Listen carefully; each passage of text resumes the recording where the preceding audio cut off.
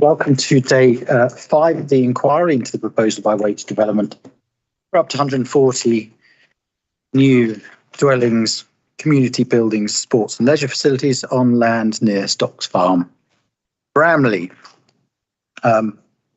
Just checking that the streaming is on and running and it's capturing it all today. Could I ask, usual way, that mobile phones be switched to silent? My understanding is the fire alarm tests were Monday, so shouldn't affect us today, although if it goes off, it's the real thing, and we should gather in the, what it's called now, the gardens just outside, War Memorial Garden. Thank you very much. Nice to have people here who've heard my speech. I hope everyone had a productive weekend, restful, potentially productive weekend. Couple of things to pick up on before we head into our programme. I received a site visit itinerary. Thank you very much indeed for that. Let me just check that while Stocks Farm, Middle Farm and a couple of others are included, we have access to be provided by Mr. Khan at the appropriate time at Stocks Farm, and we'll firm up a timing to assist him a little later. But I'm just wondering whether there's any other of this, apart from the appeal site itself, that we require access to, whether any of the other points that we're stopping at require access from third parties. No, we're open apart from that. That's grand. We will set in a bit more detail probably on Wednesday who will be joining, what the opportunities are for others to join who may be listening in, what the appellant's view is in terms of access onto the site for wider groups, etc. But for now, I'm content. This is, I assume, fully shared with the council and agreed with the council. Indeed, yes, sir. No. It's been both parties have worked on it productively. Very good. Thank you very much indeed for that.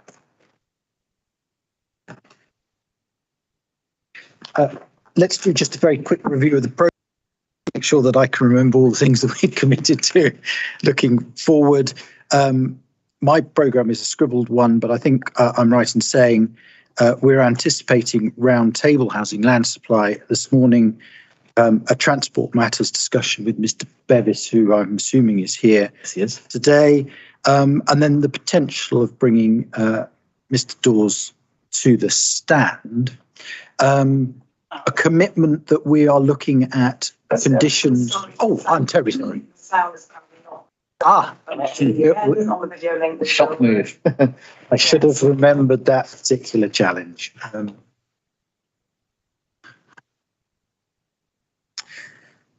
We can still mull over programme, I think, without parties being lost. I'll summarise it when we get back. So let's just see that we're right. Am I right in thinking that parties would still like to retain conditions for Thursday morning, irrespective of what happens on Wednesday? That's about having the right people available. I assume that goes to Dr. Hickey, for example, if he was going to attend, or is that not an issue? I don't think Dr. Hickey had double checked. I'm not sure. I think so. Principally, the concern is principally Mr. Brackley, who's our drainage expert, but also in making sure that members of the public know that, given there's particular interest in the drainage issue, that's their moment to come and talk or hear about that. The implications, obviously, of that, and I have no problem with it in principle, is that we are looking at potentially a fairly short day on Wednesday. And what have prompted that was there are some unaccompanied elements suggested in the site visit, and it just strikes me that's probably what I will utilise that Wednesday afternoon for, so people know if it's necessary, obviously depending on how long evidence from Mr. Dawes and Mr. Ross takes us to on the Wednesday, and bearing in mind short days and frosty nights. Your harbinger of doom, Mr. Banner, in terms of Thursday's weather. Still accurate or not? No, not remotely. Oh, there we are. Sunniest, lovely day. The opposite of that Michael Fish guy who said what hurricane was. But things do look okay at present, apart from, to say, wrap up warm, I think, for that. Cybers, I think -3 was forecast at one point for that day. And just to confirm, I'm still confident, therefore, that we are probably away from here by 11:30 and on site maybe at, yeah, we can decide whether it's after lunch or before. That's detail. But for the advocate's point of view, still looking at closing statements on Friday morning, please. Yes. Very good. That's my quick rundown. When I'm confident that the thing is back up and running, I'll just summarise that for any maybe listening. But I was just going to check whether there's any. Sound's come back. It is. Okay, thank you very much. So before, I'll just quickly ask whether anyone's got any views on that programme, or we're content that that seems to work for us. All fine. All right. So let me just confirm we're looking today at discussions around housing land supply, an opportunity for the appellants to put forward their transport matters case, and an opportunity for questions from me. And then if we are joined by any of the parish councillors or district councillors, questions also from them. And then potentially Mr. Dawes' council evidence on planning matters being brought in today, leaving us with potentially a relatively short Wednesday, but we will be discussing on a roundtable format, and this will be open to questions or involvement from district parish councillors, the matter of conditions that could be applied were the appeal to be allowed. I'll emphasise, as I always do, no implied decision having been made, no prejudice on part of any party being involved in that, and no weakening of the council case in their involvement with that discussion. We've also got the discussion on planning obligation. I mean, I've reviewed the latest version, didn't do very much different from the original draft. I got no detailed comments on it, but if the council have, I'll pick up on those. I presume that they've been fed back to the appellants if there remain questions on the unilateral undertaking. We certainly have comments on the unilateral undertaking. My understanding is there are aspects that the council's concerned about, but I, as far as I'm aware, we've been sharing our position with the appellants, so I don't think there are any surprises.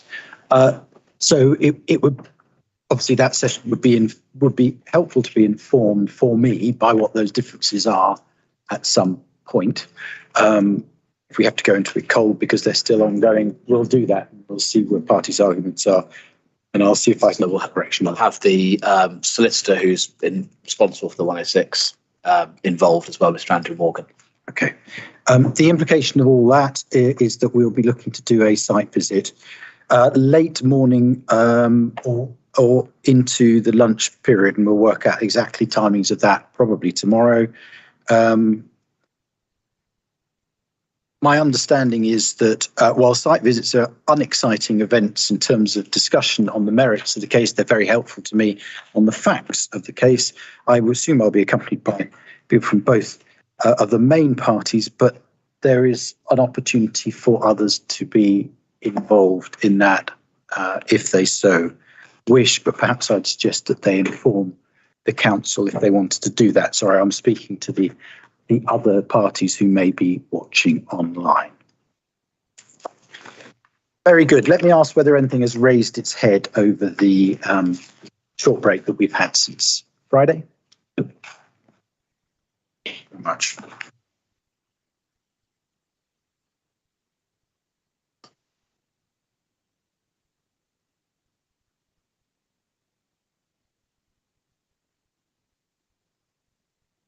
I think I'm in the unusual position of not having any documents outstanding. There was an issue around potentially the SIL compliance match up to the unilateral undertaking, but I actually have a document that does that in part. But was there anything else expected in terms of SIL compliance?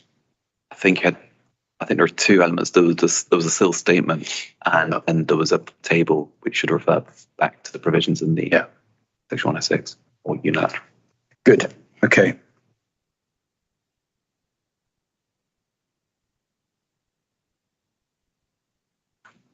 And there's been no changes in the unilateral that's needed those to be revisited. Off the top of my head, I think we'll have to double check, but yes.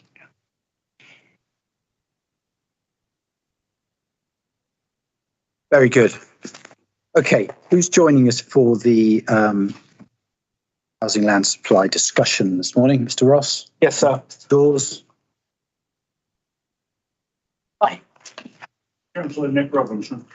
Yes, Councillor Robinson, you've come along to get involved in the housing land supply discussion? If possible, yes, sir. Why don't you bring yourself up at least to the front seats? So that you can hear us and we can hear you if you want to have any comments. Okay, let me just find my paperwork for this one.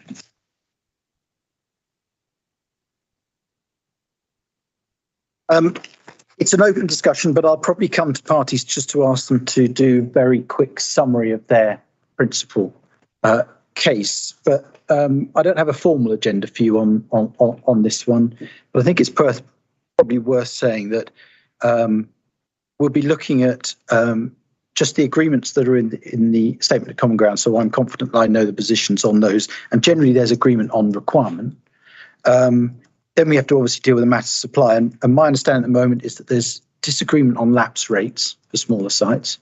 There's a disagreement around unallocated site. And then obviously we've got the 7 sites associated with the Scotts schedule that has been provided.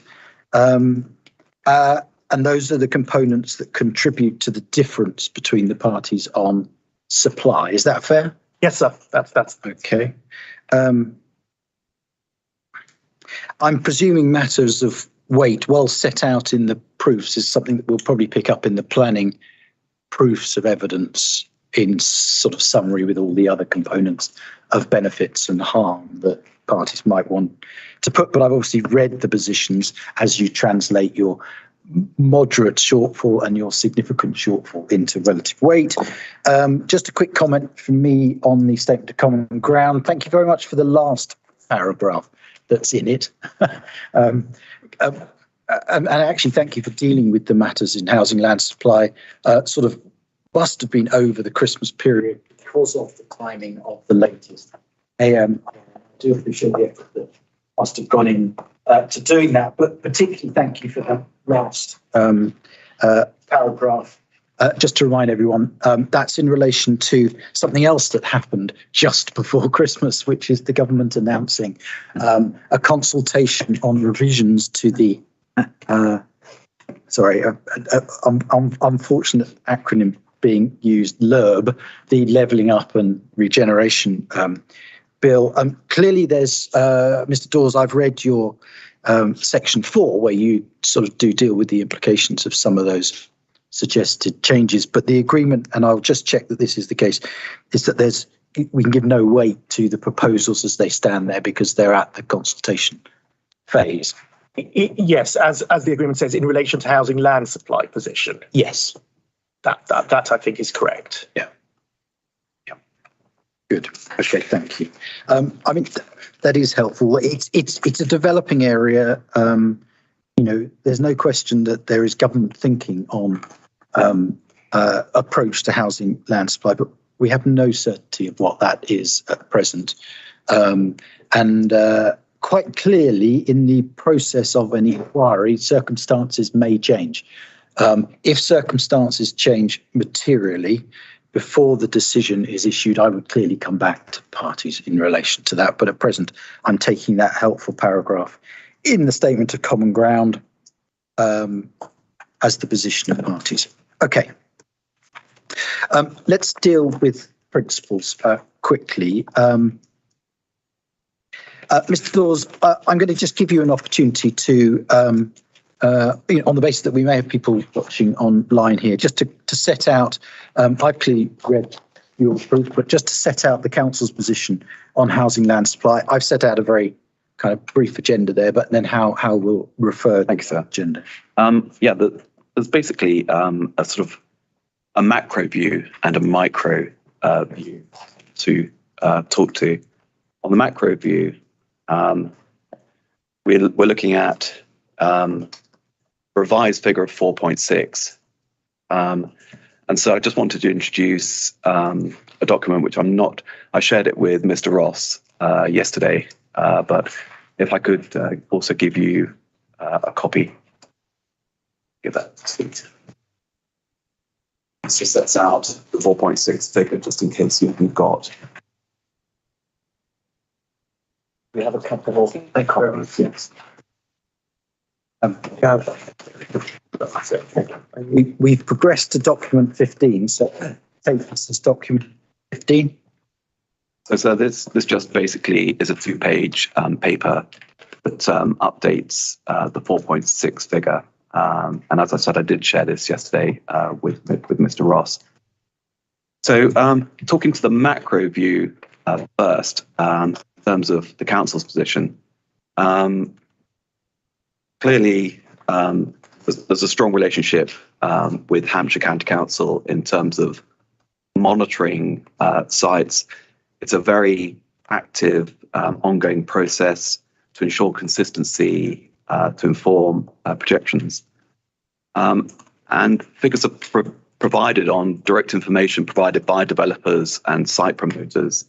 And I think it's important to stress, in terms of these figures and the document I've just shared with you, it is a snapshot in time, as was the case with the AMR in December 2022. I think it's also worth mentioning, in terms of the macro view, the local plan process as well. I refer in my proof to what happened in September at the Cabinet meeting. But I think what's important is that the council has started the process of updating its local plan.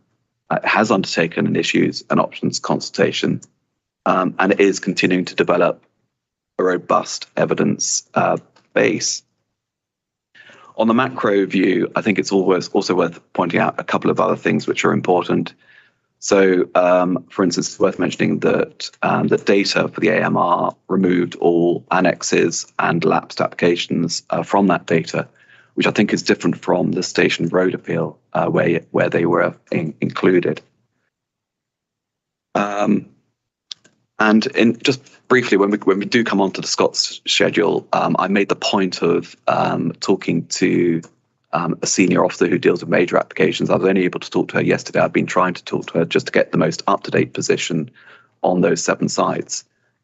I do have that position. I have little comment other than the council's written commentary on 4 sites. I have a very small amount on 2 of them, which I'll come to in turn.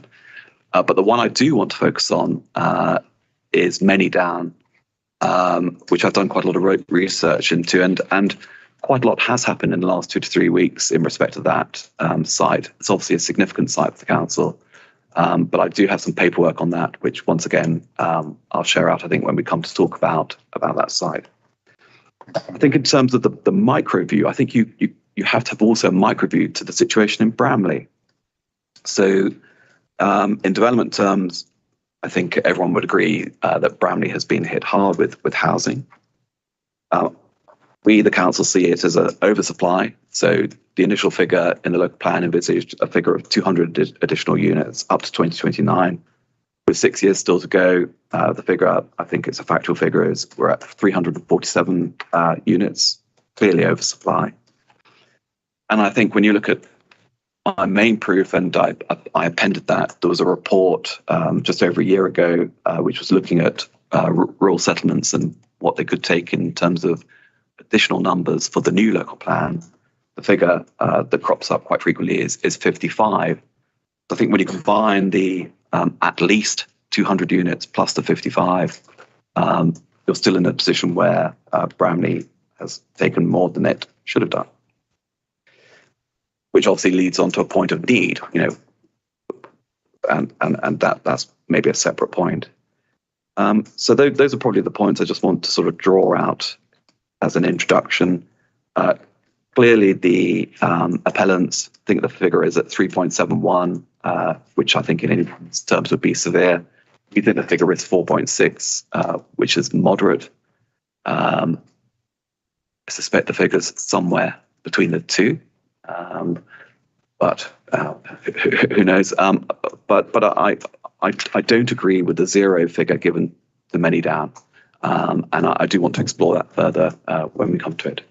And in terms of the 2 elements of documentation, again, to specify there, one is just a decision notice for Many Down, and the other one is the planning statement with an application that's literally just been submitted and validated last Friday. But I shared those again with Mr. Ross yesterday afternoon. Thank you, sir.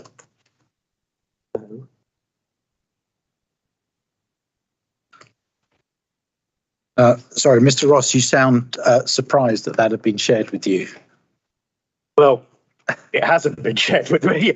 Just the information where to find it. I think, didn't I? I've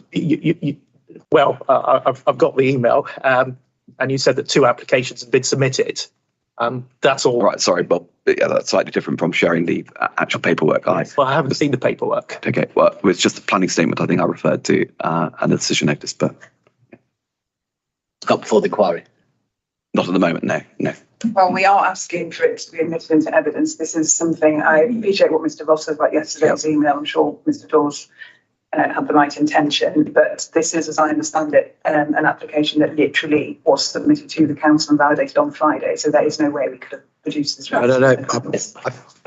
I fully appreciate that, but it is about making sure that Mr. Ross, before we go into discussions on it, is aware of what it is and what it's said. Mr. Ross, I completely agree that Mr. Ross requires some time to, if Mr. Dawes needs to identify from Mrs. Ross's, benefit, which passages he's referring to, and Mr. Ross then needs some time to consider that. There's obviously no objection to that from our side of the room. Oh, very good.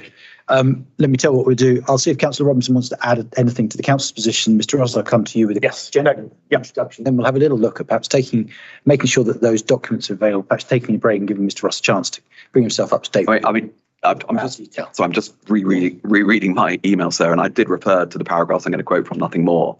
And I did refer to the 2 conditions I'm going to refer to. So I did point in the right direction.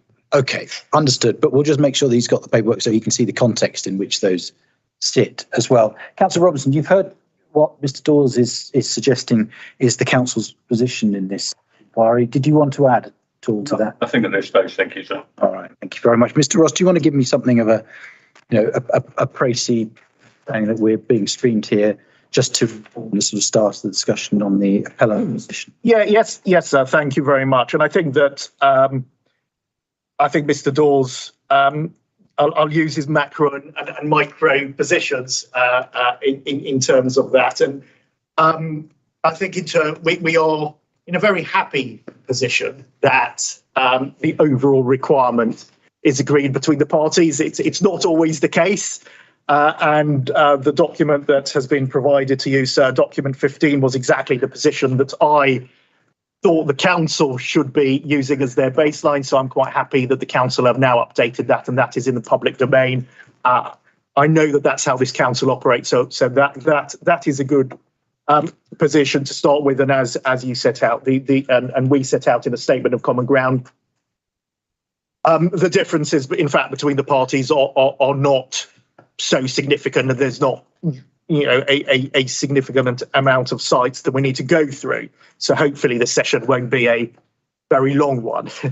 But Mr. Dawes, as he set out in terms of the local plan, and that the local authority have started the process, and there's issues and options. The point that I make, sir, is that process started in May 2019, when the council identified it did not have a 5-year housing land supply.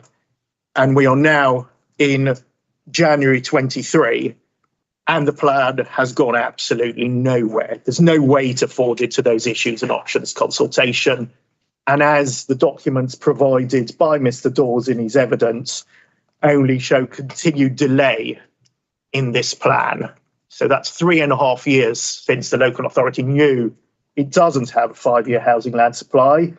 Its policy specifically in the adopted plan says that there will be a review of the local plan if there isn't a 5-year housing land supply, and there's been no movement whatsoever. And in that period, sir, there continues to not have a 5-year housing land supply, and even on the council's figures, that position is worsening. So we have a persistent and worsening position in relation to the 5-year housing land supply, and a local plan that continues to be delayed. So I think that's the macro point. I accept the point made by Mr. Dawes in terms of the update to the small sites. You will have noticed that he mentioned in terms of sites, that was a point that I raised at the Station Road inquiry in relation to the small sites. That they had sites such as annexes and a variety of and there was a real question about the data that was before the inspector at that inquiry. I am satisfied in relation to this inquiry that I'm not challenging the quality of the data. There might be differences between us as to what that data says, but we don't have a quality issue between us. Obviously, we will have a discussion about many down when we get there. But as I've set out in my evidence, and when we get to that discussion, you will see how the council's projections and council's stances in authority monitoring reports over the years and where exactly that really has led us.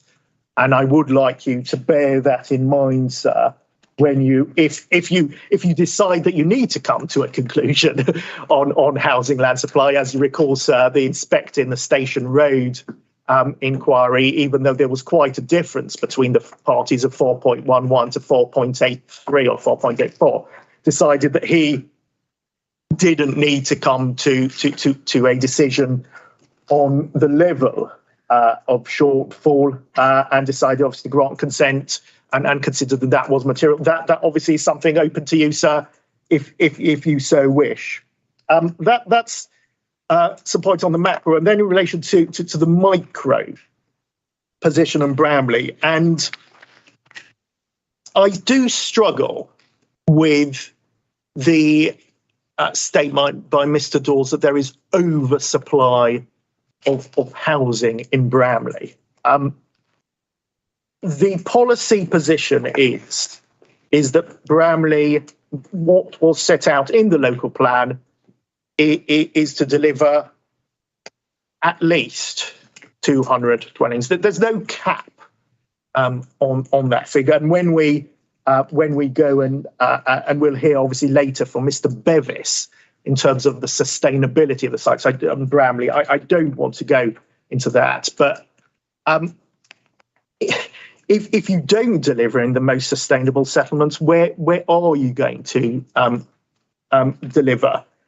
And in terms of this report, which Mr. Dawes provided, a cabinet report saying that Bramley should deliver 55 homes over the emerging plan, as he correctly says in his evidence, that figure is subject to change, and clearly it's subject to change because we simply at this stage don't know any requirement in terms of local plan. I mean, there's no, both parties agree that no weight should be afforded to the emerging local plan, and therefore, sir, no weight should be afforded to a random figure plucked out of thin air that has got no basis in terms of evidence, because we simply don't know what the overall figure for Basingstoke-on-Deane is. We don't know what the spatial strategy is. We just don't know what the position is. And therefore, I think to say that there is oversupply of housing in Bramley simply doesn't stand up. And then this point about no need. Again, I'm not aware, and I don't think there's any evidence before you say in terms of market housing need or any kind of housing need assessment. The only figure before you, sir, is a figure that I provided in relation to the affordable housing need across Basingstoke-on-Deane and the 102 households that have got a verifiable local link to Bramley. That's the only need figure, sir, you have before you. And to be fair to Mr. Dawes, I will accept that. He says that the figure is probably somewhere between the two figures of 3.79 and 4.6. Now, as you probably know, sir, you've probably done a lot of these housing land supply roundtables. It's not an exact science. And it doesn't need to be an exact science. And we're not asking you to come down to the decimal point of where the housing land supply is. And I agree that it's probably somewhere in between, sir. I think that's probably as much as I need to go into now, sir.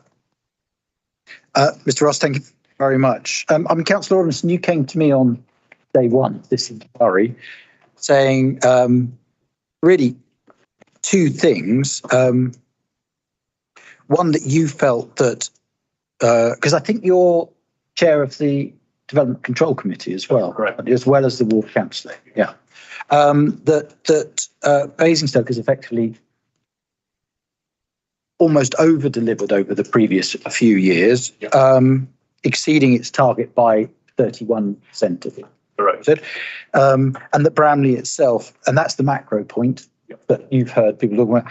Interesting. We're adopting your language here, Mr. Dawes, but it works okay, I think. And the micro point, from your point of view, was again emphasised by Mr. Dawes. The 200 houses anticipated, 351 delivered so far, more potentially in the pipeline. So, was there anything you wanted to add? You've heard Mr. Ross's position that that wasn't a hard and fast target. Thank you. You want to add? I'm sure all the figures, I've no argument with any of the figures. The figures are the figures. We can't change those. But at the same time as this all goes on, Basingstoke has somewhere in the region of 7,500 extant planning permissions. Now, we've got 7,500 extant planning permissions, and our 5-year housing land supply sits at somewhere around 4.5, or should be somewhere around 4,250, 4,500. From a very simplistic point of view, from my point of view, as not the planner, we could literally close our planning department for something like 8 years and still supply the required number of houses over that period of 8 years. So what is going wrong? We've given the planning permissions, we've put things into our local plan, planning permissions have gone through, but the houses aren't getting built. Got sites around Basingstoke, one I can think of in particular, which partially sits in the same ward, Land East of Basingstoke, an allocated site in the local plan. I've been councillor for nearly 8 years, and the landowner has not moved that site forward one single inch. We've put in the sites in the local plan, we're giving the planning permission, and then they don't get built. We have no mechanism as a local council to enforce those builds. And I have read, some of the Michael Gove papers, and I think that's something that he's talking about introducing. But that is partially a lot of our problem. If we could make the sites, make the people who are responsible for delivering those sites deliver them, we would have a 5-year housing land supply quite easily. Thank you. Councillor, thank you very much indeed. I mean, I think that perhaps opens up a wider area of macro that probably isn't for the inquiry as to how extant permissions eventually come forward, whether they are still extant or whether those permissions have lapsed. I think our focus must, as Robinson, sort of remain where the current planning policy says numbers must be considered in terms of requirement and supply, and this phrase deliverability that we'll come on to fairly soon. But I think that concept of macro and micro is a helpful one, because it's undeniably a second component to the overall housing land supply position that in what I've read of concerns from local residents, there's a kind of we're full and we've taken enough, and we need to just look at that as alongside the macro position as well. Now, in part, that's around, is it a sustainable location for development, or indeed will further development make it less sustainable? That's a strong argument around the infrastructure point, and that's perhaps something we'll pick up with Mr. Bevis and indeed the planning points as we go forward. Mr. Dawes. Yeah, could I just come back on? Of course. I just wanted to explore a little bit more about this, the at least 200 homes. So I don't know whether you want to get it up. It's policy SS5 of the local plan. And undeniably, it does say Bramley at least 200 homes. And when you tot up the figures for Kingsclear, Oakley, Overton and Whitchurch, it comes to a figure of 750. And then you go on to the text beyond that, and it says a further 150 homes will need to be identified in areas outside those listed above. And it'll be necessary to identify sites, opportunities to deliver at least 10 homes within and adjacent to each of the settlements with defined settlement policy boundaries. And then if you go over the page, it then lists those villages. I think the point I just want to make is, in terms of the additional 150 homes over and above the 750, it's a further 150 homes. So, even if you take, and that's to be spread out amongst 10 smaller settlements. So even if you took the 200 plus the 150, you're up at 350. But you're still at the figure, where we're at already. It's just a small point, but I think an important point.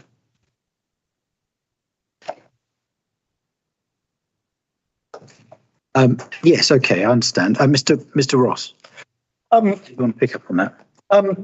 Well, so that 150, to be fair, does not apply to Bramley. It is the other settlements. The point is, and you'll see from other appeal decisions that are part of the call documents, is that all inspectors say, well, it's a minimum figure. There is no cap, and therefore development above that complies with the policy. The question really is as you said, what is there any harmful impact, either in terms of the character of the settlement, the sustainability, or infrastructure? And that really is the question that we will, you will need to be satisfied through the evidence on planning, the highways, and then the infrastructure that we will discuss, such as sewage, as part of the conditions. That's the real question. But there is compliance with the policy. That's my point. Can I just respond very quickly to Councillor Robinson, because I think he's partially right, if I may. I mean, I accept out of, say, you'll see that policy SS3 has got allocations of the local plan. The only one that has had no movement on it whatsoever is Land East and Basingstoke. All the other ones, so in fact, have come forward. Some are delivering. Hounslow Fields, which is a site that Waits promoted, is delivering and is going to deliver 100 homes. Other sites are coming forward. Other sites have already been completed, some of those sites. So, the process does seem to work. In terms of Land East and Basingstoke, I don't know why that site hasn't come forward, but he's absolutely right. But I think it's, how am I going to put this? I think it's slightly unfair in this case to blame the development industry when the largest allocation that hasn't delivered and isn't delivering is Manydown, which is a site that's being promoted by the council, not the development industry. And that's why we're going to have a discussion about Manydown. The main reason why the council doesn't have a 5-year housing land supply is because Manydown, and in 2017, the council projected that 800 homes would have already been delivered from Manydown by now. I think that I accept, development industry sometimes is a bit slow, but for example, our sites, and Station Road Oakley is a very good example. As you know, you've got the decision notice in front of you for 2021. The reserved matters of that application were approved by this council last Wednesday. And they were submitted April 22. So, the development industry does go ahead and try to deliver sites, except sometimes there are delays. But the main issue is that, the council's own development hasn't come forward as it's anticipated, and we'll discuss the reasons why that is when we get to it. Thank you. It looks like my connection, Yes, sir. has been good up until now, has gone down. So I don't know if that's a Wi-Fi problem or a... other problem? I had to log back in this morning, so I don't know if that would solve it. Yeah, I've been out and come back in.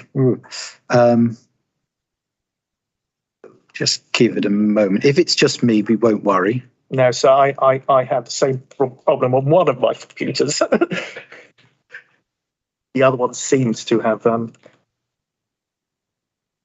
back. I'll let that set itself up and see if it reopens.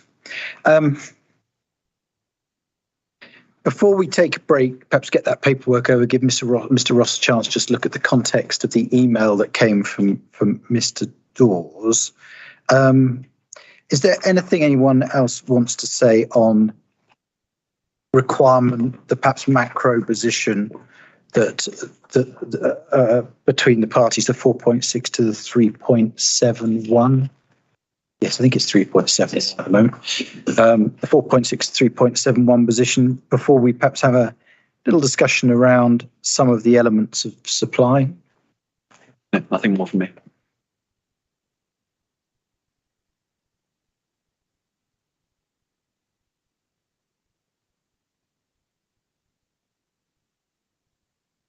Okay.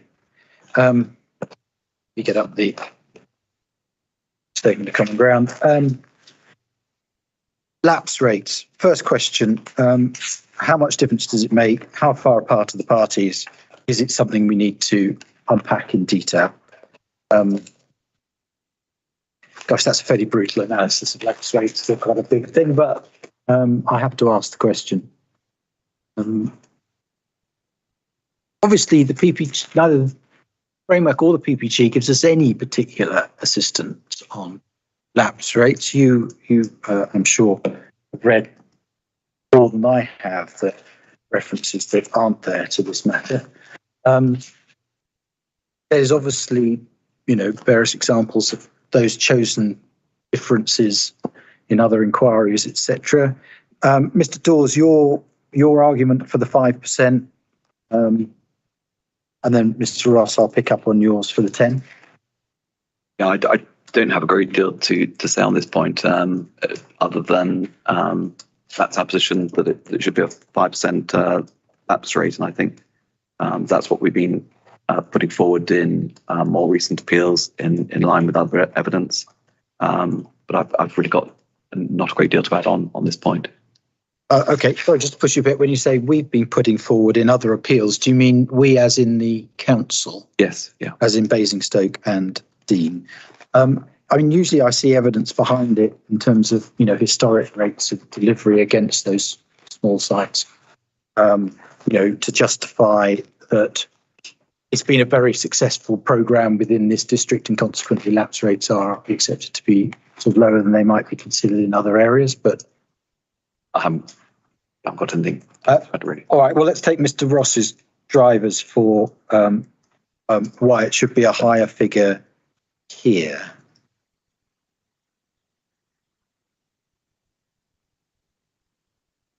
I do think the overall difference is something like 9 homes, isn't it? So,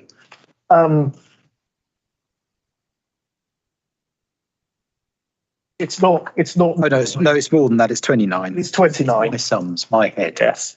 I mean, it's, to be fair, sir, yes. I mean, I think, to be absolutely fair to you, sir, you don't really need to exercise. If this was a difference between having a 5-year housing land supply or not having a 5-year housing land supply, then I would be pushing this case very strongly, sir.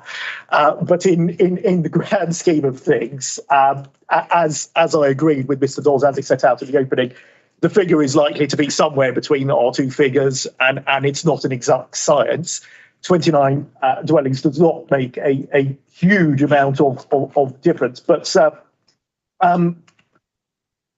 as I've set out in the evidence, in the Station Road appeal decision, and you've got the council's case in Appendix B of my proofs, they accepted a 10% lapse rate there. So that was the council's position in that appeal. And then what I did do, sir, is look at the data which has got all the small sites. And you will see, sir, that some of those got permission in 2003. I mean, nearly 20 years ago. And clearly, those aren't really shouldn't be considered as deliverable. And what I've done is that around 10% of those homes are very historic. And that's where I got that figure just validates the council's own figure that they apply 10%. And that's where I got this. There's nothing more really beyond that.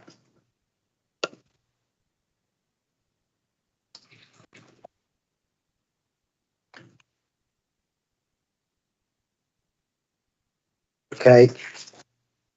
Thank you very much on that. Just while we're dealing with the sort of small stuff, if you like, the difference with the allocated site but without planning permission. Remind me. The site. Oh, it's the one that I was struggling with the pronunciation of. Sanfon Lane. Sanfon Lane. Temptation to go very French in saying that. Probably inappropriate. I think. Sanfon Lane. Quick views, Mr. Dawes. Nothing really to put forward on that. So.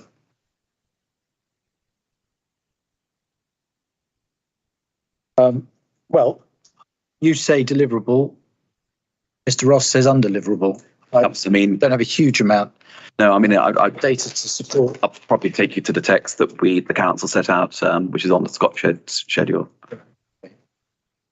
Like I said in my the book, only still statements. The one I really want to focus on is many down. But in terms of the council's position, I've got nothing further to update above that.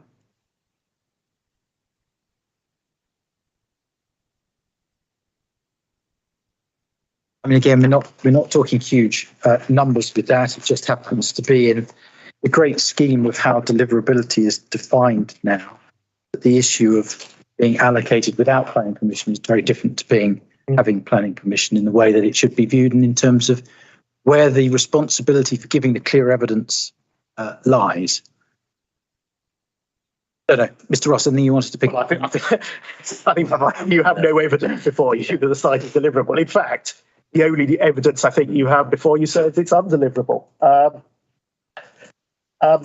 You've got landscape team, highway, and the parish all object to the grant of consent. And if you read the comments and the documents that I've provided in Appendix D, E and F to my proof, you'll be clear as to there's serious challenges to the deliverability of the site. In fact, the allocation of the site, it is an allocated site in the Oakley neighbourhood plan, says it's allocated for X amount of units if technical matters can be overcome. And it's clear from all these comments that technical matters cannot be overcome, and therefore the site clearly is undeliverable at this stage.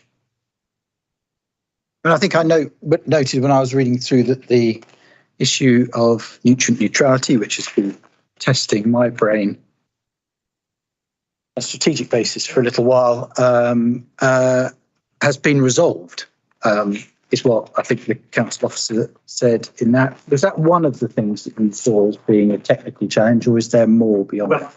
I mean, that's the words of the planning officers. There's nothing in the public domain to that effect. So, I mean, there's absolutely nothing. There's nothing on the council website or on the planning application that says that has been resolved.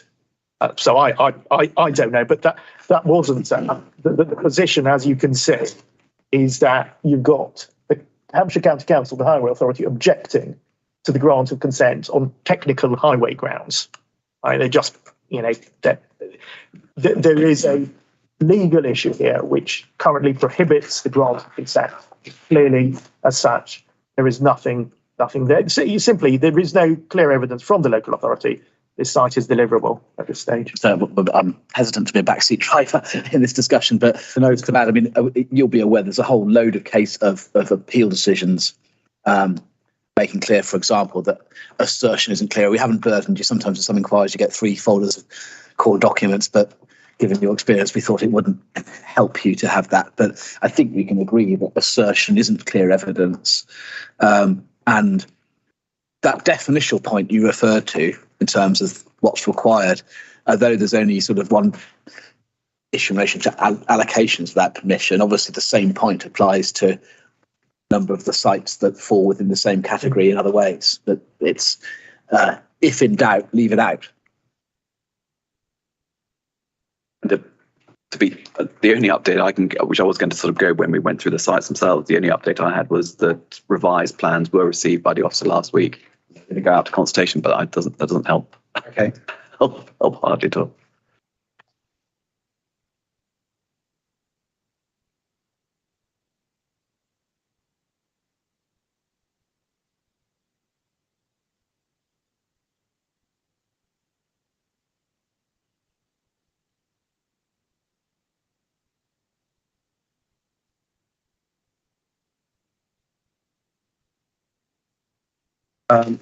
Okay, I mean that let us in just because it was a individual site in terms of the Sorry. Oh, I'm Before sorry. we leave, I don't know, Sam Fwan saying for. Thank you very much.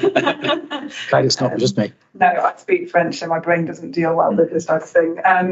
Mr. Ross said it's allocated in, I think, the neighbourhood plan if technical matters can be overcome. If I could ask through you, sir, if you could clarify where in the neighbourhood plan that's stated, that would be helpful.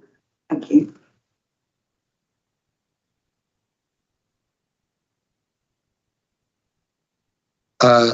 Okay, help me out here. It's your appendix D E, wasn't it? But I don't know that takes us back to its D, E, and F actually. But I don't think that takes us back to its original allocation. And I don't think my machine has woken up yet. It's suggesting there's an issue with the planning side. It might have to be a reboot on the machine. Can you take us back to the allocated, but only if technical issues can be resolved? Isn't that the position for every allocated site?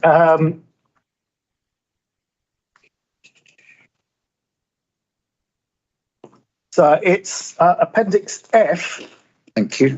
In my appendices, page 105, my appendices to the Housing Land Supply are paginated.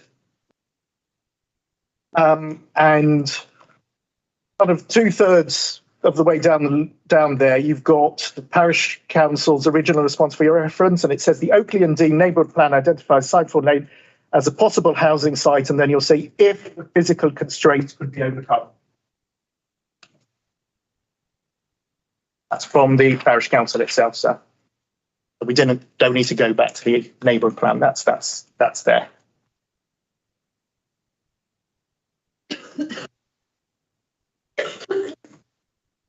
Now you'll see the committee do not believe this plan leaves this.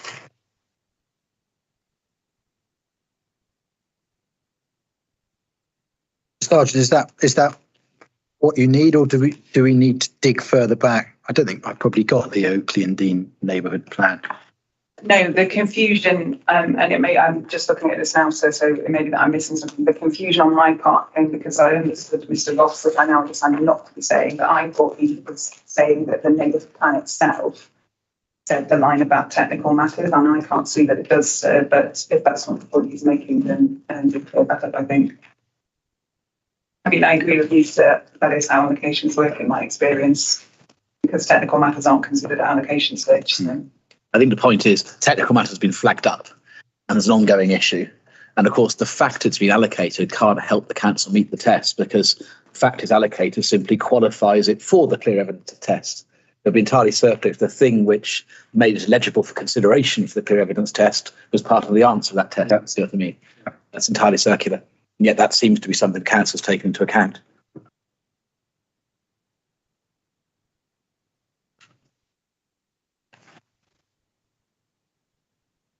Okay, thank you.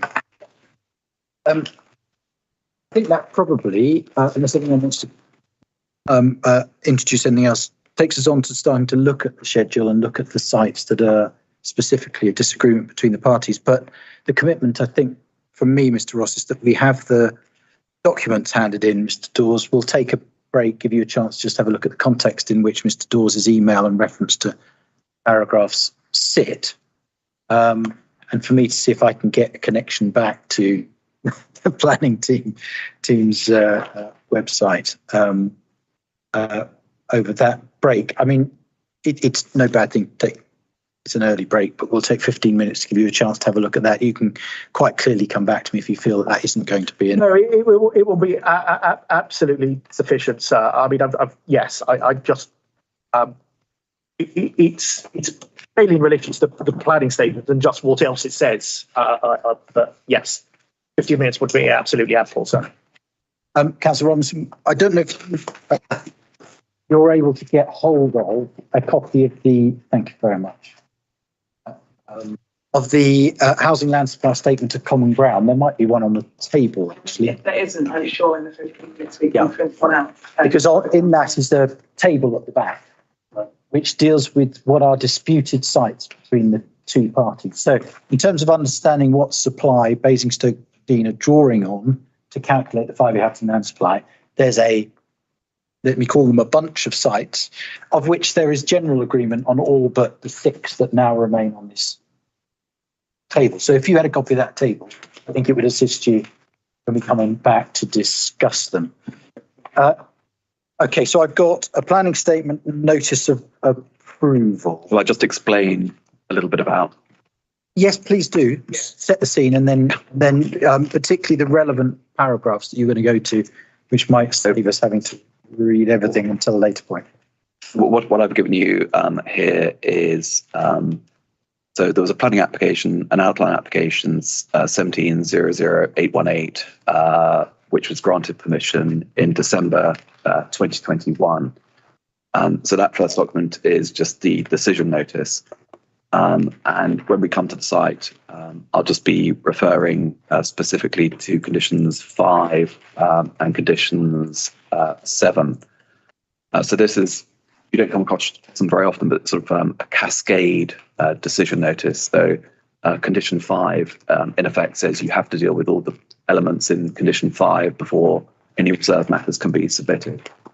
And then the second document I handed out, an application, well, 2 applications, 230032 and 230033, were submitted on the 5th of January, and they were validated last Friday on the 13th of January. And this is the planning statement for 0032. And the 2 applications are in effect for temporary construction access points, so that they can be totally separate from any sort of residential access points.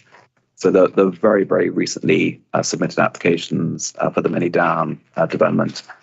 And just the 2 paragraphs I was going to refer to was on page 6. So it's a bit strangely sort of paginated, but if you sort of work your way through the document, you'll get up to sort of page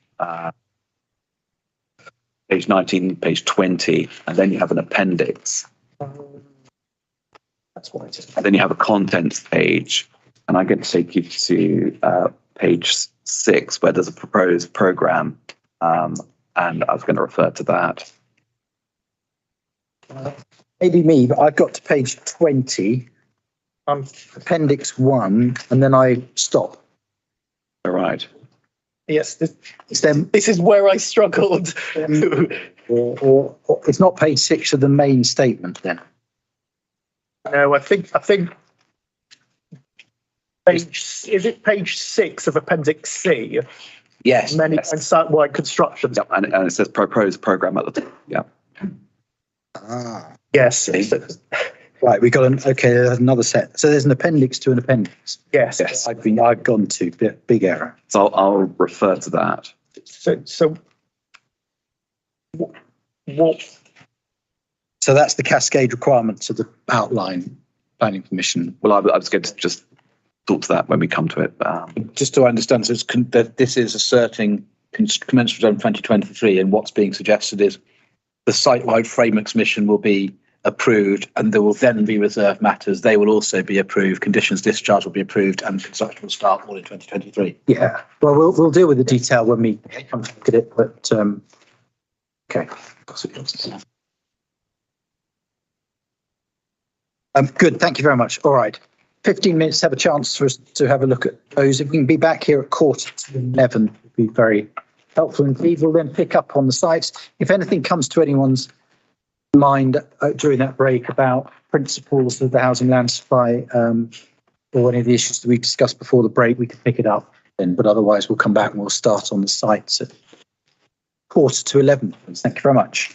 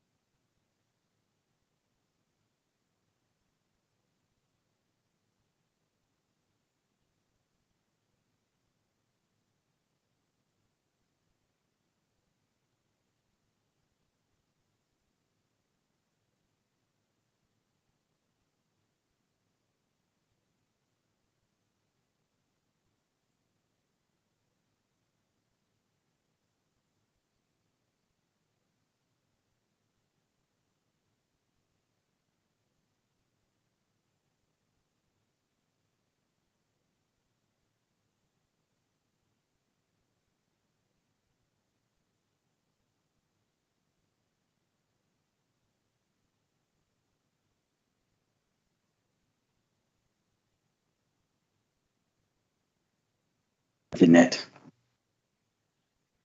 Maybe it's just forgotten me. Oh, I haven't said I'm prepared to accept all the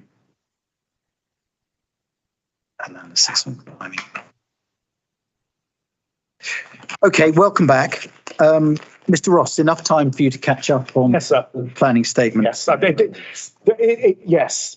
It would just Mr. Dawes did highlight, but when I looked at the email, it didn't relate to the correct area. I didn't understand that I need to go to Appendix C. But once I did that, I understood what he was saying. So that's fine, sir. Very good. Now we've got another councillor who's joined us. Again, do you want us to use the microphones? I can hear you at the moment. You can hear me at the moment. Please put your hand up because obviously I'm looking very much sideways if you can't pick up on what we're saying, and we'll bring the microphones back into play. I am back online. Yes, beat the technology. Always a challenge.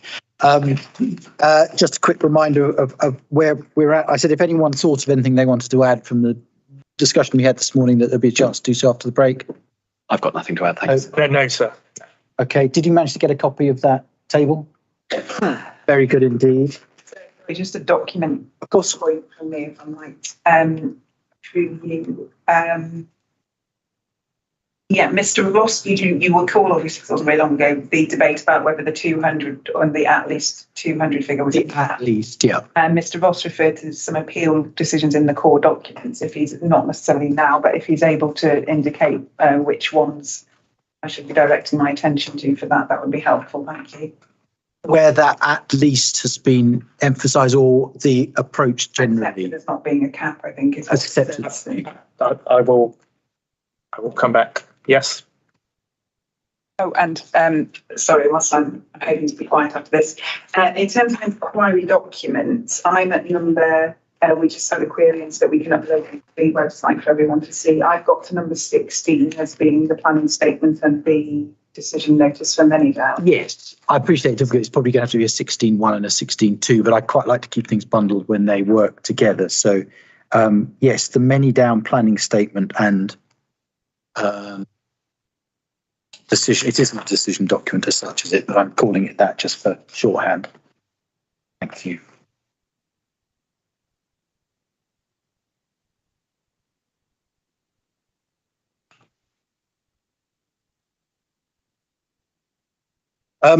Very good. I'm happy to take Manydown first if you want, or we can work sequentially through the list. I mean, I think Manydown is clearly the elephant in the room, isn't it? So why don't Potentially the biggest. it is the biggest. It is the biggest difference between the parties, sir, because obviously, as you'll note, I say the sites are totally shouldn't be regarded as deliverable in terms of NPPF and PPG test, and clearly the council do, and the differences between us are the most significant in relation to that. So why don't we do that one and first? And obviously the documents are here in front of us as fresh documents. Yep.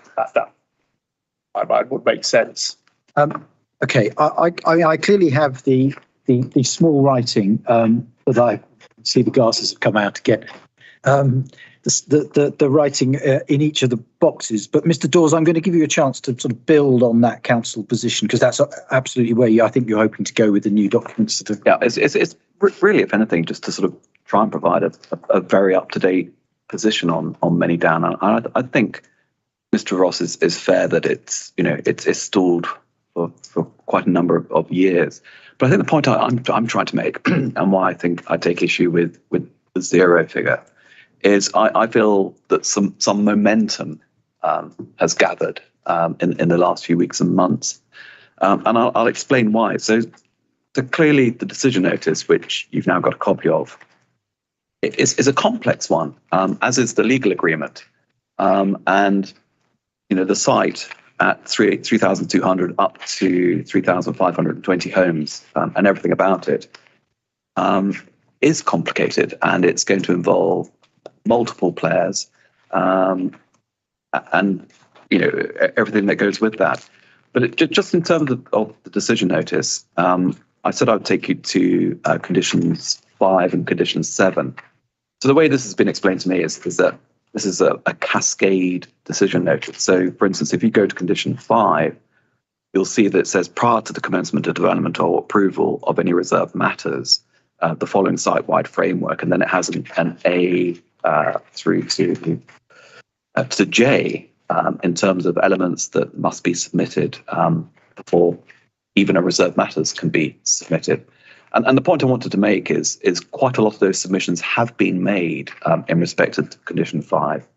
And my understanding from speaking to the case officer yesterday is that 2/imminently, I think about to be 3 of those submissions have been formally discharged.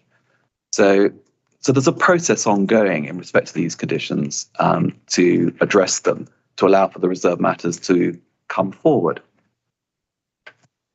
And then turning to the planning statement, it was really just to update the inquiry that once again, this is an element that had to come forward and has come forward. But obviously it was only validated last Friday, these 2 applications. And in terms of what they are, it's not of great relevance, apart from the fact that for construction access points onto the site, 2 of them.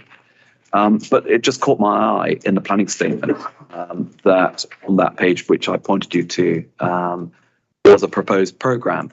And this is a very up-to-date document, and you can see there on the proposed programme, it explains in paragraphs 1.13 and 1.14 about the current expectation is about the phasing of the development, and the fact it's dependent on a number of different factors, and that it's likely to happen over a 15-year period.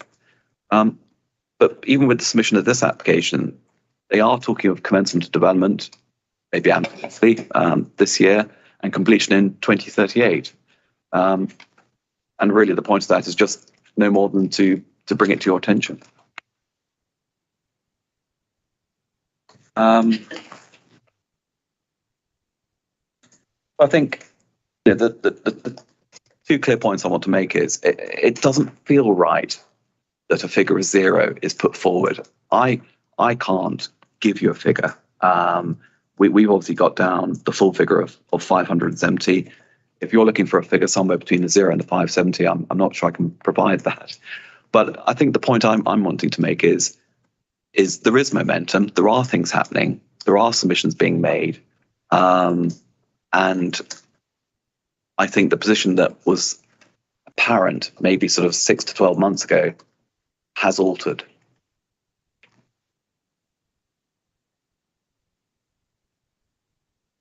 I mean, interestingly, when I read the original feedback, if you like, from the council on this site, it was looking at a start date in 2024. So what you're suggesting is that actually there's been some acceleration from what was perceived even at the time that this statement of common ground was being. That's correct, yeah. And also the other thing that caught my eye, which I've only dipped into, is the Urban and Civic PLC have a dedicated website for Many Down. So you can actually go onto that website, and it sort of gives a bit of an overview about site details, press releases, and sort of progress in effect.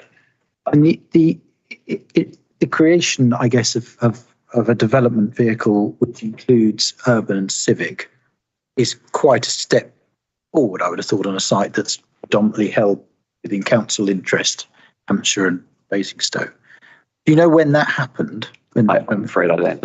I don't know whether the councillors can help at all, but I'm afraid I don't.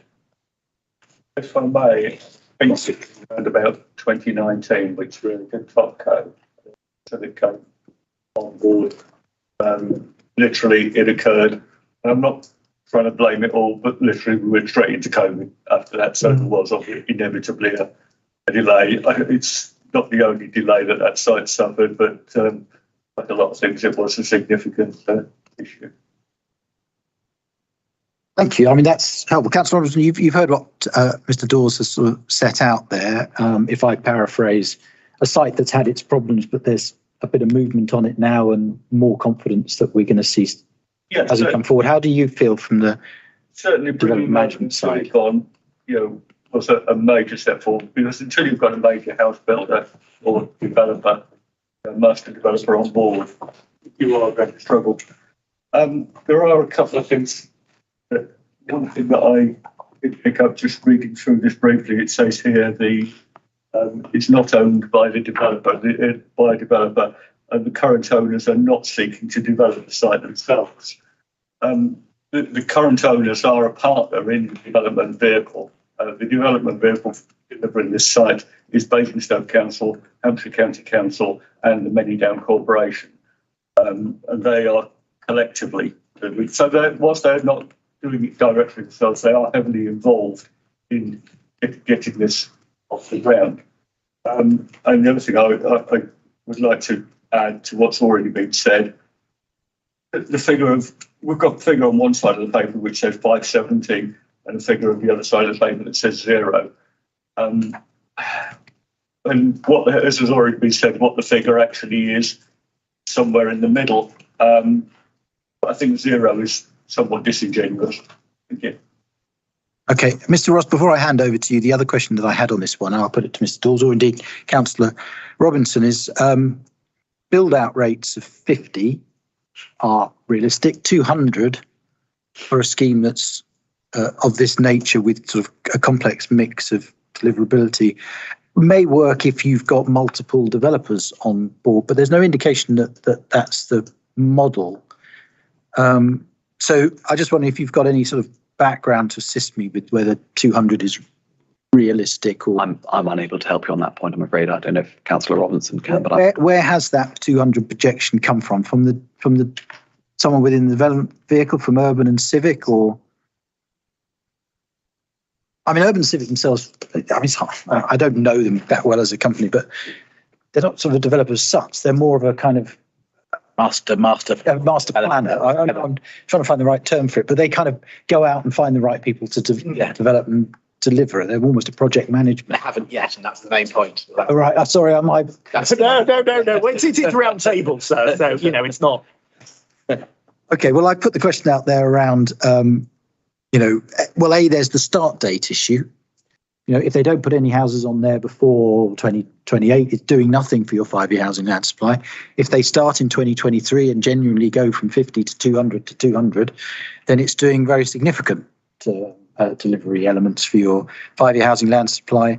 And the message that I'm getting from the council, Mr. Ross, is that, while it has been a bit of a stalling in the past, the appointment 2019 of Urban and Civic, the development vehicle, including landowner and the council interests, is bringing forward some of this fairly sort of complex outline conditional delivery that's required, and that the new programme hinted at is 2023, and that while 570 may be ambitious, it's not naught, and it should be somewhere approaching the 570. Any thoughts from your point of view? Yes, sir. I'll take this in a structured way, but I first will accept, sir, that there is progress. Whether it's progress enough to get this site over the NPPF threshold or deliverable, in my mind, the answer to that is no. And that's why the 0 is correct. And I will explain why that is, sir. But one point before I start, sir, you just said, sir, that the programme has accelerated. And you said it was 24 and now it's 23. I just want to be 100%, so you've got it, sir. In the box on the Scott schedule, what the council said here is infrastructure works to commence in 23 and first homes to start construction in 24. What you have in Appendix C, sir, is construction dates I envisage to be commencement of development. That is not a delivery of housing in 23. And you will see now that you do have the full planning permission, and if you read the statement about the complexity of the process, you will see that there will be a significant amount of time between any infrastructure work starting and any housing being delivered. And I think, sir, to answer your question, the paragraph 1.13 of Appendix C to document whatever we're calling 16B, I've decided to call it, which is the planning statement, does say, in fact, the current expectation will take place through a number of phases, and then the size of the project, phase approach, means there will be multiple principal contractors on site at any time. I think that probably relates both, sir, to the infrastructure works. So because there is significant infrastructure, so you'll have probably one doing the road, one doing the school, one doing the nursery, because there are trigger points in relation to that. If you didn't have that, sir, I think there probably would be an agreement between us that it's zero, because if it was one contractor doing everything, you wouldn't. So I accept that, but you will also have multiple house builders. I've got no doubt. I've worked with Urban and Civic on sites. This isn't a site that they will develop out themselves. What they will do is provide the infrastructure and service plots, and then you will have a house builder come in, prepare and submit the reserved matters for the housing elements. And I think that this is important, because when you look at the planning permission and this cascade mechanism, you've got elements that have to be done before any reserved matters have to happen. And as Mr. Dawes said, obviously there's movement. Some of the site-wide frameworks have been submitted, 2 to 3 perhaps have been approved. And you've got, so I mean, what is it, A to J, is it, that kind of have to go in, and then condition 7. So you've got a variety of other submissions that have to take place before the submission of reserve matters. And that is the reserve matters, sir, not only for the housing, but it's the reserve matters for the infrastructure. So what you have here is you've got a position where we aren't currently able to submit any reserve matters for this site. I mean, that's the position. You cannot lawfully submit those reserve matters because there's a whole raft of documents that have to go in before. And these 2 submissions that have just gone in, sir, I think it is important to understand their context. And that is set out, sir, in section 4 of the planning statement. So not going to the appendices, going to the planning statement itself, page 7. And this, in fact, is quite good because it gives you a kind of brief summary of the cascade mechanism that Mr. Dawes set out. How the outline permission, tiered system and of approvals, site-wide networks, etc. And then it says that you have the construction strategy, and the outline in 4.4, it says that assumed access from the adjoining roads. And then it says, when you read it, so it says, well, we're not in fact following what was approved. These temporary accesses are going to be doing something totally different. So this is already a divergence to the construction and environmental management plan, which was just recently approved. These might be very controversial applications. I mean, we just don't know. And that, to my mind, sir, is exactly the point that I'm making. There is so much to do here, sir, before we get anywhere near the delivery of housing, that for this to get to a position where you can be certain that there is clear evidence that housing will be delivered, to my mind, the clear evidence demonstrate that housing, that simply it doesn't exist. So that's a kind of general point. Then the housing delivery figures and the trajectory. So what you note is you've got 50, 200, and then 320. It's not 50, 200, and 200. 50, 200, and 320. To get to a position where I don't have the evidence, so I'm not going, to provide it. 320 units per annum does seem to be highly ambitious when we don't have any house builder yet set up or signed up to this scheme.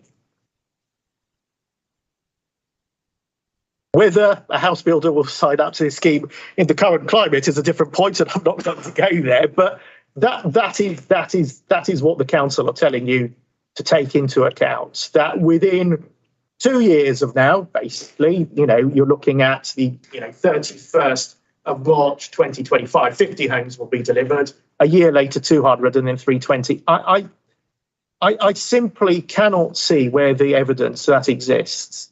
And when you go back, so, and I do want to go back to this, the table set out in my proof of evidence, page 13, which looks at how the council has projected delivery on this site specifically. And remember, so this is a site which the council is bringing in conjunction with Hampshire County Council, but they are the main party driving this. You can see 2017 where we were, 2018 delay, 2019 we're barely going to deliver anything. This is pre-COVID. 2020, well, we may deliver something. 2020, so only a year ago, the council were envisaging delivering by 31st of March 25, 200 homes, and within a year we've lost 150 homes out of that, and they projected 320 and 25, 26. We've lost 120 out of those. That is a year in which, as we've heard from Councillor Robinson, Urban and Civic have been on board since 2019.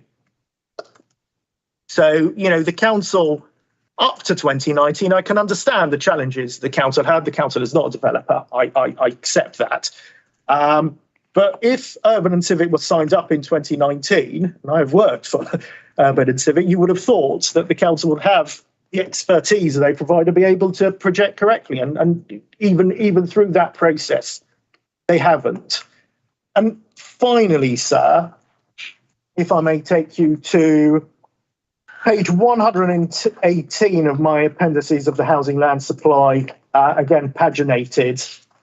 And this is, as you will note, Appendix H. This is an executive update. It's Basing Stoke and Dean update dated 6th of December 2022, and paragraph 5.27.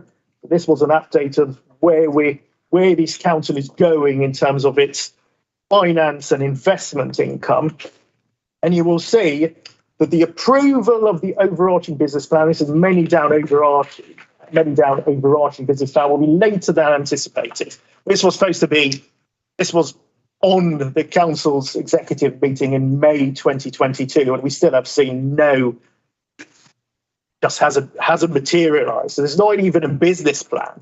Then, sir, the income will be lower as the land acquisition and sale to, I assume that's the Many Down Garden Community LLP, has been deferred and is not anticipated to happen until the end of the financial year. So this vehicle that's been created doesn't even own the land yet.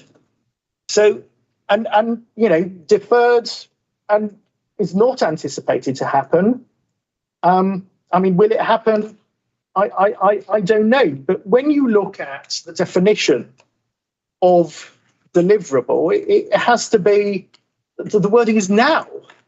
And the land isn't even within the delivery vehicle that will be looking to do any infrastructure works at all. I assume, I'm sure Councillor Robinson will be able to tell us, it's still, my understanding is it's owned by a charity or a trust, and the council and Hampshire County Council have got a 999-year lease on it. I think that's right. And then that lease will be transferred to the vehicle that will then deliver it. But that's clearly hasn't happened yet. So there is a challenge in relation to that. So all of those points are, while accepting that there is some movement, and clearly the grant of the outline planning permission is positive, I accept that. The movement in terms of some of the framework documents that have been submitted is positive. It goes nowhere near, sir, the clear evidence that you require And I think when you look at the definition of the NPPF and the PPG in terms of what is deliverable, this site doesn't fulfil that. And therefore, I certainly stand by my figure of 0 within the 5-year period, sir. Can I just follow up on one point, sir, about condition 5 and the structure of the permission? That the impression I made, maybe I got the wrong impression. The impression I got that what Mr. Dawes was saying is the current condition 5 applications would sail through and swiftly be followed by RM, and thereafter things get underway. Having such a convoluted pre-RM regulation, the framework, is unusual, to say the least. It's only there because it was considered necessary to make development acceptable. It could otherwise not be there. And when one looks through the kinds of things, I mean, some of the aspects we'll be looking at, it's a very convoluted series of requirements. One looks kind of those things that are involved. I mean, plainly, it's going to be under considerable scrutiny. It goes right to the heart of the government's agenda on placemaking. I don't know whether the design review panel is going to be involved, what sort of consideration, but clearly it's going to be the subject of the most anxious scrutiny. So the idea that it will sail through with maximum speed is, well, there's no clear evidence to support that, and every reason to think it may not be quite so, particularly given that the track record in Basingstoke is even stuff which in comparison is small fry takes its time. This very case didn't even get an officer's report in the time allocated, the statutory time limit. But then, of course, so that the reason why you have pre-RM framework conditions of this nature tends to be in anticipation that the site will thereafter be sliced and diced amongst multiple. It's to provide a cohesive framework, which then after it's been sliced and diced, the individual developers have to follow, as opposed to everybody doing their own thing and it all being disjointed. That's essentially the rationale. And so it's unsurprising, isn't it, that Urban and Civic are discharging that condition, because they are whatever the right frame. I don't think Master Developer quite captures it, but they hold the centre. It doesn't follow that RM will immediately, for the houses, will immediately follow, not only because of the reasons Mr. Ross mentioned, but it would be entirely in keeping with what's anticipated, that having got that site-wide framework, when they eventually do, which may take considerable time for reasons I've given, that's when then it goes to tender, and that's when they parcel it up, and so that chimed with what Mr. Ross has said about the uncertainties as to who, where, when, etc. So the idea that once this goes through, the first housing aim will follow in the slipstream doesn't ring true. This is far more consistent with getting everything in place, then going to market, subject to the land ownership and other economic considerations Mr. Ross has done in this stage process. And I think that's quite important. And the website, again, anyone who wants to sell land understandably will want to market it. And the website is entirely consistent. That doesn't tell you anything about delivery of houses. That's what I just wanted to add by way of follow-up. Councillor Robinson, you've heard the discussion, and I imagine your committee has been quite involved in trying to move many down forward over the years. Is there anything to add to the thoughts that have been put on the table for me there? The Development Control Committee isn't involved in pushing many down forward. No, but you will have had these applications coming through. We've had the application, the outline application come through. That's all that come to Development Control. We have another committee, which is EPH, Economic Planning and Housing, that tends to deal with more with that, the sort of project management in the bit. Right. Many down overview committee, which also oversees that. So it doesn't come quite under my jurisdiction portfolio, call it whatever you wish. One thing, there was something that came up earlier. It's skipped in my mind. I'll come back to that as soon as I can. But no, it's not something that development controls can actually be involved in. Because when things do come to development control, we have to walk into that committee, unencumbered by predetermination. But for being heavily involved in sort of pre-contractual discussions, that could sort of prejudice any decision. Okay, Mr. Dawes. I Sorry. can't remember what it was. Very good. Yeah, the situation on the land ownership. No, we don't. You're quite right. We don't own the land, but we do have. Some years ago, the council bought an option on the land to draw the land down at an independent valuation, as in relatively small parcels, as and when the time comes. That is in place. So all that's got to happen in terms of ownership, the land's got to be valued, and then that should roll straight through.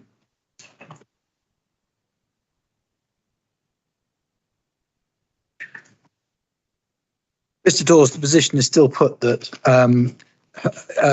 there might be some movement, but it's some movement within a long programme before housing appears. Anything you want to add? No, just the point that there is momentum gathering. From my discussions yesterday with the officer and the active discharging of these conditions, there is clear momentum. That's a single point, really. I mean, you sort of hinted when I started with you on this that the 50, 200, 320, 570 overall within 5 years was, I think, even on your assessment, perhaps optimistic. I think we said it's somewhere between 0 and 570. You can't give me an exact figure. Yeah. Is that fair? I think that is fair, yeah. Mr. Ross, sorry, I'm not overriding the position I think you've got that it doesn't matter how you cut up that figure, maybe sometime in the future, but between now and 2028, there won't be anything. That's my position, sir.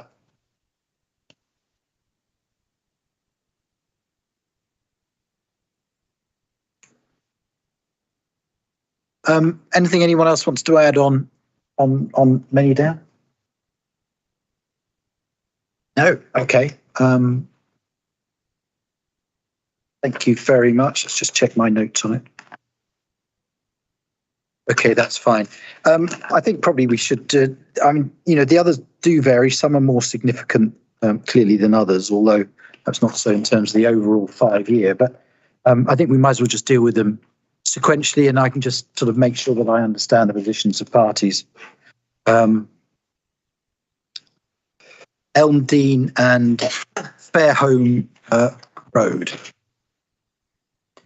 Mr. Ross, your position seems to be that, again, in absence of a developer interest held by a trust in Jersey, is there a realistic prospect of this coming forward? Anything you want to add in terms of the arguments that the council have put forward there? No, sir. I think this is.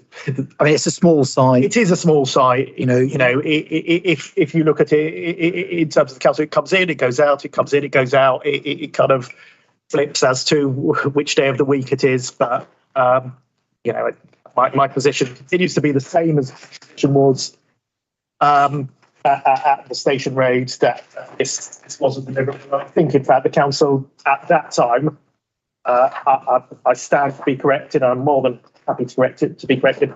My recollection was the council at that time accepted it wasn't deliverable. I might be wrong, sir. So I will remind myself of what they. Yes, not quite sure how the timing works in terms of that. Data permission for the 13 homes that yes. in Feb 22. Yes.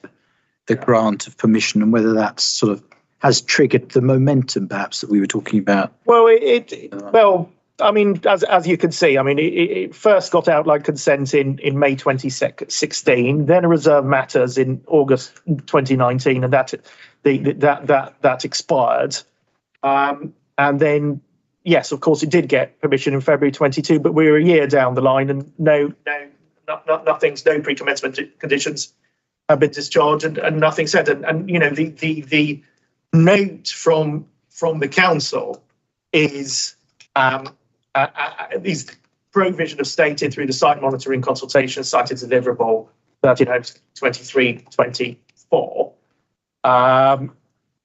But as you will see, sir, every time in relation to this, that's exactly the council provision say if you go back to This is your table, page 13, is it? Or this is page 21, appendix A Yep. of my housing land supply this? There we go. statement. This is page 21 and the first side in that table. And as you'll see, first council's proof through site monitoring consultation, provision stated they anticipate units to be completed 22-23. Clearly, they're not going to be because and the point is, provision, lovely agents, planning agents. I've worked with them. Not the land, as the land continues to be owned by a Jersey trust, and therefore I just don't see the site as being deliverable. And I just think that they continue to submit applications to keep the value of the land up or something. I'm not going to make an assumption as to why they do it. I just don't think it's deliverable. It's been around now since 2016, 7 years, and nothing. Mr. Dawes? I've got very little to say on this this site. I did question the officer I spoke to yesterday about the site, but there's no further update. I'm afraid.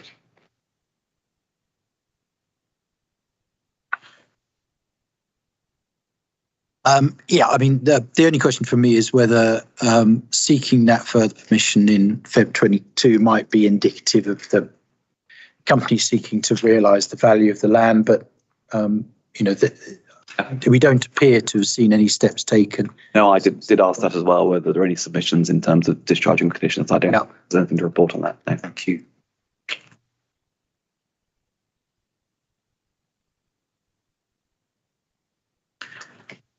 Thank you. Not a huge component, but anyway, it's in there as a dispute. We have, sorry, Councillor Robinson, I'll always come to you if there's anything you want to add to the discussions. I have no involvement in that site whatsoever, so I can't help you on that. Thank you. Right. Upper Collode Farm. Oh, is it my tiny writing? Yes, not an L, it's an F. So. It's an F, Corford Farm. I know. 70 DPA. Sorry, 70 dwellings per annum from that site. Mr. Dawes, I mean, is there evidence of this developer realistically coming forward with that? There is reference to Crellis Homes having delivered on Vine Park. Is there a history of delivering that suggested that they've now completed that and they're moving over? Is that what the officers are trying to? I think that's what we're trying to convey. But once again, I tried to push that further in my discussions, but there's no further evidence as to beyond what's written there, I'm afraid. Do we know what their sort of build rate was on Vine Park? I don't, I'm afraid.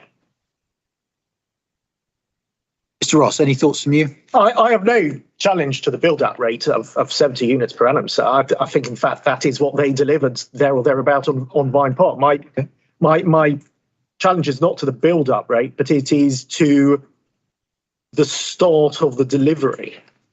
I just can't see how, without any reserve matters yet being submitted, commencement of development will take place in summer 2023. I would have thought that this is a fairly easy one for the council to concede. It simply won't happen. I think it just is pushed back by a year. I'm not challenging the deliverability of the site, sir. I know CrowdAce, they've delivered on Vine Park. They will, in my view, deliver here. It's just that the timings don't add up, and all I suggest is that the delivery is pushed back by a year. So instead of 190 units, sorry, sir, within the 5 years, 120, to just reflect reasonableness. That even if reserve matters were submitted today, and clearly there's no discussions ongoing with the local authority. So, if I was a developer, I'd certainly be having those before I submit the reserve matters. So you're probably looking at a year at least before you could even commence development. So that's not completion of homes. That's the infrastructure works, site setup, etc. So completions in 25, 26 seem much more reasonable than 24, 25. That's my only point there. So it's not a question about delivery rates or the deliverability of the site. It's just the reasonableness of having delivery at that time, given there just doesn't seem to be any real movement in terms of reserve matters at this stage. Okay. Andover Road. Outline permission, relatively small scale site. What have I got? What's the hold up on reserve matters was my note. It's an application that remains undetermined. I sought an update on that, and there's no further information on that. It remains undetermined. I'm unable to provide a committee date. I can't go further than really what the tail end of the note says there.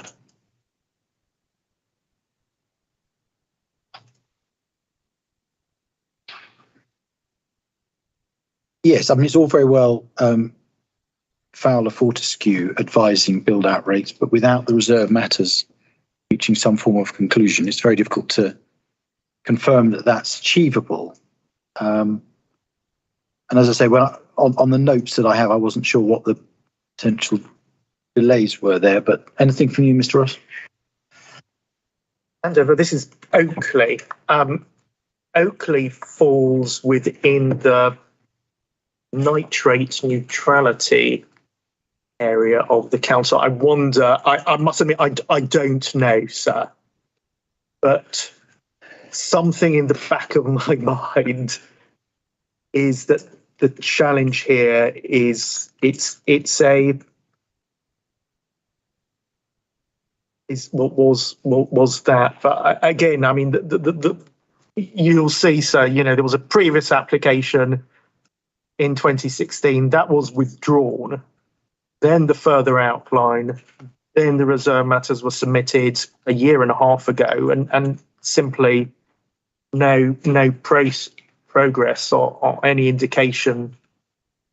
So I struggle to see how that site could be considered deliverable, but I don't have any further information as to exactly why it isn't coming forward. Okay. If I may, sir, of course, Councillor on the nitrates issue, I think towards the end of last year, Basic 17 Council, I believe it's Solent, somewhere in Solent, we buy nitrate credits from them. They have a site there which they put aside for nitrate credits. We can purchase nitrate credits from them, and that has recently been the position Basing 17 have taken. The nitrates issue can be resolved literally overnight. Yes, it'd be lovely to imagine the nitrate issue. Part of the nitrate issue, not the bigger picture. Overnight, it's at times it's been relatively close to my heart over the last few months. Yes, okay. Once there's an opportunity for credits, once the appropriate assessment can be properly carried out, and we have nutrient budgets set for the sites, those budgets can be justified in accordance with Habitat Regs requirements, and we can set the value. And yes, yeah. So we can buy credits in. The bigger picture is obviously somewhat more complicated.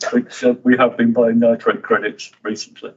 And that perhaps what goes to the next site, where the council has said actually that there's been some movement on nitrates. So that's helpful to know that.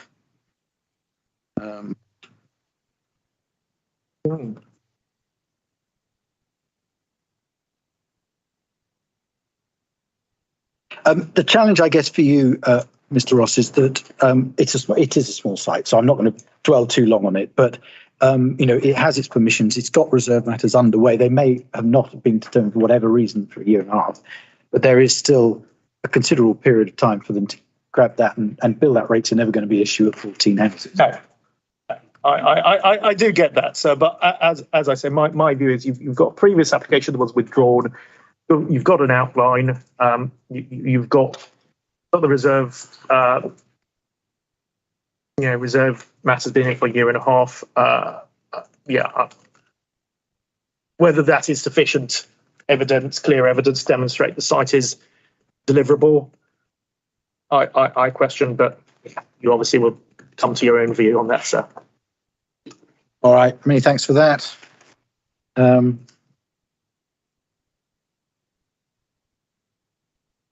Evinger Road and Evinger Road in The 20 years. only update I got on that one is there's an application live at the moment. You're right in terms of the last line about the nitrate neutrality issue, but I believe there's a outstanding quite a few issues raised by the Highways Authority that remain outstanding. I saw that, yeah. And that is the case. That was confirmed to me yesterday. And once again, I've got no indication of a committee date coming forward on that at the moment. That is projecting homes this year. Well, Nearly this year. Nearly this year. Yes. in the coming year, 23, 24.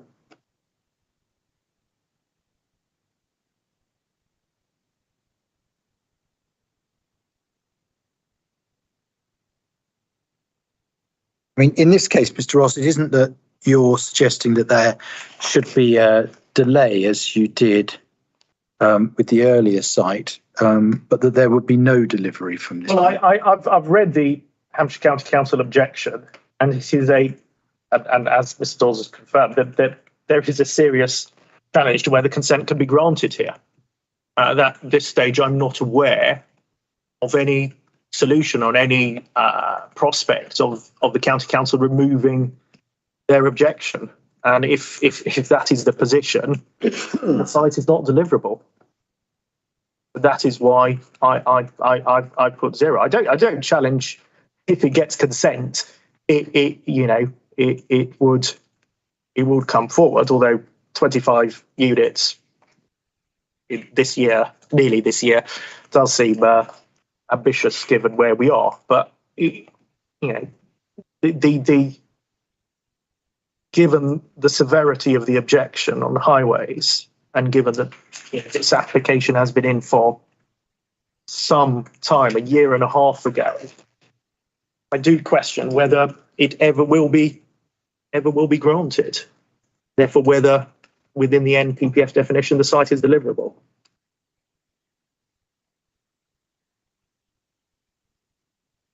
Okay, thank you. Any other comments on that one? Over the page, I think we've got a 6, haven't we? The Hollies, Aldermaston. Once again, I've got no update on that side, other than what's said.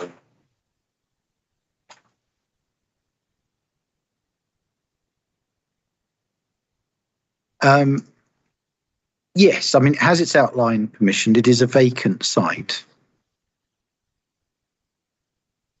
But your argument, Mr. Ross, is that it's not available. No, it isn't, sir. This is a site that I've been following for some time with our friends at Home England. Part of Home England's project is yes, MMC project. Yeah.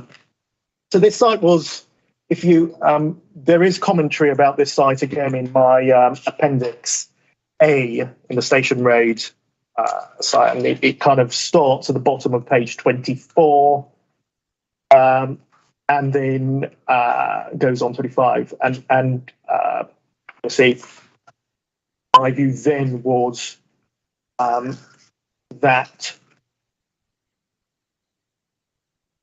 the Homes England anticipated the marketing of this site in Q1 2021. And then you'll see what the council said. Homes England had stated forecasts 21 units to be completed in 22-23. Reserve matter planning in spring, summer 21.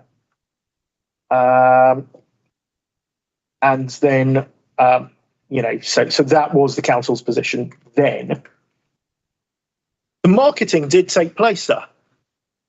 in 22, I got an email from Homes England saying whether Waits would be interested to buy this site.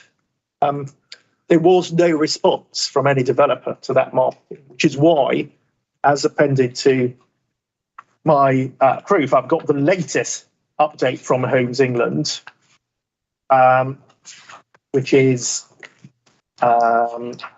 index appendix of the GEFC.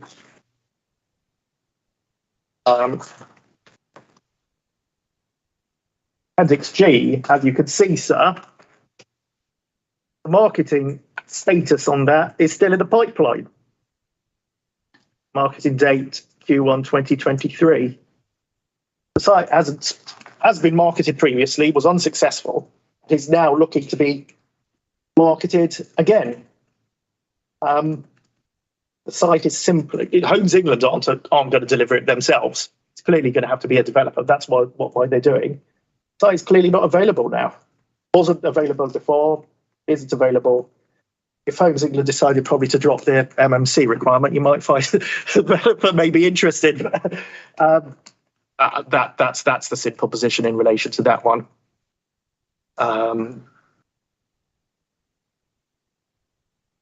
Okay. Nothing still to say. Okay.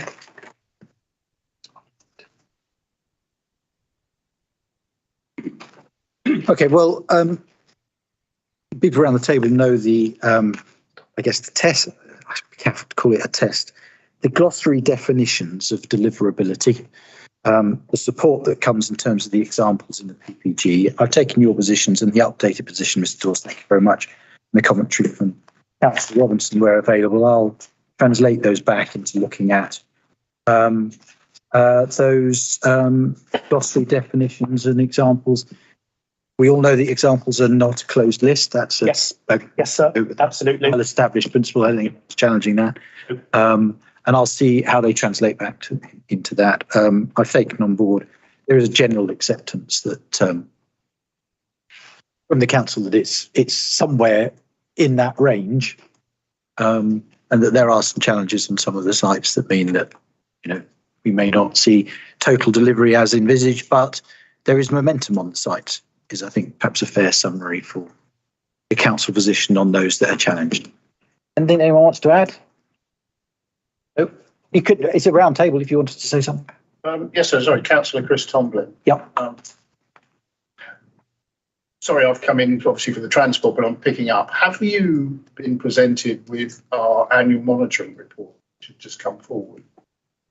Published on the 22nd of December. It's the reason that the proofs for this came in late into the process. Because obviously that gives all ability. It does, and Mr. Dawes has had to effectively produce his evidence from that. And obviously the Sheila. And also, are you able to look at our draft local plan that obviously we have paused, I think the word is. There's lots of reasons, probably not going to that. Yeah. But essentially, that does outline an awful lot of sites that are coming forward.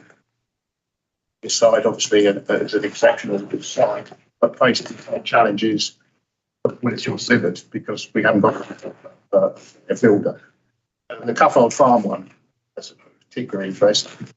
The land has just been an option, if you like, is taken with the landowner, and all of the farm, if you like, is currently fenced and chained and locked. So there's activity now by the developer. There is not a reserve matter. I appreciate its move. Thank you, sir.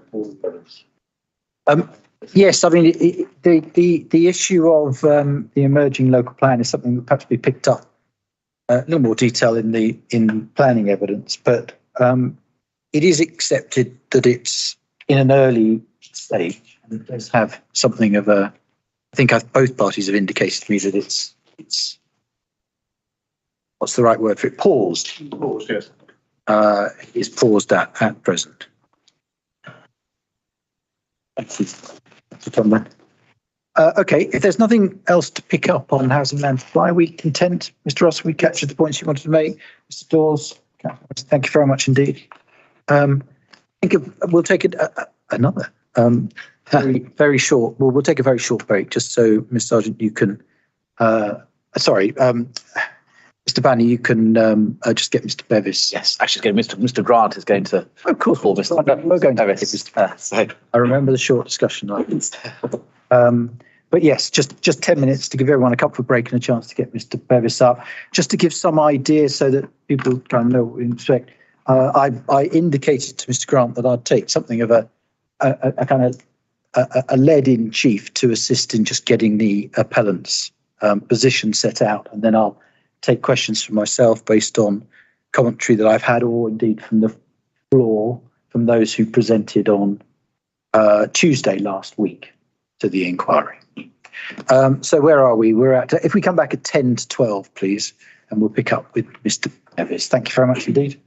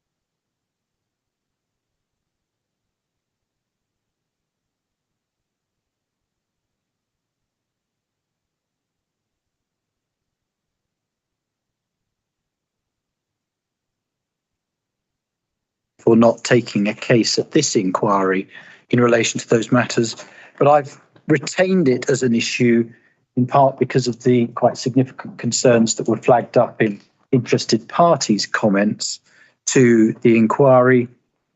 And those were restated by councillors when they spoke to me last Tuesday. So very helpfully, we have Mr. Bevis here. Mr. Grant, do you want to just introduce Mr. Bevis? We'll then take it from there. Absolutely, sir. If I speak without my mic, can everyone hear me? Okay. Brilliant. Very good. Let me know if it's a problem. We'll switch them back on. But because of the finger tennis that we have to play, it's easier sometimes without. Thank you, sir. You are James Bevis. You're a partner of iTransport LLP, which provides transport and highways advice for development and planning projects. You're a Master of Engineering and Civil Engineering from the University of Leeds. You're a chartered member of the Institute of Logistics and Transport and a chartered member of the Chartered Institution of Highways and Transportation. That's all. That's correct, yes. Sorry. Introducing Mr. Bevis by reference to this proof. You have more than 25 years transport planning experience, including projects of various scales across the residential and commercial sectors. Yes. Yes. And in terms of local experience, you've worked in the borough on applications at Kennel Farm, Worting, Land East of Station Road, Oakley, Hounsome Fields, and numerous other schemes. Is that all correct? Yeah, as you'd imagine, for someone who works in a Basingstoke-based practice, we do a lot of work in and around Basingstoke, yes. Thank you very much. Mr. Bevis, how long have you been involved with this specific project? So we were first instructed in January 2018, and the initial work that we did on the site is similar to a lot of the initial bits of work that we do with Waits, which is look at a site. Is it likely to be deliverable in transport terms? And so we did an initial access appraisal at that time, looking at how you would achieve access and also considering accessibility and traffic impact matters.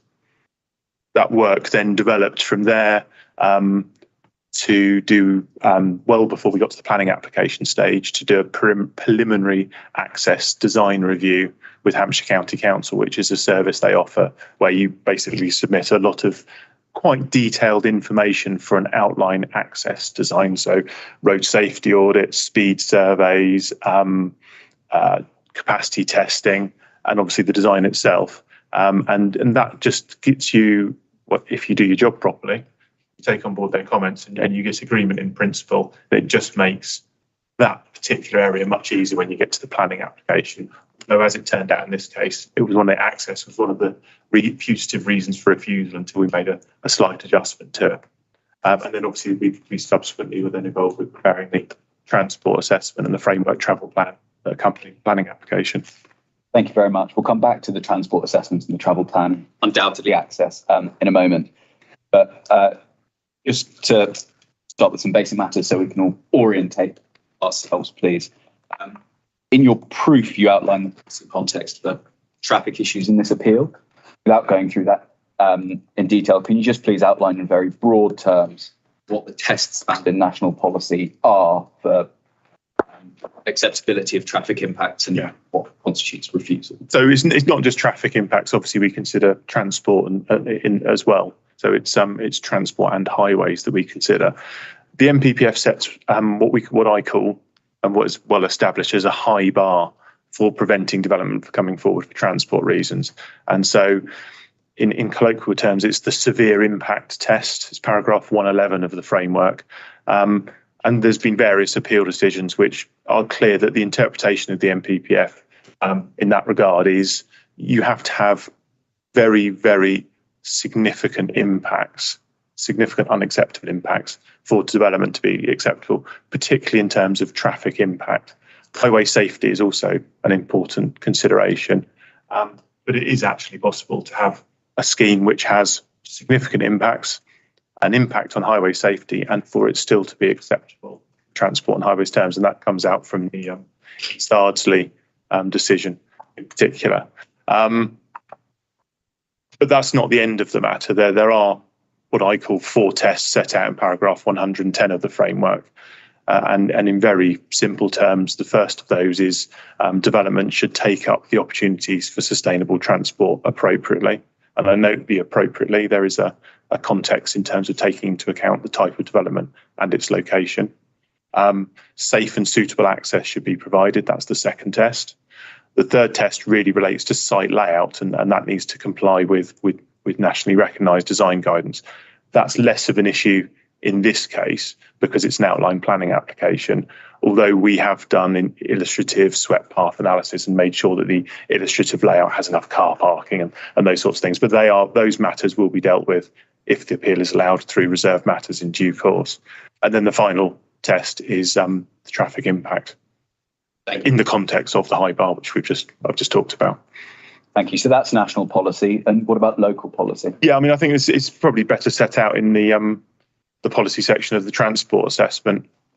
We try and keep our policy sections short within our documents because there is a tendency for people not to read them. But the four tests that I've talked about are reflected in local policy, as you would expect. Local policy is there to set out how national policy is applied locally. Thank you. Before we get into discussing accessibility, access and traffic impact, could you please just provide, again, to help everyone orientate themselves, an overview of the work that's been done by iTransport? You spoke earlier about the pre-engagement in terms of the documents. Yeah, I don't necessarily think we need to sort of go around documents, but it is set out in section 2 of the Transport Statement of Common Ground, sir. That sets out an overview of the work that was done. So we produced a transport assessment and a framework travel plan that accompanied the planning application. Those documents were reviewed by the county council as the highway authorities, the local highway authority, and their response raised various points, some of which were quite detailed, but really it was to do with they wanted some further information on the design of the site access. They wanted a further assessment of the operation of the highway network, in their terms, returning to pre-pandemic conditions. The traffic surveys that we undertook that supported the transport assessment were undertaken in September 2021. And so we were still in COVID, although at that time there were very few restrictions on movement. And so traffic conditions were broadly back to normal, but there was uncertainty over what the new normal would be. And so at that time, we simply uplifted the traffic flows by 20% to reflect pre-pandemic conditions. As it turned out, that's a huge overestimate of what the new normal is. And probably September 2021 was pretty typical of the new normal. Traffic flows are lower in the peak hours than they were pre-COVID. They wanted some more information on improvements to the public rights of way network, and there were some comments on the travel plan as well. So we took those comments on board. We produced a new framework travel plan that was submitted alongside a transport assessment addendum, which provided the updated traffic capacity assessments and also further information on the site access. That was reviewed, and we got a further round of comments.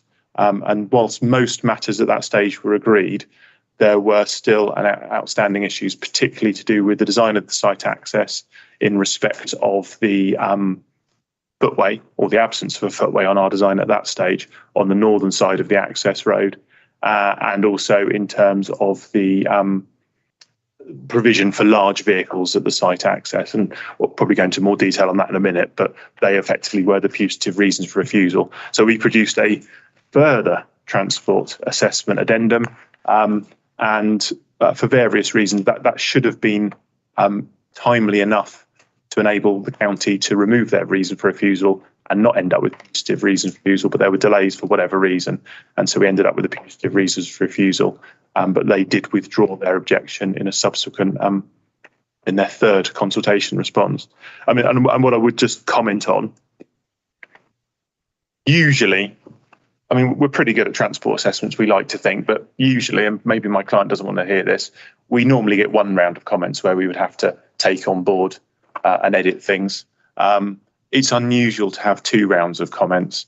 The county did put this scheme to to extensive scrutiny. I mean, the county are switched on, I think is one way of describing it, or difficult to deal with, depending on which is your particular perspective. But they didn't come to their position of no objection quickly lightly or without quite considerable work from our side. Thank you. In terms of how, just so that everyone's clear, the assessment, your assessment of traffic impacts and the travel plan interrelate, does the assessment of traffic impacts depend on the efficacy of the travel plan? No, but rarely do we sort of allow for the effects of the travel plan in terms of the traffic impact. We would do that if there was a particularly sensitive bit of the highway network and we were trying to demonstrate that the travel plan was going to help mitigate traffic impacts. But in this case, the assessment doesn't show any particular highways problems. And so therefore, no, the travel plan is important. It's important to take up the opportunities for sustainable transport appropriately in terms of the first test, but it doesn't have any bearing on the acceptability or otherwise of the traffic impacts. And what assumptions or basis have you made in assessing undertaking the transport assessment for TACD? What's the example? 1.4. What in terms of how we approached it? No, things like number of dwellings, etc. So we've gone on this within the TA. It's robust. It's on the side of caution. So we have assessed 150 dwellings rather than 140, and we've assessed it on the basis that every dwelling is a private house. So we haven't taken into account flats or affordable dwellings, which do exhibit lower peak hour traffic generation. And also, I suppose it's robust because the traffic surveys that we use to determine the vehicular trip rates of the new houses are based on pre-COVID conditions. And so it's very clear from, our experience that peak hour traffic generation has reduced by around about 5% compared to pre-COVID conditions, and overall traffic flows are probably 95% of what they were previously. So that is how we approached it robustly. As I set out within the TA addendum, I think that's beyond a worst case in terms of uplifting background traffic flows by 20%. So it still shows everything's fine, so it's okay. But we did express our concerns about that approach when we produced the document. We expressed those concerns to the County Council. I don't think it's the right assessment. You touched on earlier the reasons for refusal in the County Council's points taken. Could you outline, I suppose, a little bit more on what the reasons for refusal are, what they relate to, and how they've now been resolved? Yeah, of course. So there were two issues. The first of which, and they're both to do with the design of the site access. The first of which was we didn't show a footway on the northern side of the site access. The reason being it was to try and maximise the landscape and the landscape buffer on the northern side of the access road. But the county did want to see that pedestrian route. They do have a valid point, which is that there is a desire line along there from the site, and which is better provided for with a northern footway than by the southern footway, which is present. And so in consultation with Mr. Smith, who's obviously dealing with landscape matters, we introduced a footway.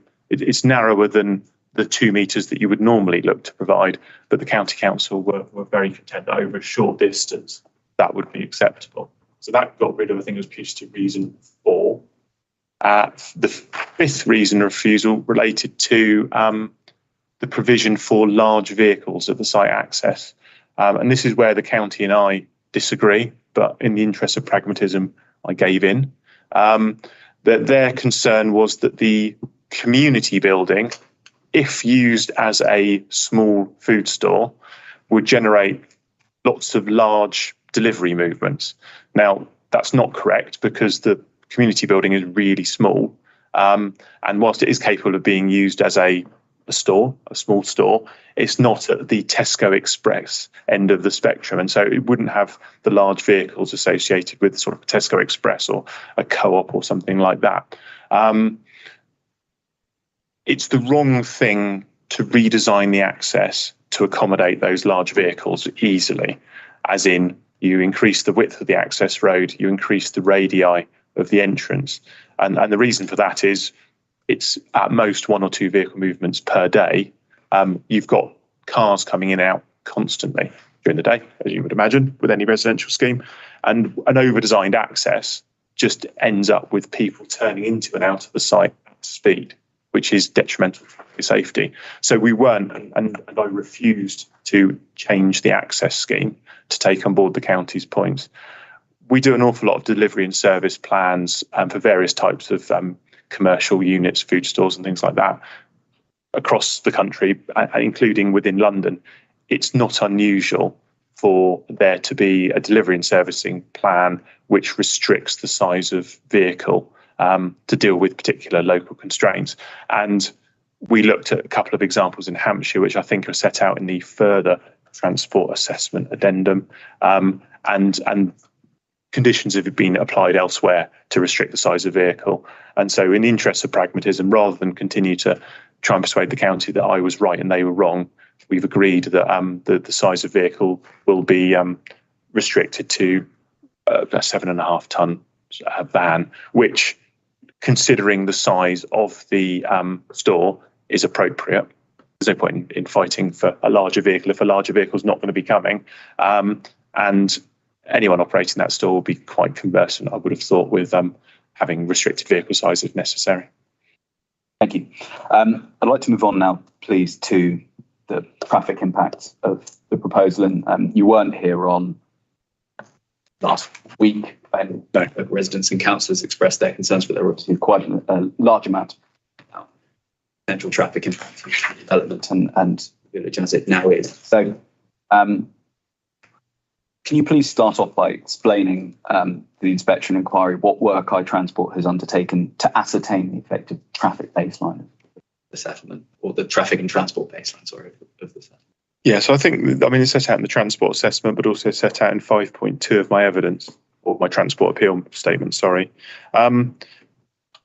We undertook a suite of traffic surveys in September 2021.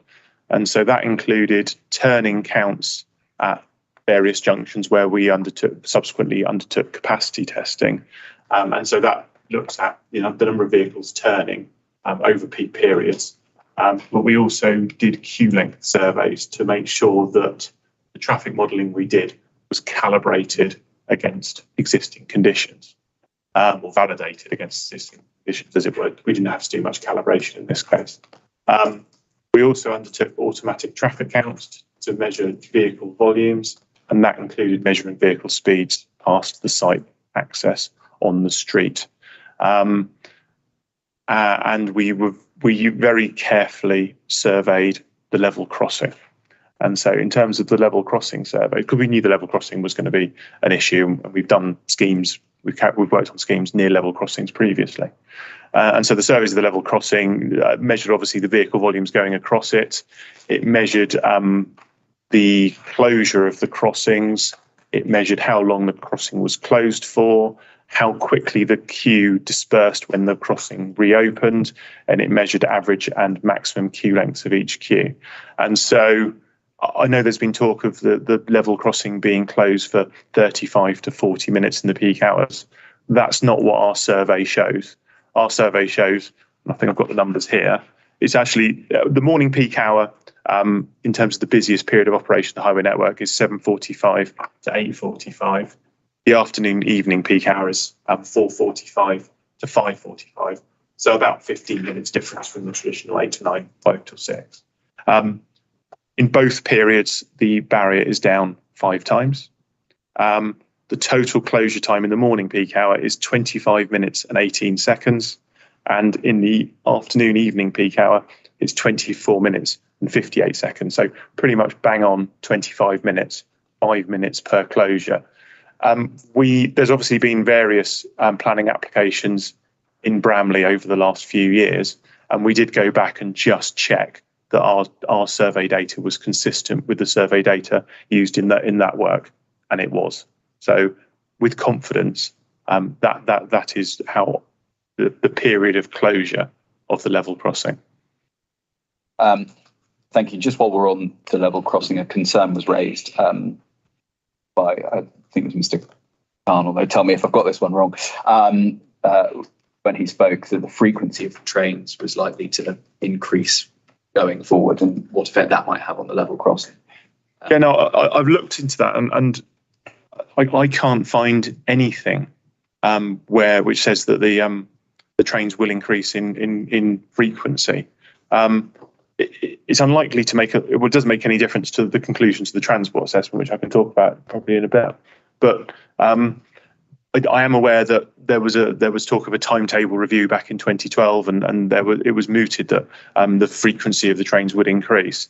But there was a question in the House in, I think, November 2018 from the local MP to the Minister of Transport at that time. The Minister of Transport confirmed that there were no plans to increase the frequency of trains between Reading and Basingstoke.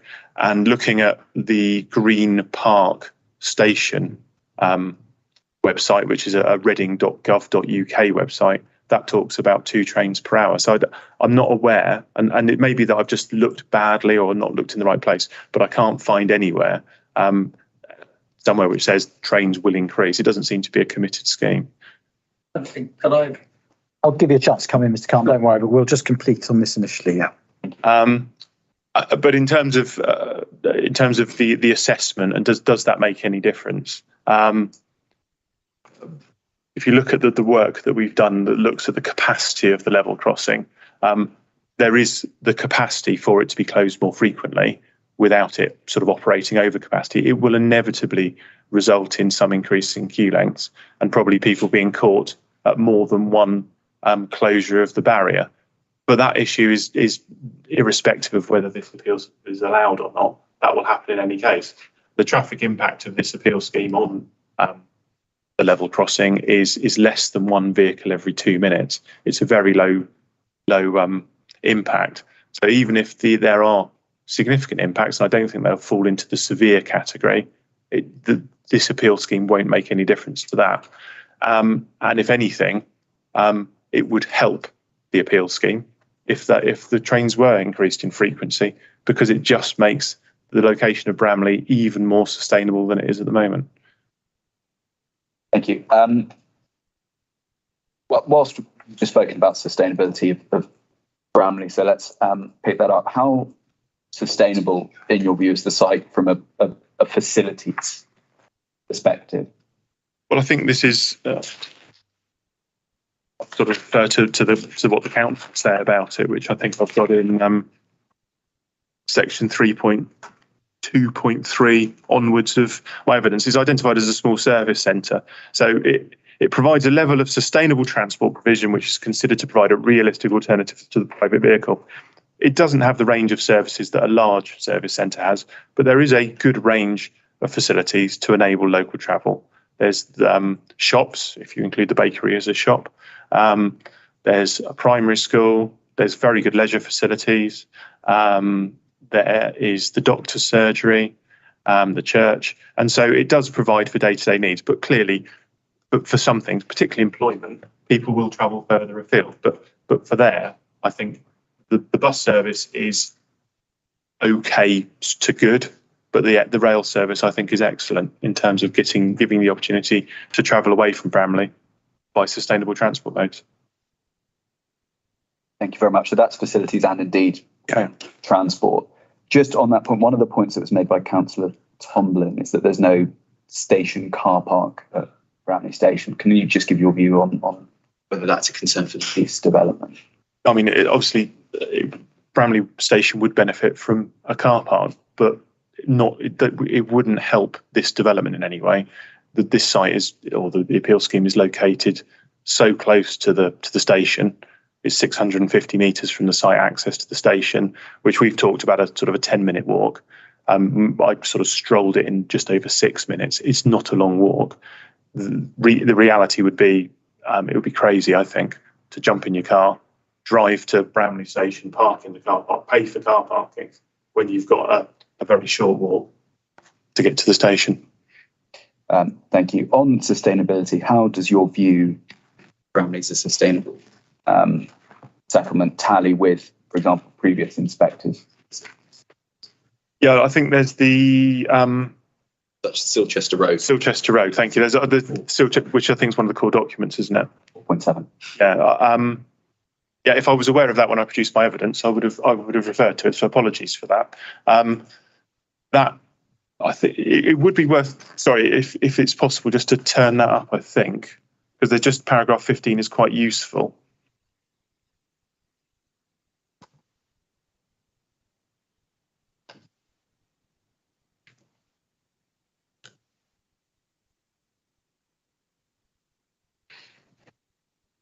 Just while the inspector's bringing that up, where is Silchester Road in relation to?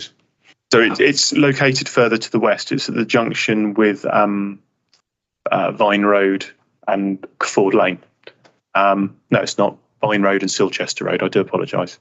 It's further west than the Ford Lane junction, and it's about 1.2 to 1.4 kilometres from the station. So it's just over twice as far from the centre of Bramley than the appeal scheme.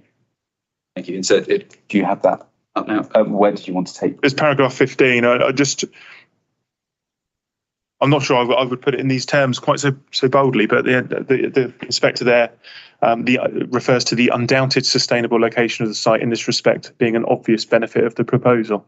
Clearly, the inspector there felt that site was a highly sustainable location. And that should at least apply to this site, given our proximity to the centre of the village. Thank you very much.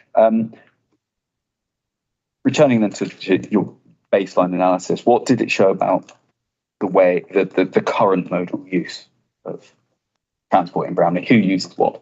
Yeah, so I think the only modal share information we can get is from the census, and it's set out within the framework travel plan. The existing mode share for travel to work by train is around about 11%.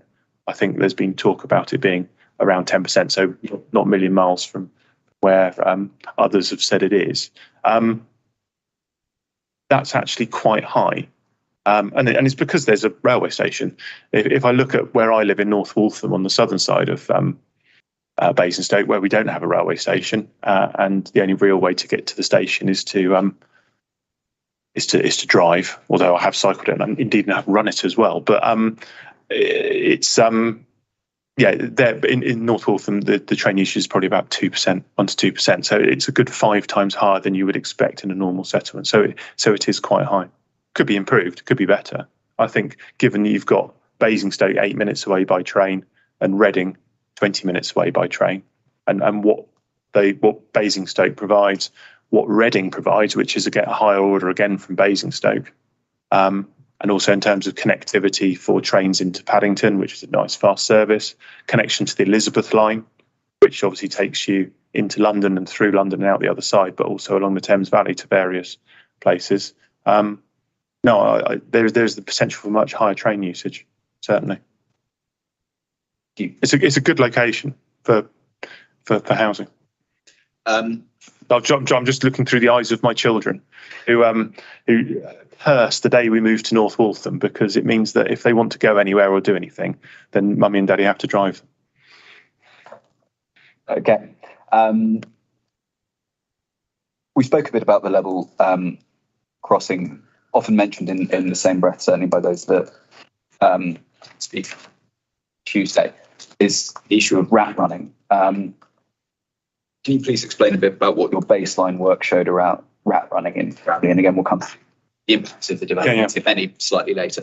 We didn't identify it as an issue within the transport work that we did, predominantly because the rat run that we're now aware now has been spoken of, and which we did subsequently assess within the transport assessment addendum, is it's 3 sides, not of a square, but three sides of quite a long rectangle to go round and miss the level crossing. Certainly, we didn't see any of that sort of rat running during site observations, and it wasn't really picked up by the traffic surveys. Part of the reason that we didn't identify it as an issue, and I don't think it is an issue, is that if you look at average and maximum queue lengths, when you get to the Minchin's Lane junction, when you're approaching from the west, which is your decision point, you can't really see, unless it's a particularly long queue, and certainly longer than identified by our service, you won't see the back of the queue. So when you get to the decision point, it's too late. You've already gone past the Minchin's Lane junction, unless you do a 3-point turn. and go round three long sides of a rectangle, it's not an attractive rat run. Coming from the other direction, really, if you can do that rat run, Bramley Lane is the route northwards past the school, and you'd have already sat in the queue heading westwards before you get to the Bramley Lane junction. So there's no real benefit heading in the opposite direction. So no, we didn't pick it up as an issue. And we obviously have assessed it within the TA addendum using parameters that I don't agree with. I think are wrong. I think they're overly not robust, overly worst case, but still show a very modest impact of additional traffic via that route. Thank you. What did your baseline show about speeding in the area?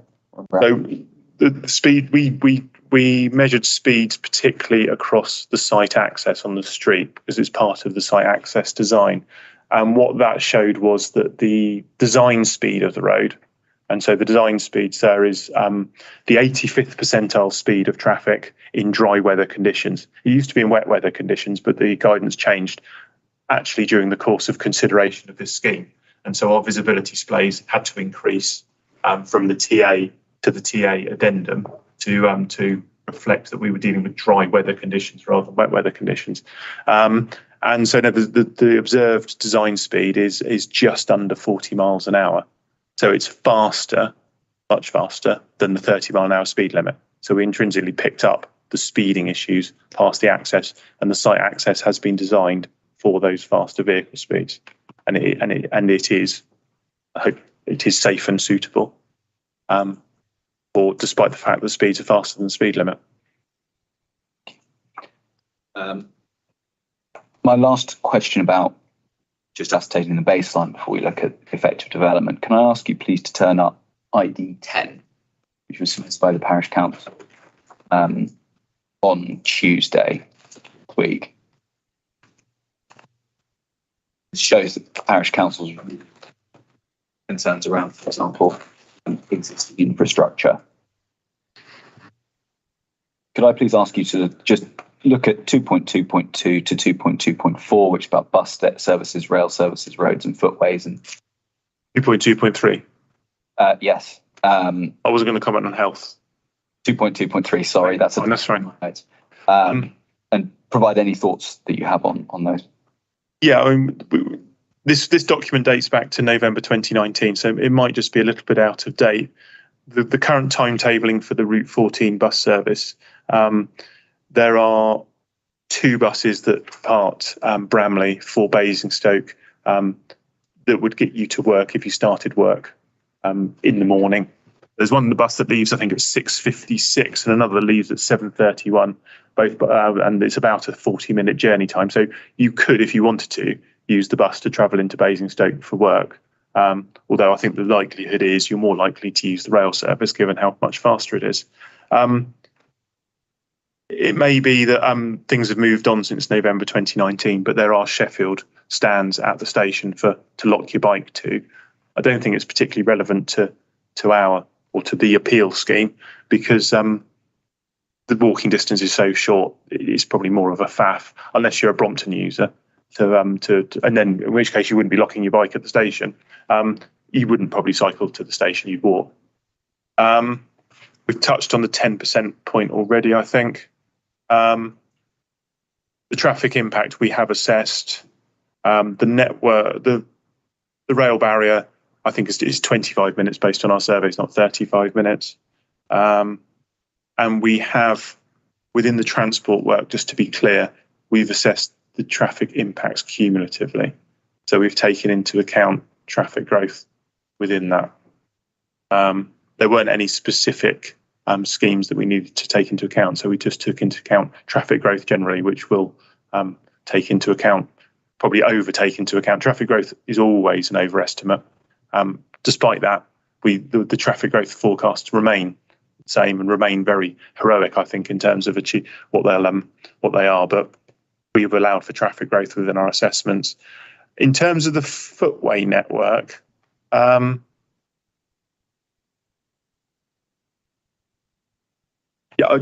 footway network is is pretty good between the appeal scheme and the centre of Bramley, but we did obviously identify a few gaps in the provision, and so there are various improvement schemes that we've that have been proposed and I think are included within the scheme now. So there's the various just drop curbs and a bit of footway provision, hard standing at one of the local bus stops.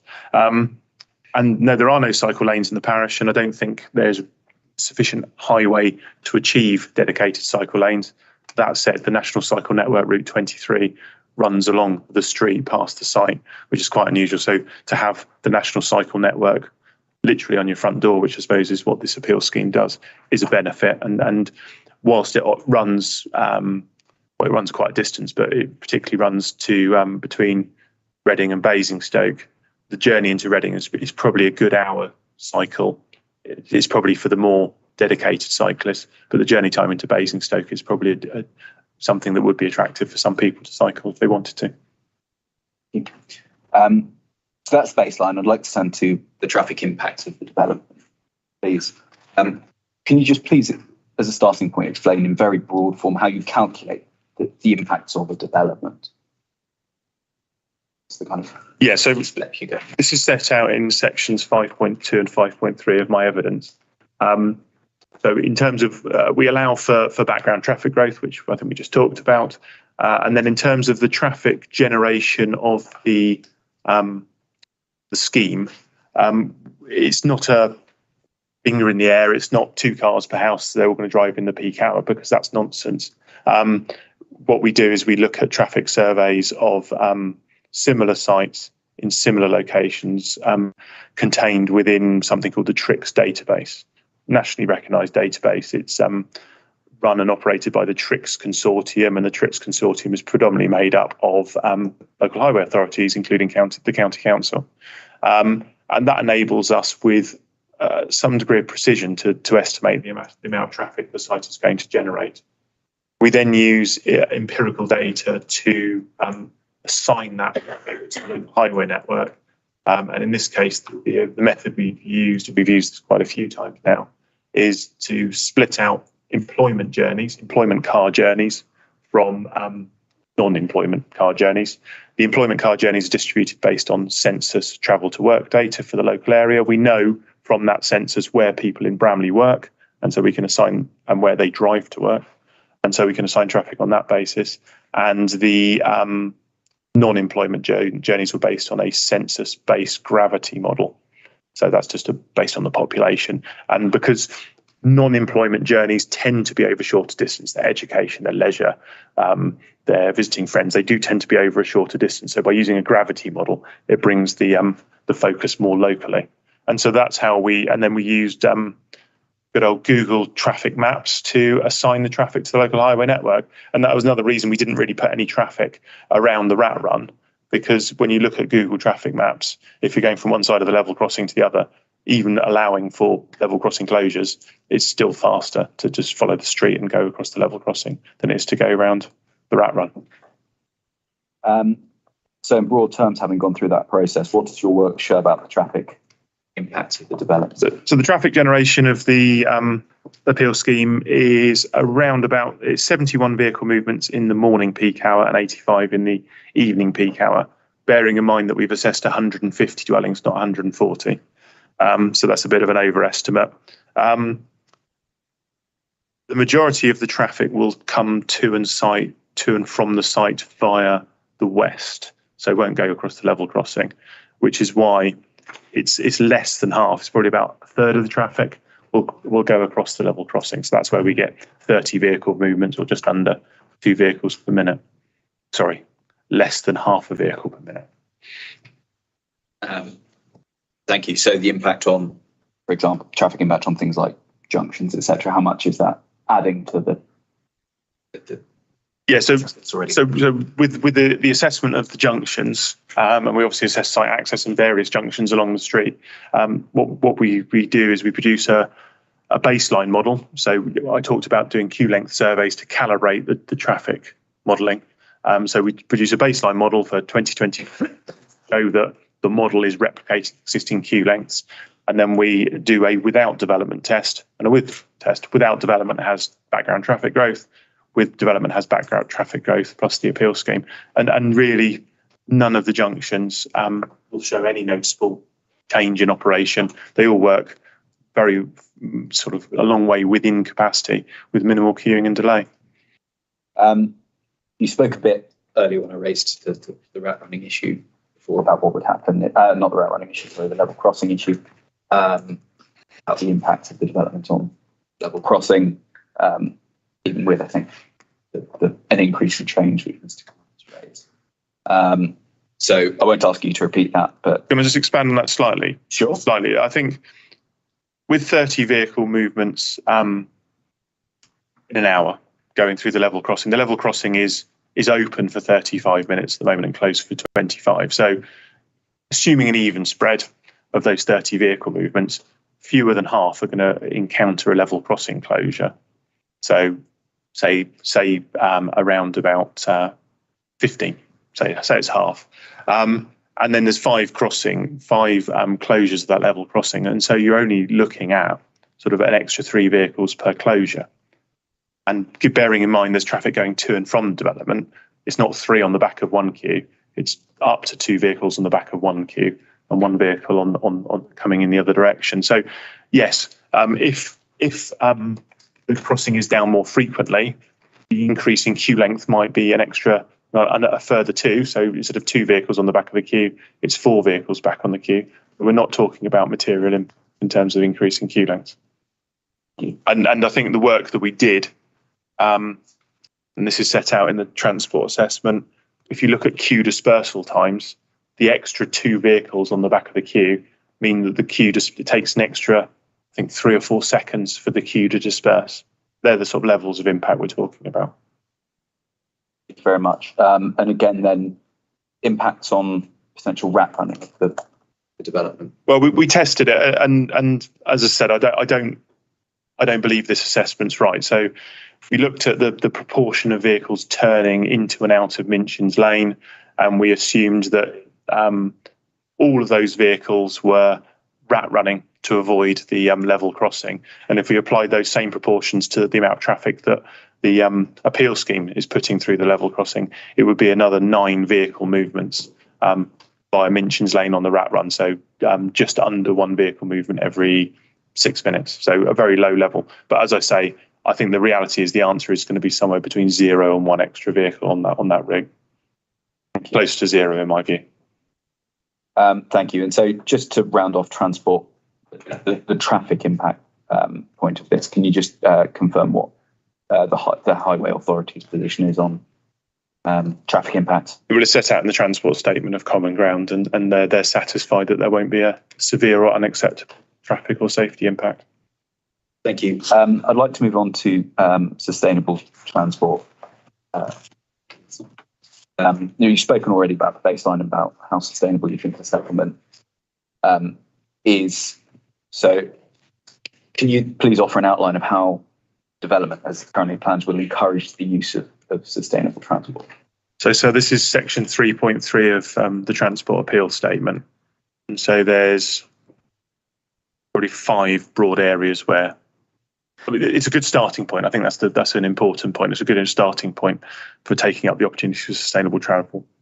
The community building will have some benefit in terms of offering a facility for existing and new residents that will offer the opportunity to contain more trips within Bramley, whether that's a co-working space, a cafe, or a little shop. That will contain trips. There's the travel plan, which will include a range of measures to encourage and facilitate non-car travel. Within the travel plan, there's the car club.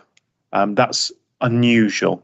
I don't think we've done many car clubs in Hampshire as a business. I think we worked with Waits on the Station Road Oakley scheme, and that included the car club. And we've included the car club here. Enterprise have expressed an interest in operating a car club from the site. And what a car club is, an electric car club, is it's a vehicle available for hire. And for those not familiar with it, these things, it's something that started in the urban centres, particularly in the centre of London. And what it does, it enables people to have access to a car, but they don't need to own one. And so you have the ability to use a car for those journeys which really need one. Taking stuff to the dump is a classic example used by some of the people who work in our London office who don't have their own cars. But you don't need to own one, and not owning a car, not having that car on your doorstep, you have the expense of it, but also it means that because you haven't forked out for a car, you've got the ability to use public transport without feeling should be using the car. Really, I've spent all that money on it. And there is good evidence that there is a significant reduction in car ownership and car usage when you offer car clubs. And then in terms of improvements to walking routes, there are various relatively minor schemes, but important schemes in terms of improving drop curb crossings, tactile paviours to get people safely across side roads, including on the Bramley Lane route up to the school. And also hard standing at one of the bus stops, where you currently stand in the mud. And so they're just various improvements, but as I say, it's a good starting point. And these are the schemes that we propose.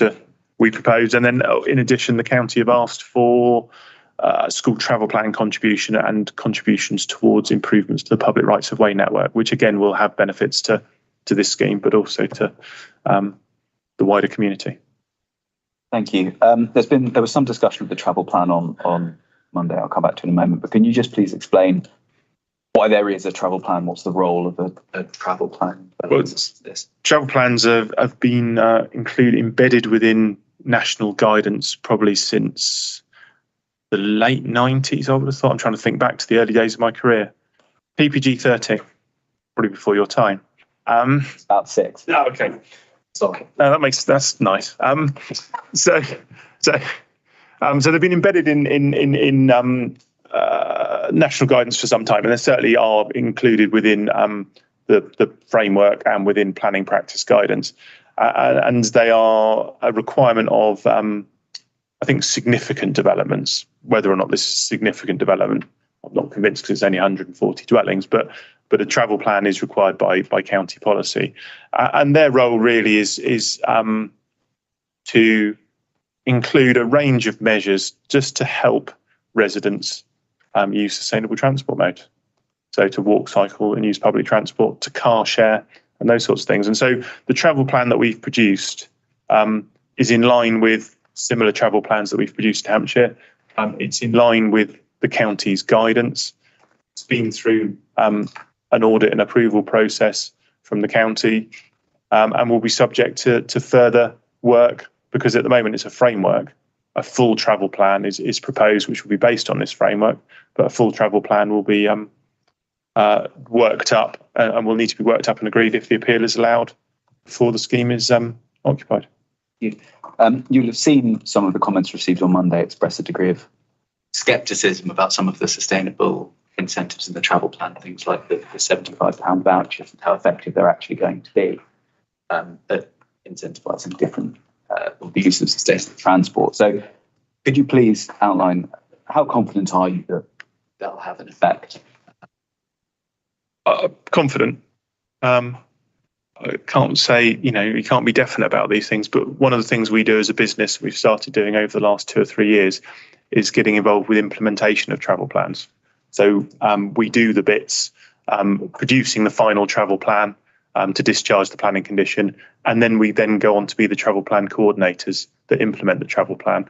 And so I'm not directly involved in any of these, but colleagues are. And we're currently doing, for example, the travel plan for the Barton Farms scheme, the Carla scheme down in Winchester, which is about 2,500 houses being built out at the moment.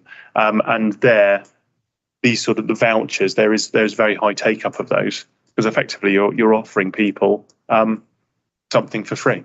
And so the sustainable travel voucher, for example, can be used to help buy home working equipment. It can be used to it can be used towards cycle equipment. You can buy a bike helmet, for example. The rail season ticket voucher is really just to try and give new residents a taster. So they, when they first move in, they think, well, actually, it's not going to cost me anything. I'll give the train a try. I'll give the bus a try. And I think from Bramley in particular, given the quality of the rail service, that's going to be quite a powerful weapon in terms of getting people to travel sustainably, because the rail service is very good. Thank you. And again, just to round off this section, the views of the Highway Authority on sustainable travel. I mean, they're satisfied that what we are proposing, what we have agreed, will take up the opportunities for sustainable transport appropriately. Thank you. Actually, while we're on this point, your reaction, please, to the comment that has been made here and is often made, which is, well, existing local residents drive everywhere, so the new local residents will too. I can see that in terms of the car ownership levels. I think that's in that ID10 document as well. Well, one, that's not true, because you look at the census data, and lots of people do use public transport. And bear in mind, the census data is only travel to work. So it doesn't tell you anything about how people get to school, how they go shopping, how they go to do their leisure and entertainment, how they visit friends, how they do their medical journeys. And so, I don't think that's true. I think that's anecdote, and I don't think that's correct. But I'd also, where you've got a high car ownership in this area, I don't think that's really a function of the sustainability of the settlement, because the sustainability of the settlement is very good. I think it's probably more to do with socio-economic profiles and the existing residents, of being of a certain wealth and a certain ability to own several cars. Thank you. In terms of access, this is a point that's not really taken by third parties, but what the reasons for refusals were. I mean, I think you've spoken about it before earlier. Is there anything you particularly want to expand on there, or are you happy to rely on common ground? I think it's set out very clearly. I think this is set out within the statement of common ground and/or within my evidence. There's been an awful lot of work on the site access. It's been subject to a lot of scrutiny, independent scrutiny through an independent safety audit, and Hampshire's technical team. Even then, that's not the end of the matter, because we've only got an agreed outline design. If the appeal is allowed, the scheme goes forward, then there will need to be a detailed design, which will be subject to a Section 278 process to enable its implementation. So there will be further scrutiny at that stage. And even then, that's not the end of the matter, because once you've built the scheme, you have to have a stage 3 road safety audit, and then a stage 4. Stage 3 is on completion, and stage 4 is a year after, to make sure that things are working safely. And Highway Authority, as you said, is now happy with where we are, and that's in the statement of common ground. I think you already touched on this above. You spoke earlier, but there's some concern from local residents about speeding on the road and the impacts that may have on the site access. I think you've already spoken about that, but is there anything more that you want to add to? Yeah, I mean, it's really unfortunate that people don't obey 30-mile-an-hour speed limits. The trouble with that section of road is that it's wide and it's straight, and so people will speed. The access is safe. We've designed it accordingly. There is perhaps some minor benefit in terms of providing the new access there, because as vehicles turn into and out of the access, they will slow passing vehicles down. We haven't, for example, designed the access with a Ghost Island right turn lane. The reason that I don't like Ghost Island right turn lanes, particularly in 30-mile-an-hour speed limits, is it gets the right turners out of the way of the through traffic, encourages people to go faster. Having the right turners having to wait to turn into the access will slow traffic down, but it's probably only a minor benefit. It's an existing issue. It's probably an existing issue that needs to be dealt with, but it's not an existing issue that really affects the appeal scheme. Thank you. Just last point from me then. Is there anything more you'd like to say on about, first, the benefits of the scheme and how, in your view, this meets or doesn't meet the 3 policy tests that are mainly an issue, given that it's 4 tests. I know it's 4. The 3. Yeah, well, I think it's all set out very clear. I mean, that's the way that we set out the transport assessment. That's the way that I've set out the transport appeal statement. That's even the way that we've set out the transport statement of common ground, is to try and take each of those 3 tests in turn. And so, no, it is a good sustainable site. The opportunities for sustainable travel will be taken up appropriately. The access has been rigorously and robustly designed. It will be safe and suitable. And the traffic impacts have been modelled again using I think, parameters which are too far into worst case to be acceptable, but still shows that acceptable impacts. And so in terms of the benefits of the scheme, we've talked about the taking up the opportunities for sustainable travel. So the improvements to the footway network, I think, will be beneficial to existing residents. The car club is not just for this scheme. For it to be successful, it will be opened up to existing residents as well. That's a benefit of this scheme. And looking at what the inspector said on Silchester Road, have I got that right? Yeah, Silchester Road. Silchester Road, the sustainable location is a benefit of the scheme as well. So I think that's it because it's important for local residents who want to give it quite clear. Okay, Mr. Grant, thank you very much. You've picked up obviously on quite a lot of the questions that had been raised. Some risk of duplication, but I don't want to limit the opportunities for the councillors who are here and indeed Mr. Khan to ask questions. We're not back in statement mode here. You had your opportunities on Tuesday, but I was offering the opportunity for you to make to ask questions of the appellant's witness here. The room is horribly set up where you're there. Maybe I hear it in one ear and pass it on out the other. But I might sort of just lead a little bit. Mr. Khan, you were wanting to comment on there's no evidence of increased use of the tracks and subsequently impacts in terms of level crossings. I'd like to pick up on the level crossing issue. As you said, when you did the survey, 5 trains an hour and the level crossing was up for 25 minutes or 24 minutes, 18 seconds, I think you said. Yes. 5 closures, yeah. 5 closures. There are actually 6 timetabled trains per hour, every hour through Bramley. So the level crossing is often shut for 6 times, actually. Plus, there are freight movements. And do you know how many freight movements there are a day? No, I don't. But obviously, we serve the survey of recorded closures, and I suspect that, and I saw this when I've been out. I've seen this when I was out on site. Some of those closures, the 2 trains go through on one closure. Yeah, it does happen. Well, on the first day of this inquiry, there were 36 freight train movements through Bramley, and there are 96 passenger train movements through Bramley. So it's very often that the highway is closed for 30 minutes or more. It may be that your survey showed for 25 minutes on that particular occasion, but I think it might be more than that. Well, that's why we very carefully checked back our survey data of the level crossing against the surveys undertaken by others to make sure that we hadn't misrepresented, and we were quite clear that we didn't want to. We knew it was a key issue, and so we weren't going to misrepresent how it's closed. It wasn't a snap. It was a one-day survey, but with reference to surveys undertaken by others on different occasions on different days. Okay, well, if we were to take 25 minutes, if I look at the freight traffic through Bramley, at the moment it's 36 trains a day, typically. But there are 90 freight paths on the timetable. So that means that Network Rail has dedicated 90 opportunities for freight trains to run through Bramley. And its job, Network Rail's job, if you like, is to try to sell as many of those paths as possible. Because that's how Network Rail makes money and how you get traffic off the roads onto freight.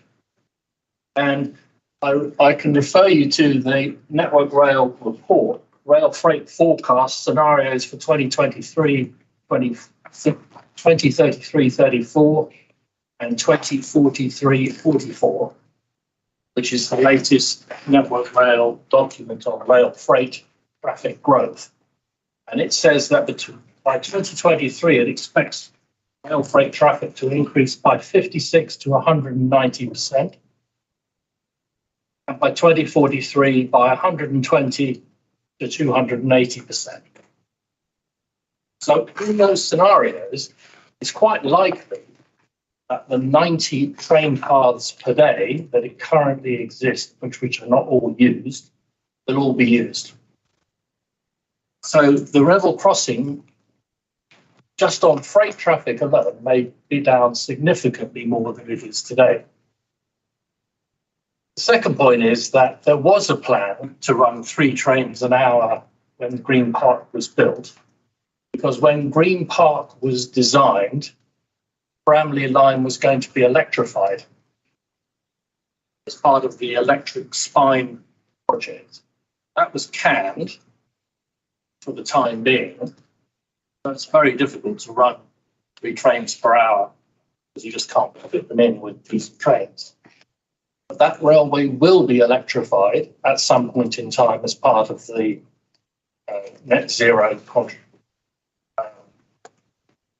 contribution that Network Rail will make to transport, which will open up the opportunity again for 3 trains an hour from Green Park, using Green Park as well. So that would add another 32 trains per hour, per day, sorry, if that was to go ahead. And it's very likely to in the reasonable time horizon. So when you add those up, you're talking about Bramley level crossing being shut for 49 minutes of every hour. Now, I don't think that is a sustainable solution for Bramley. Putting aside this development, the impact of this development on that is another matter. The level crossing is not a sustainable transport solution for Bramley or for the country, actually. Yes, and that was a point you made on last Tuesday, and I didn't jump in too much to say my role isn't to solve the network challenges generally, but to look at the implications of this. And I understand that, but the problem I have is, so whose job is it? Because I used to run Network Rail. Yeah. And I can tell you, it's not Network Rail's job. Because under the Railway Act, we can run as many trains as we like. We can shut the level crossing as often as we like. It puts you in a rather unique position to give evidence this inquiry, having been former chairman of Network Rail. But is there a question you can... Sorry, Chief Exec. Apologies. Is there a question you can put to Mr. Bevis on the implications, as you see it, of this increased use? If there is no sustainable... If the railway level crossing is a non-sustainable transport solution, which I believe it clearly is, and there is no plan from either the Highways Authority, the local authority, or from Network Rail to solve that problem, how is this a sustainable community, from a transport perspective? You may just say, well, I'm just adding a straw to the camel's back. Well, I'll say, well, freight trains are adding a hay to the camel's back. Right. Well, at some point in time, the camel will not survive. Let's give Mr. Bevis a chance. The question is quite clear, though. But to your specific point, sir. Yep. The more you build around Bramley, the more difficult you make it for alternative transport solutions to come forward. So the ability to build a bypass or an alternative to the level crossing, which will be required, becomes more and more difficult. So I think it does become directly relevant to this potential development. Okay, thank you. Let me then just sort of pull that into some sort of shape for Mr. Bevis. A sustainable location and potential severe impact are questioned by Mr. Khan because of the increasing pressure that he's conscious of coming to the level crossings. You've closed at, what did you give me, 49 minutes a day? Very precise. Well, I just look the increased in trains. Yes. You're going up potentially less than that because Mr. Bevis is highlighting. You get 2 through. 2 trains. Although obviously it's closed for longer. But yeah. But it's closed for longer. 49 minutes of every hour, making the opportunity to travel eastwards untenable. Your views? Well,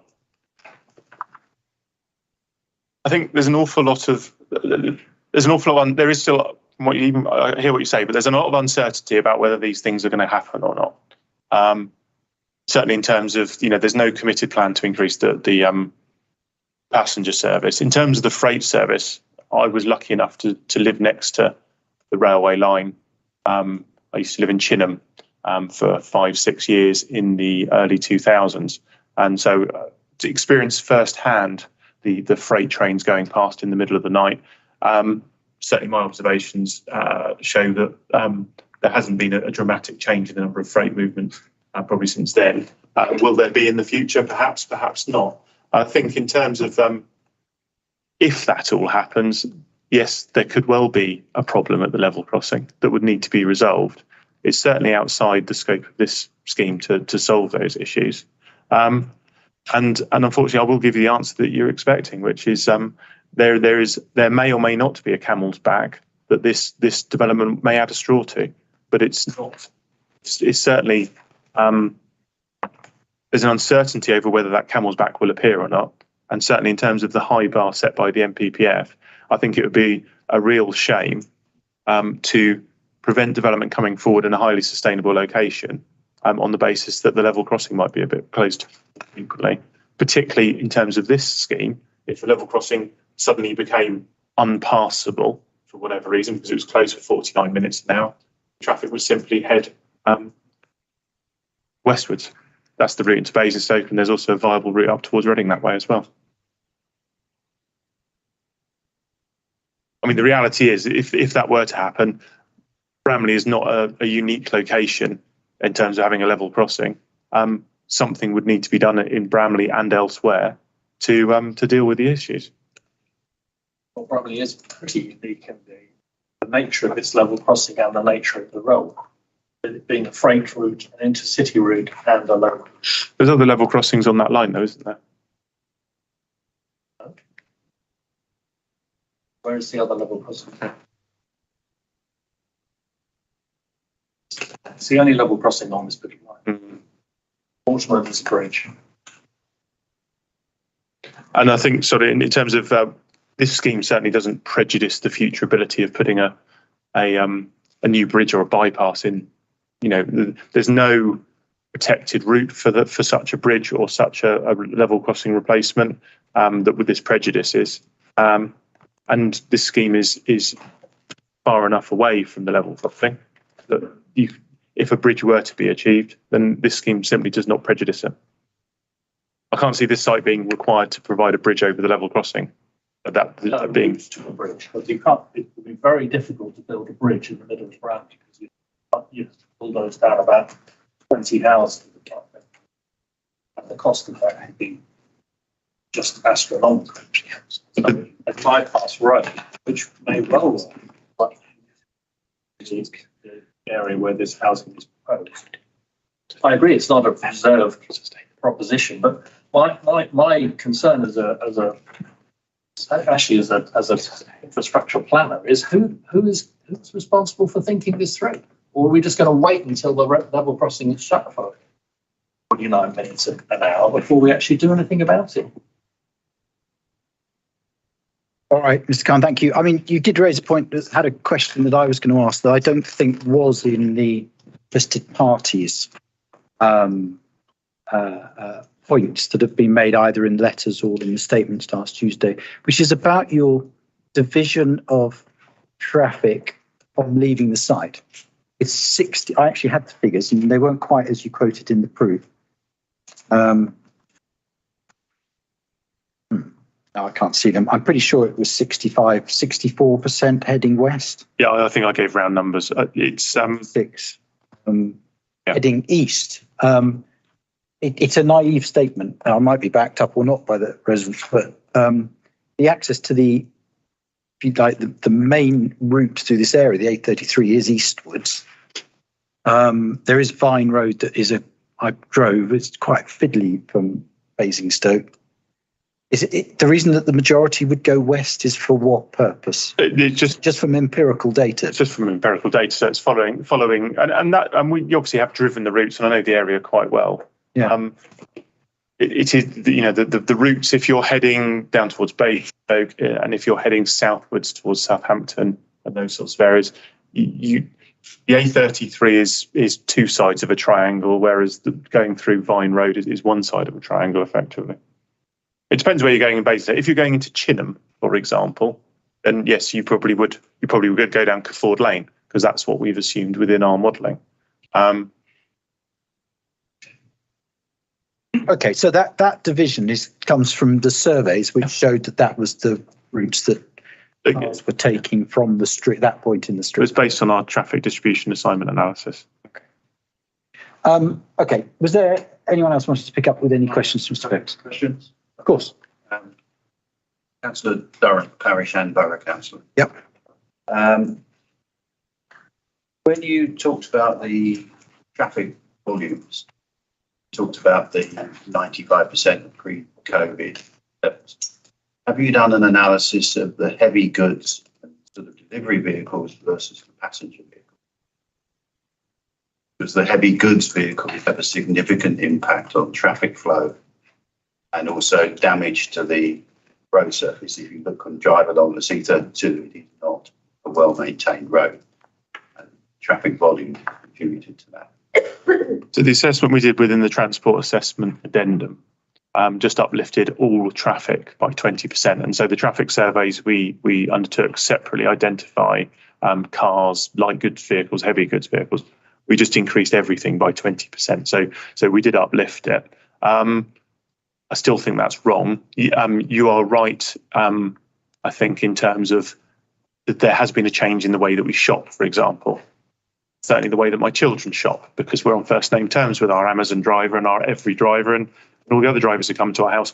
But in actual fact, they don't, that's not more vehicles on the road network, because the person who comes and does the Amazon delivery is already serving the village anyway and just makes an additional stop to serve our house, or in this case, would make an additional stop to serve the appeal scheme.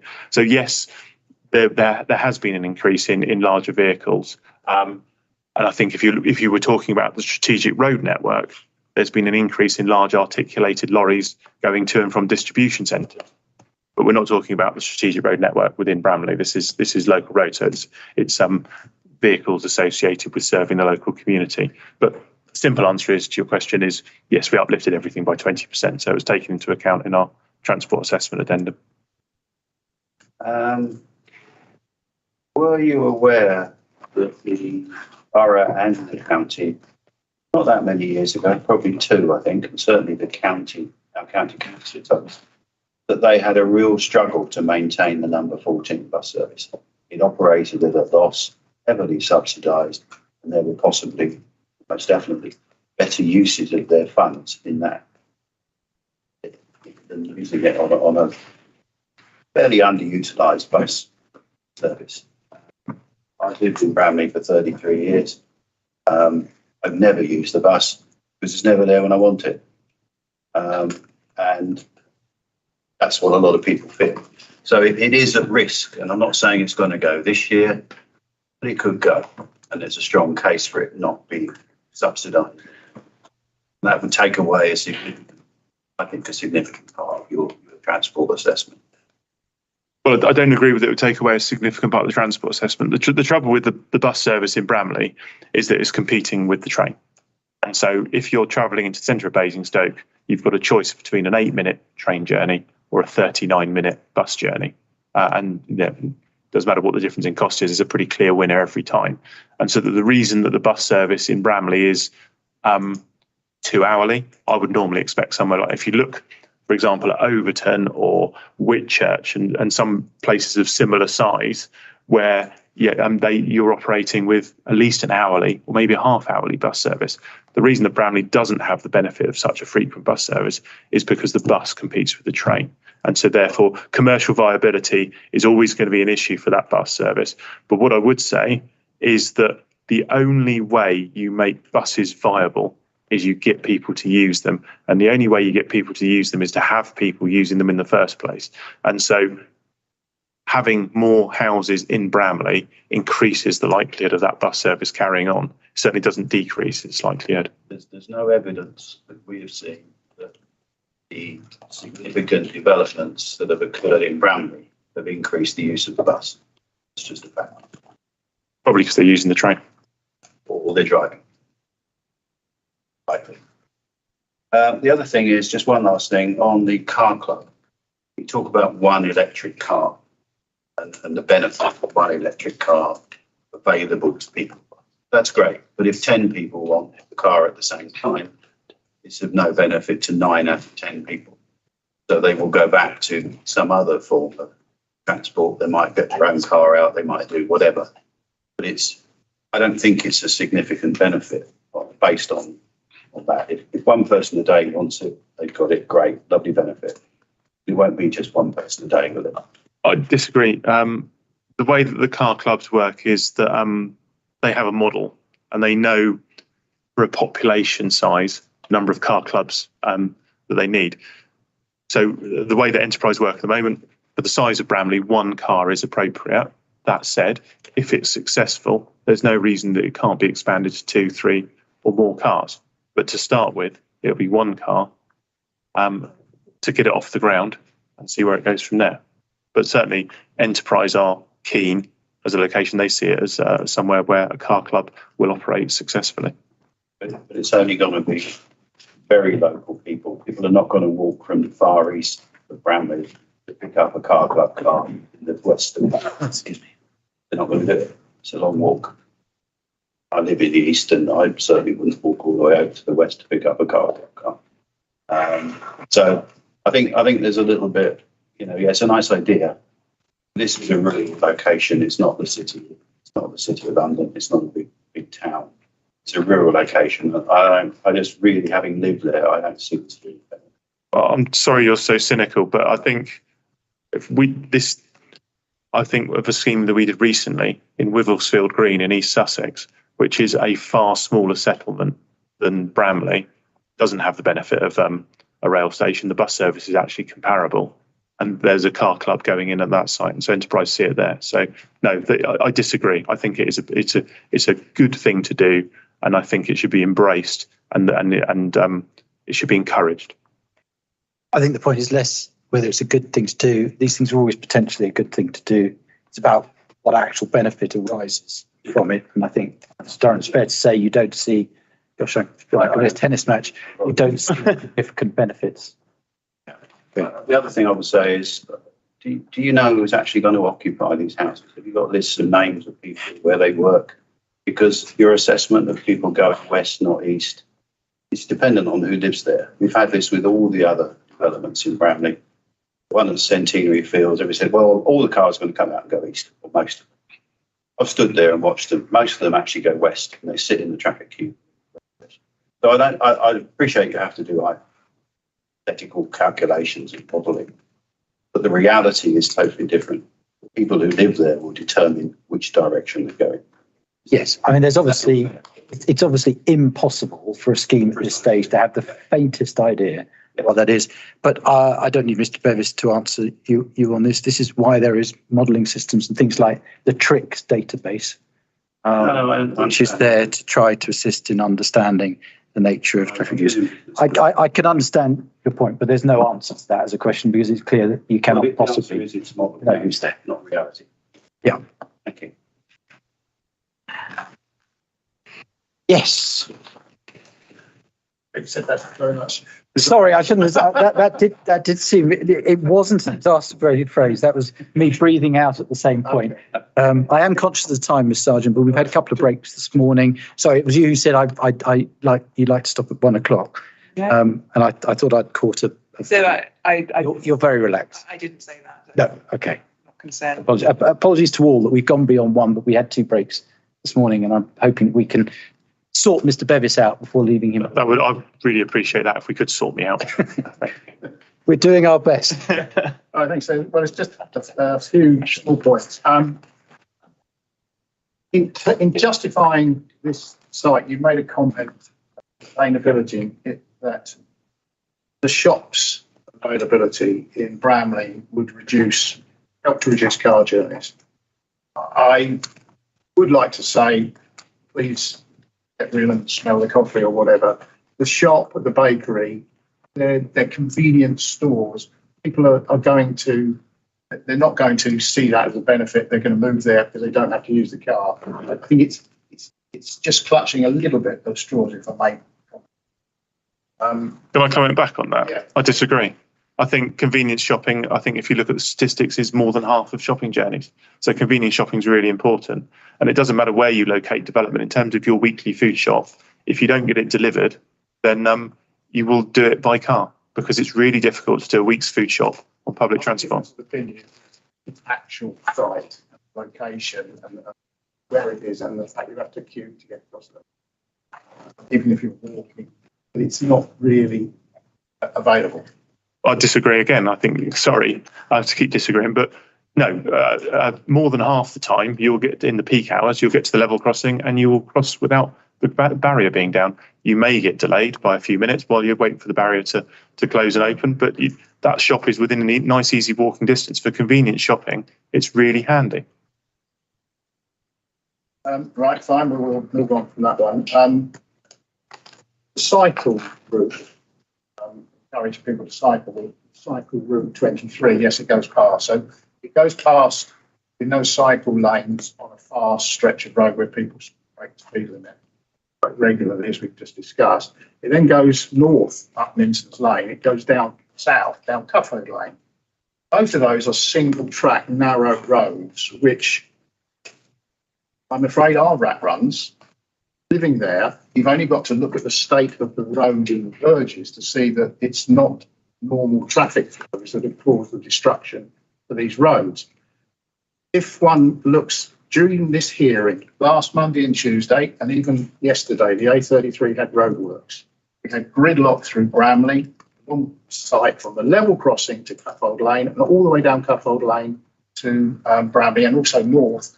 People were trying to avoid that lane. So maybe we were just unlucky, or sorry, you were lucky on the days that you surveyed it. But I'm afraid the anecdotal word is that on the ground there, and you could talk to anybody, you could pick the phone up randomly and phone someone in Bramley if you wanted to. They would tell you that same story. So I'm afraid there's more to it than I'm afraid surveys that we're being fed. And I'm not doubting your numbers, because you got them. And you would not be professional if you were to massage those numbers. So I accept them, but it doesn't seem to be the reality. Queue lengths is another. So just before we move on, in terms of the National Cycle Network route, Cycling UK are responsible. It used to be Sustrans, but Cycling UK are responsible for the National Cycle Network route. They don't designate roads and routes lightly or easily. There's a significant scrutiny and a rigorous process before the National Cycle Network routes are identified. And as a cyclist, no, they are routes that I would use to cycle. You've obviously been SAS trained, well say, because we've had people knocked off their bicycles in Cuffold Lane quite regularly. Well, and the other thing we did, we looked carefully. We obviously obtained accident data as part of the transport assessment, and that doesn't show any existing safety problem with cyclists in the local area. That's just the data. Fine, we'll move on. One little point I picked up, I made reference in my submission about car parking at the station. Yes. The reason I made that submission was reflection on the fact that the people who use the station park in the streets rather than it was anything to do with transport, particularly benefits. But I've had Mr. Purvis's point on that he thinks people, I think that's it, really. I think, sadly, we're not opinion. I've said my piece. The sustainability thing is in question. The traffic issue not going to be helped by additional houses. That's all I can say. Not going to get better. Thank you for that. Let me just have a quick look and pick up if I've got any other just questions from the stuff that I've read. You gave me a figure 11% from the census for, well, I noted it as use of the train, but is that actually public transport use? So could it be bus and no, train? it's train. It is purely train. If it's in the travel plan, just for your note, on table 5.1 on page 19, what that sets out is the baseline. So the census travel to work mode share. And so there it's 11% by train and it is 1.4% by bus. That's only travel to work. That doesn't include the journey bonuses. And then what that table also then it sets out the travel plan targets. But that's where it's best set out. That's helpful. Thank you very much. The new normal. Now, there's some interesting discussions around this, and I'm just interested on your expert view. There's been lots of debate about whether traffic will ever return to pre-pandemic levels, or indeed some of the questions from here about whether they may return, but they might look different. They might look like lots of Amazon drivers and not a lot of others. There's also some debate about whether the projected growth of traffic should be revisited post-pandemic because commuting patterns have changed. Lots of that discussion around. I got something of your answer on that. I think I understood that you said you think we've got back to the new normal. I think there's quite a lot of people who argue that we still haven't created like the new normal. In fact, particularly the working from home pattern hasn't resolved itself yet. What's your views on new normal? If you go back to the economic crash of 2008, it took traffic flows 15 years to return to pre-2008 conditions. So it's an evolving process. So we won't know for sure for some time. But I had this debate with Buckinghamshire Council recently about everything's going to return back to normal, and they were making this point on a Teams call from their own homes because they all work from home now. And so the irony wasn't lost to me. And in the end, I won the argument. No, I mean, we do hundreds of transport assessments and have continued to do them throughout COVID and beyond.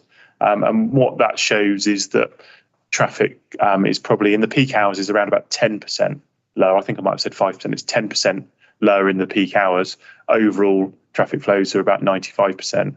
And that's for a variety of reasons.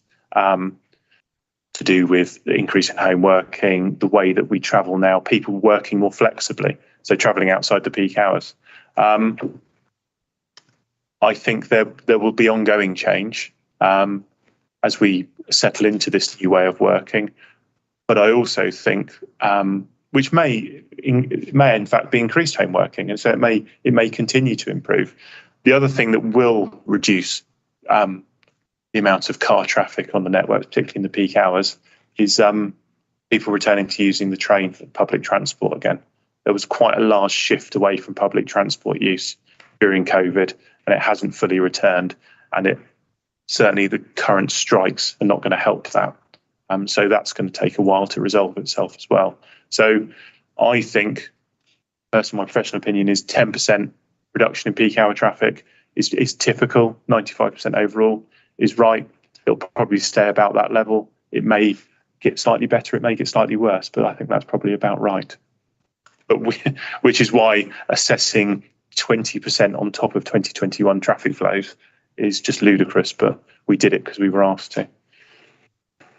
Thank you. I had quite a lot in the letters that were sent into the council and the letters that were sent in response to the appeal, quite a lot of concern about the speeds. I had quoted speeds of 70 miles an hour along the street and the implication that had in terms of having traffic turning in and out of the new access, and particularly concerns from the person who lived opposite, which was Mr. Hayes, about the safety overall of the junction. You've given me fairly comprehensive answers on your speed findings, and it's somewhat unusual actually that I find an acceptance of an increase beyond the speed limit in design terms. Really? Unfortunately, it's not unusual in my experience. Well, it's not unusual to find, but it's sometimes unusual to be argued or accepted. Oh. But that's fine. You've given me a comprehensive answer, fairly comprehensive answer on that. Is there anything you want to add just in terms of the safety as perceived by people who, for example, live opposite? I think Mr. Hayes' concerns was about him coming out of his own driveway. But there is a lot of concern about the speeds on the street.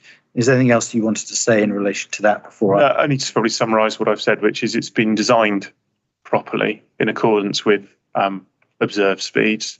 It's been through a thorough scrutiny process. And as I set out, quite a bit of detail. That's not the end of it. There's stage 2, stage 3 and stage 4 processes to go through in due course if the appeal is allowed. But no, I mean, from my point of view, the access will be perfectly safe. It's been designed properly. Okay, other points I had, I think, were picked up by the councillors, but is there anything else that any of you want to ask of Mr. Bevis? No, thank you very much for coming along. Mr. Grant, was there any sort of, we weren't formal evidence giving, was there any re-exam of sorts that you wanted to pick up? No, sir, I think responded.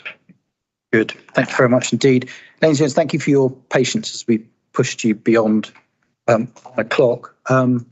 Any restrictions on time over this period? Any additional work needing to be done? I don't think so. Can I be a bit? Oh, actually, no. Let's just check. I think we've only got Mr. Dawes because I've committed to hold back Mr. Ross for tomorrow anyway. So we're not short on time. So let's be generous to ourselves and give ourselves the hour. And I'll see you all back here at 1:20 past. Mr. Bevis, you may stand down. Thank you very much. Thanks, sir.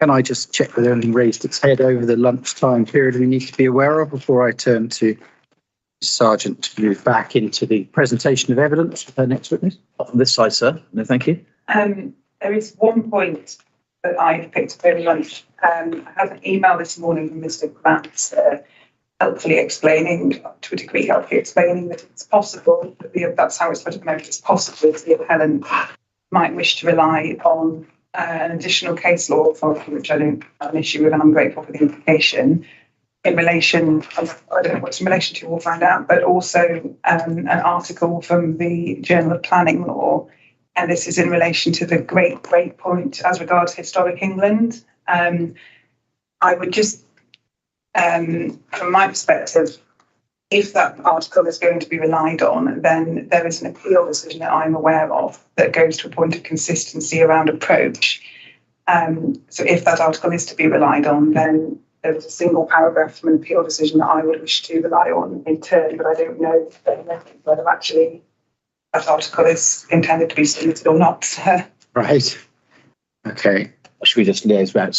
I think perhaps just have a chat about it and their relative merits, as long as we're not straying into areas where we need to recall Dr. No, that's why I wanted to. It's not Dr. Hickey or Ms. Stoughton. I just wanted to raise it now. I am confident it's a legal point ultimately. Yes. But I just wanted to mention it now before we do embark on the planning evidence to avoid conversations. I'm not going to go into whether there's a legal duty to give great weight or whether compelling reasons given, because it's a legal duty. So it's not a matter for planning. It's not a matter for your planning expert. It will, Exactly. as long as it's retained to submissions. Doesn't help you to cross-examine on the law. Good, thank you. We're very much on time, which is grand. We've lost our district councillors. I did have an email that said some information had been received from them around the drainage session. Yes, we've seen that, sir. We've got no problem with you having it because the drainage session hasn't happened yet. So Right. If it's come through by Helen Skinner, then we've got no problem with you. I'm not sure where it's come from.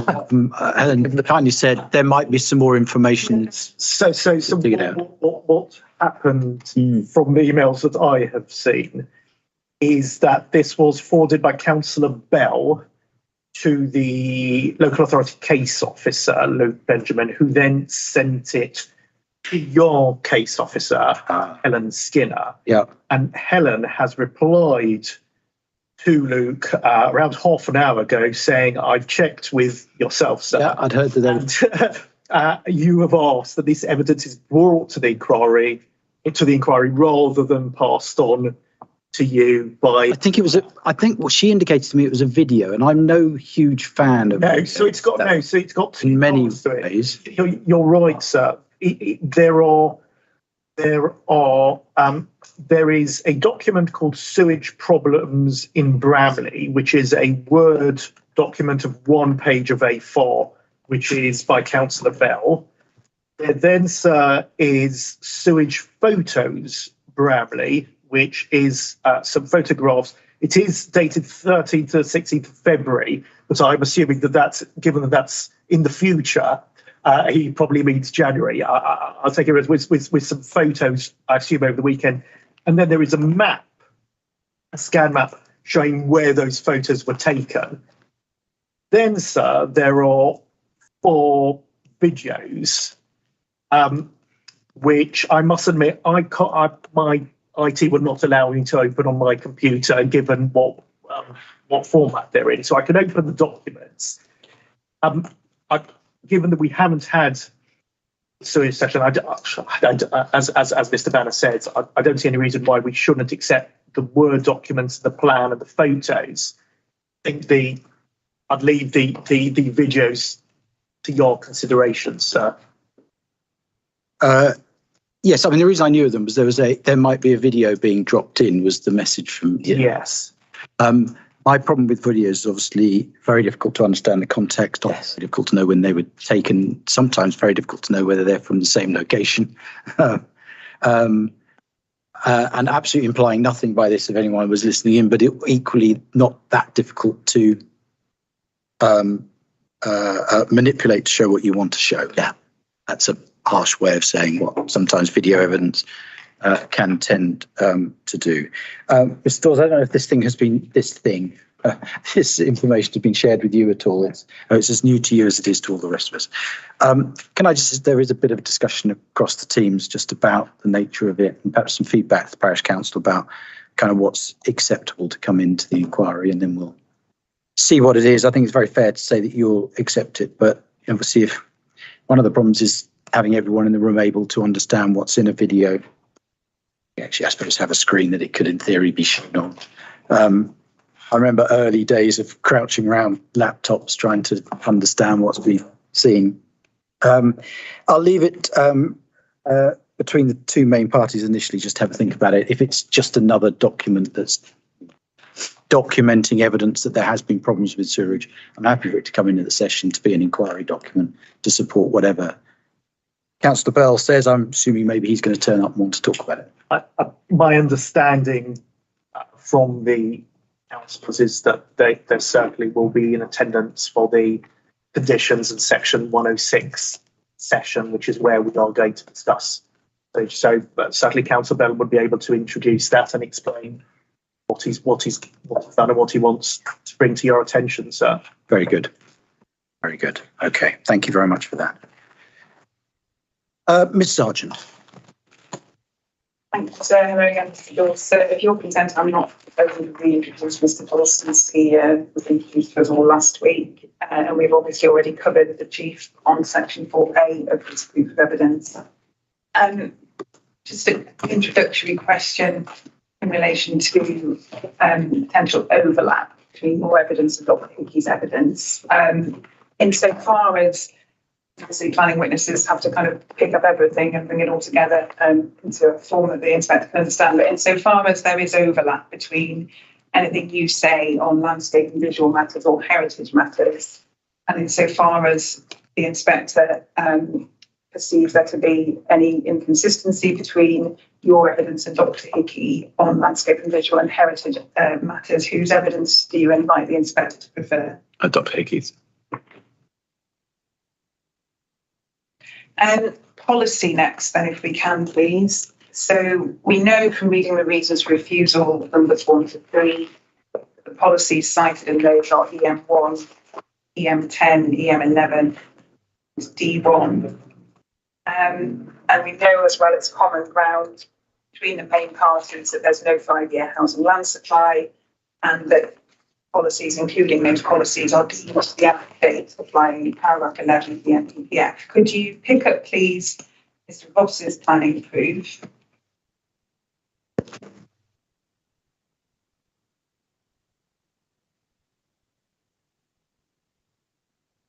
And go to paragraph 7.16 of 716 on page 27.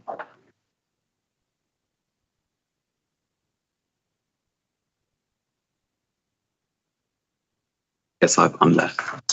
And you can see that Mr. Voss there, his position is that on the council's case, all of the policies he's just been referring to are therefore out of date, but should be afforded due weight. To what extent do you agree with Mr. Voss's view that where the policies are out of date, nevertheless, they should be afforded due weight? Yes, I think it's right to take the policies, certainly the ones used in the reasons for refusal, and provide them, afford them due weight. Yeah. And if we could look a couple of paragraphs lower down within Mr. Voss's proof, so paragraph 7.18, we can see he says, in particular, in relation to landscape, urban design and landscape policies, EM1, EM10 and EM11 of the local plan should be afforded full weight in accordance with the determination of the inspector in the Station Road appeal. Therefore, if the inspector agrees with the views of my colleagues that policies EM1, EM10 and EM11 are complied with, full weight can be afforded to the compliance with these policies. Conversely, if the inspector doesn't agree and considers that there is a breach of any policy, I do not make the case that reduced weight should be afforded to such a conflict. To what extent, if at all, is there agreement between you and Mr. Voss that in terms of the due weight to be given, we should be giving EM1, EM10, EM11 full weight. I'm in agreement that full weight should be given to those policies.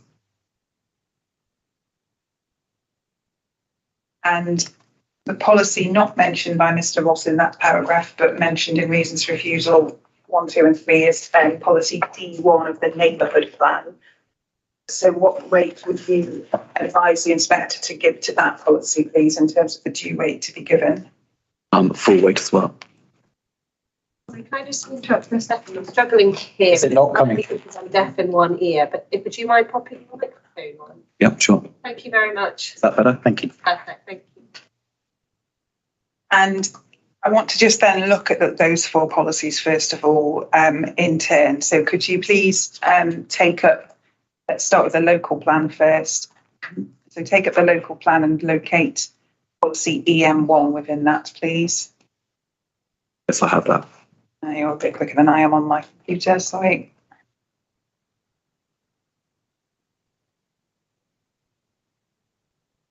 And could you just, in summary, because you dealt with it in your evidence, but can you summarise for the inspector, please, why it is that you say there's a breach of this policy?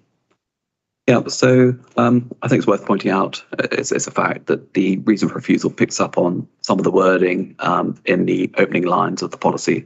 So it reflects the word sympathetic, not being sympathetic to the character of the area. And in my view, C of EM1 and D are breached. So the setting of the settlement, I've dealt with that before in evidence. I say it's got a very soft sort of setting to it, the settlement, with sort of important views out across the rural fields, and then D as well of that policy.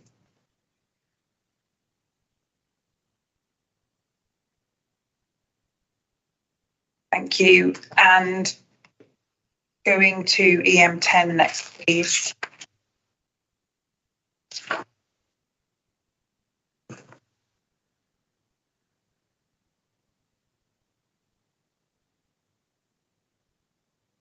Let me know when you're there. Yeah, I've got it.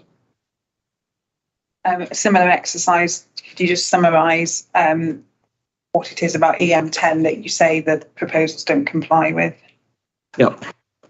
The main one is C, 2C. So you have to go on to the second part of the policy, but 2C, where it talks about density, scale, layout, and appearance.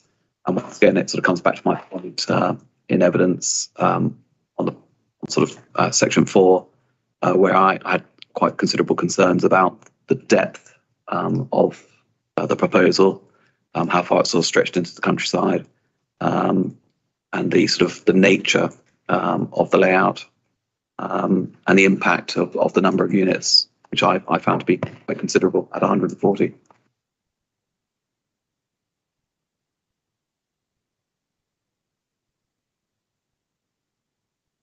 And we come then to policy EM11, which is entitled the historic environment. Again, can you summarise your position in relation to this policy, please, Mr. Dawes? Yes, this, in my view, breaches sort of A and C. C relates to the conservation area, whereas A refers to the significance of the heritage assets and their setting. Nothing more to add on that, really.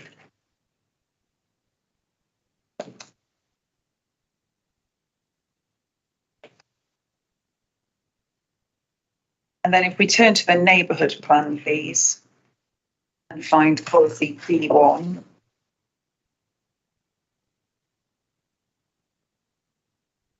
Yeah, I've got that. Same exercise with respect to this policy, please.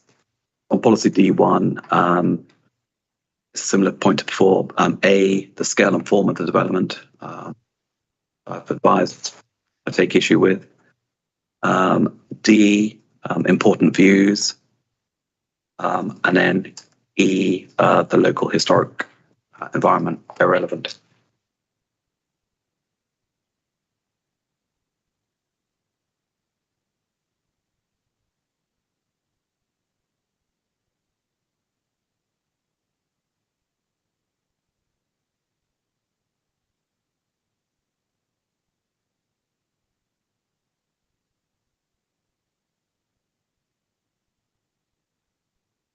And just summarise what was in your proof about other policies in the development plan. Can we go to your proof of evidence at paragraph 3.11, please?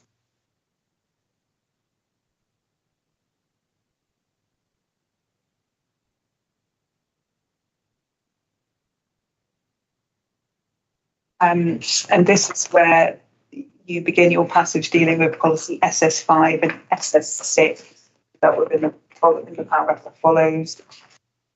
So can you just confirm for the inspector's benefit, please, what your position is in respect of policies SS5 and SS6 of the local plan?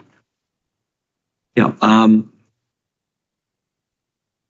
As opposed to the policies we've just been talking about, they have limited weight, SS5 and SS6. And as you can see in my paragraph 3.12, I just basically point out why the policy wasn't referred to specifically in the reason for refusal. So I just say that the council did not feel that it justified an independent reason for refusal because it accepts that housing will need to come forward on some land outside certain areas. And I think that is also referred to, because we make the point in the statement of case, that's also referred to in the appellant's planning proof as well.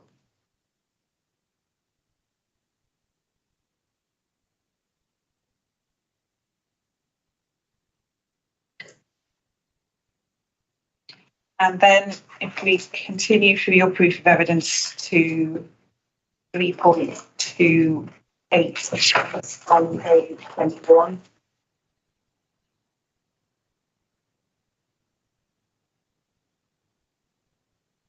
Yes, I've got that. I'll give you a moment just to remind yourself what you said there and over into 3.29. So we're dealing with policies H1 and H2 of the neighbourhood plan. But again, same exercise. Could you just summarise what your position is in relation to those two development plan policies? Yeah, policy H1 provides the requirement for any housing development outside settlement boundary areas, obviously specifically relating to Bramley. And then the paragraph basically says that, the juxtaposition is similar to paragraph 3.12, which addressed the policy SS6 of the local plan, which basically once again reiterates the point that the council accepts that a small number of sites outside existing settlement boundaries would need to come forward in order to make up 5-year housing land supply.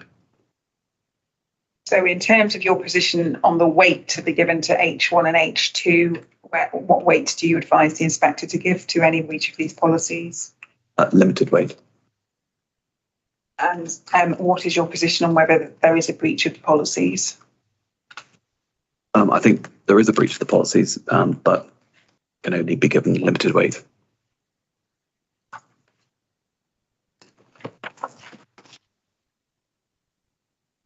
Good, thank you. Then turning to consider the NPPF, I noticed when I was going through things that there's a list of most important policies set out in the council statement of case that doesn't match actually the list agreed in the statement of common ground in terms of identifying which are the most important policies.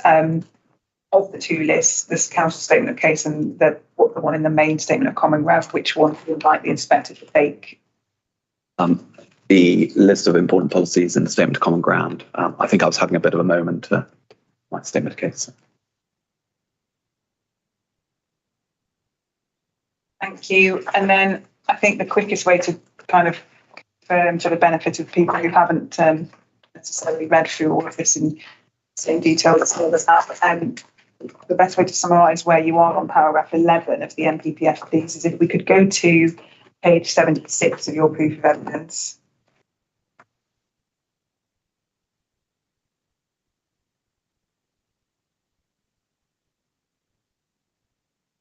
And if you could just read 4.129, 4.130, please.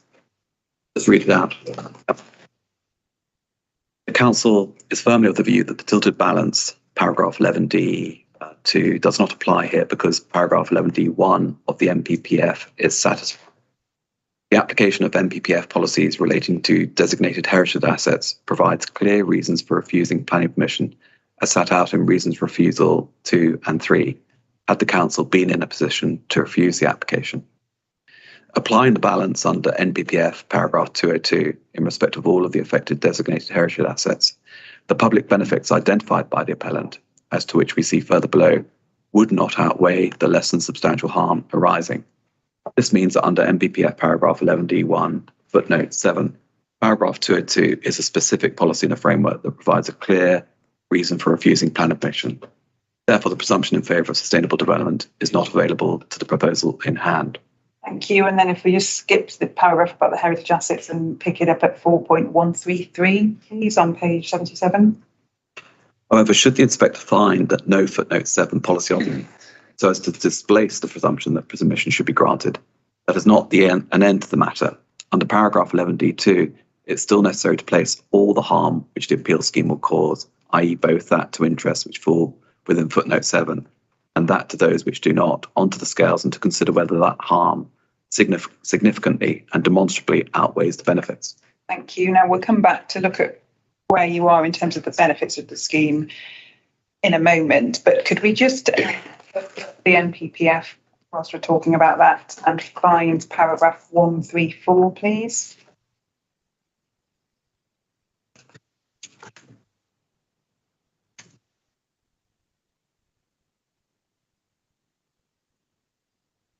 And we can see that this says, for the benefit of those listening in, development that is not well designed should be refused, especially where it fails to reflect local design policies and government guidance on design, taking into account any local design guidance and supplementary planning documents such as the guides and codes.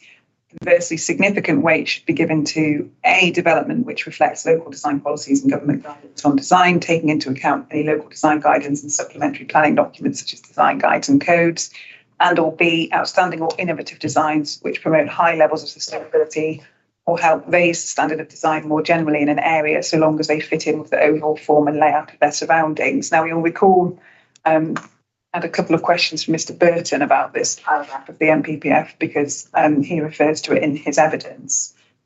To what extent, in your view, is it appropriate to seek to apply paragraph 134 to this application? Well, this is an outline application, so whilst I appreciate there's a parameters plan, strangely that there is a reasonable level of detail. Ultimately, it's an outline application, so fine. I'm not sure you can take the matter too far, really.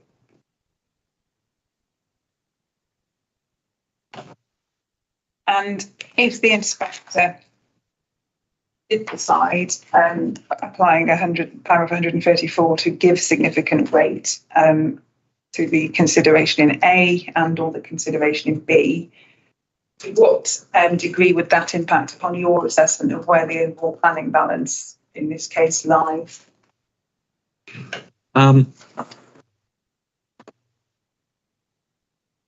There's an element in B that talks about how it fits in with the overall form and layout of the surroundings, and that sort of feeds into our case that ultimately the 140 units wouldn't fit in with the layout and surroundings.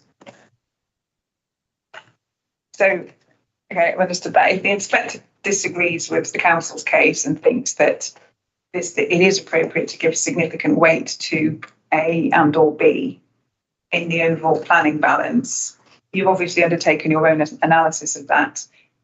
Assuming that the inspector, disagrees with the council and thinks, yes, I will give significant weight to A and or B here, how does that affect your assessment of the overall planning balance in terms of whether planning permission should be granted or refused? But it clearly helps the balance on the point. And in terms of the overall outcome? Difficult to say.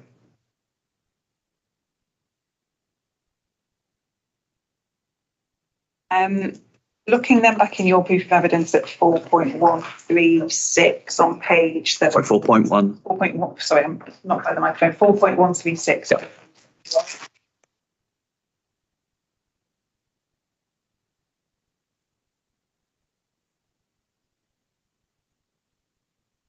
Can you just, this is the section where you set out the benefits that you identify and the weight that you give to those. So could you just summarise these 2 pages of your proof, please, for the benefit of those listening?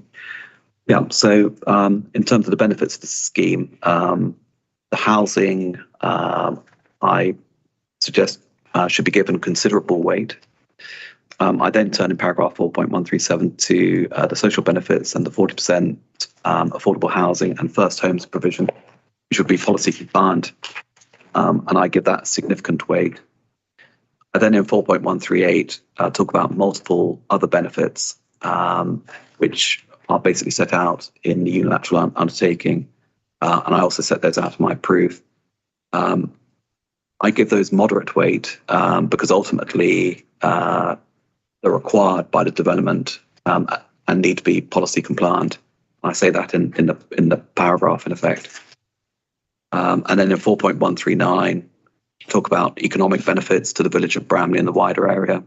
So there are direct economic benefits. So these could be construction and operational jobs, indirect benefits as well. And I give those significant weight.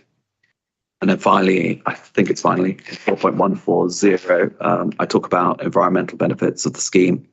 So I recognise the fact there's a significant amount of open space, the allotments, the skate park, the bowling green, and transport improvements aimed at sustainable forms of travel, and I give those moderate weight. Thank you. And then you deal with what you perceive to be the disbenefits of the application over the page at page 80, 81 and 82. So if you just, the benefit of those listening, run through what your position is on the adverse effects of the scheme, please. Yeah, so in 4.142, I talk about the open, undeveloped and rural appearance of the land and expanse of the land. And I basically say that the form and density and level of housing, so in other words, the number wouldn't reflect the transition between the edge of settlement as it exists in Bramley and the pattern, which I referred to in evidence before, and that the proposal would compromise the setting of the countryside, where rural development should only take place where it needs to be in that location, and I give that level of harm substantial weight. I then turn to matters of landscape, and I talk in 4.144 about the 140 units and harm to important views identified in the Bramley Neighbourhood Development Plan, and I refer to the footpaths as well around the site, and in particular I reference Brenda Parker Way and the view from that. And I combine that with the sort of introduction of an urban form of development, and I reach the conclusion that this harm should be given considerable weight. I then turn in 4.146 to the heritage matters. I make it very clear that that's obviously based on the evidence of Dr. Hickey. I refer to paragraph 202 of the NPPF being relevant. And then I talk about the level of harm, and I called that substantial weight should be attached to that given its importance. Just picking something up there, you'll recall in his evidence, Dr. Hickey acknowledged that he involved in 2 respects in his matrices. So he revised his assessment of the farms, the middle farm and the conservation area down from the middle level of less than substantial harm, which is where he put it in writing of his proof, to the low level of less than substantial harm in relation to those 2 assets. Having obviously heard what he said in that respect, how at all does that affect the conclusions that you reach in your evidence and that you've just summarised for us? Yeah, I make it clear that I very much go along with what Mr. Hickey said, and I've got those noted down myself, but it doesn't alter the weight that I give. Thank you. So that was page 81, and just to finish off. What is the Yes, so 82, I turned to the Bramley Conservation Area, and I just talked about the development of the site, which substantially changed the setting of the conservation area, and I give harm that would bring substantial weight as well. And we can see for ourselves what you say in the summary that follows in the rest of page 82, so I won't ask you to read that. Just one query in the light, especially of something that was what came out of this morning's session on housing land supply. I mean, first of all, you've undertaken your planning balance in your proof on the basis of whose position as to housing land supply, the councils or the appellants. Sorry, in producing your proof, whose position on housing land supply have you employed? The council's position. And if the inspector prefers the appellant's view that there's a housing land supply of 3.71 years, how, if at all, again, does that feed into the overall planning balance in your view?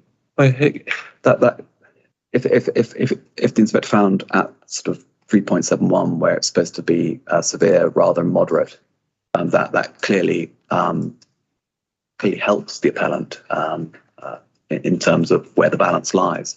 There's a narrowing, I suppose it would be a good way to put it. But clearly, if the inspector finds with us at 4.6 or close to 4.6 at a moderate level, then clearly the gap is still quite significant. So if the inspector concludes that there's a housing land supply 3.71 years, you referred to a narrowing. Is your recommendation to the inspector, if he thinks there's 3.71 years, does it remain a recommendation to dismiss the appeal, or does it become... No, it still remains, to dismiss the appeal, you still have heritage harm with 3 assets, admittedly at different levels. You still have the landscape harm. I'm still very concerned about the whole settlement point, the pushing out of the 140 units, the number of units, and also what I said this morning about the micro point with Bramley in terms of the number being proposed. That doesn't sit well with me.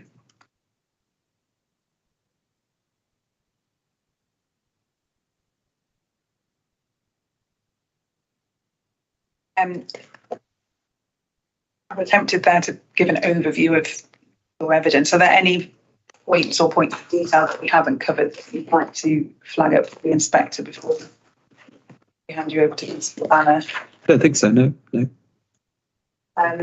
Thank you very much, Mr. Dawes. So I think that was well under my time estimate, but that is the end of the evidence in chief for Mr. Dawes. I think that's also because when I did my time estimate, hindsight, I hadn't found out his evidence last week. Understood. Thank you very much, Ms. Sargent. Mr. Banner, any cross? Yes, please. Thank you. Hello again. Dawes. Get this pen to work. Sorry, just give me one moment, sir, because I've got some black scribbles. I want to make sure I've got a pen in a different colour.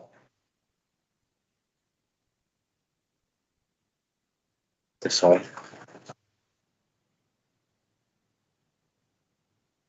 Thank you. I've been averted.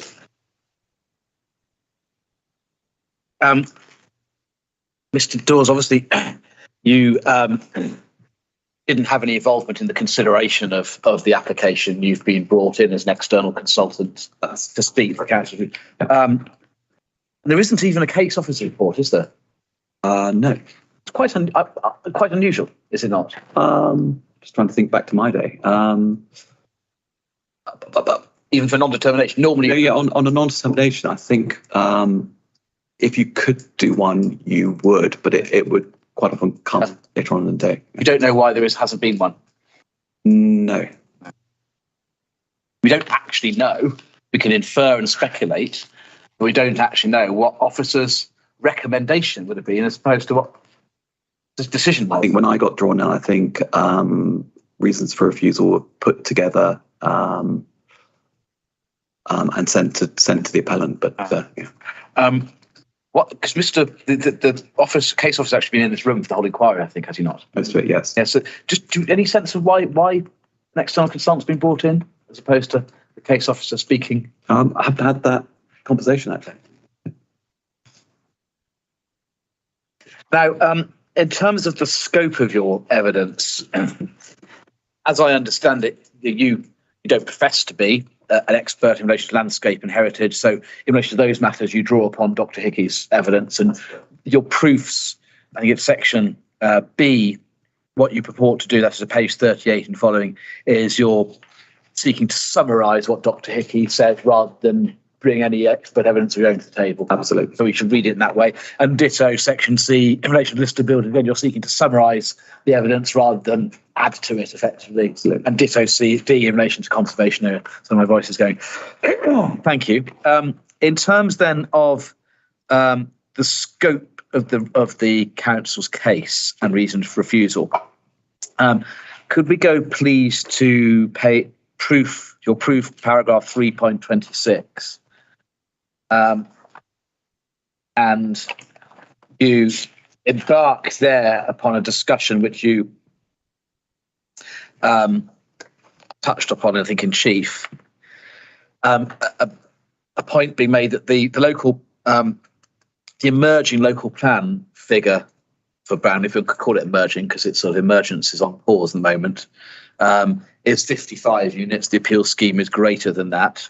And you make a few points later on in your proof at 4.6 about the level of services in Bramley, don't you? Mm-hmm. But it's no part of the reasons for refusal, is it, that there's a sort of settlement hierarchy point, or that Bramley cannot sustainably accommodate this level? No, absolutely. That's no part of the canon case.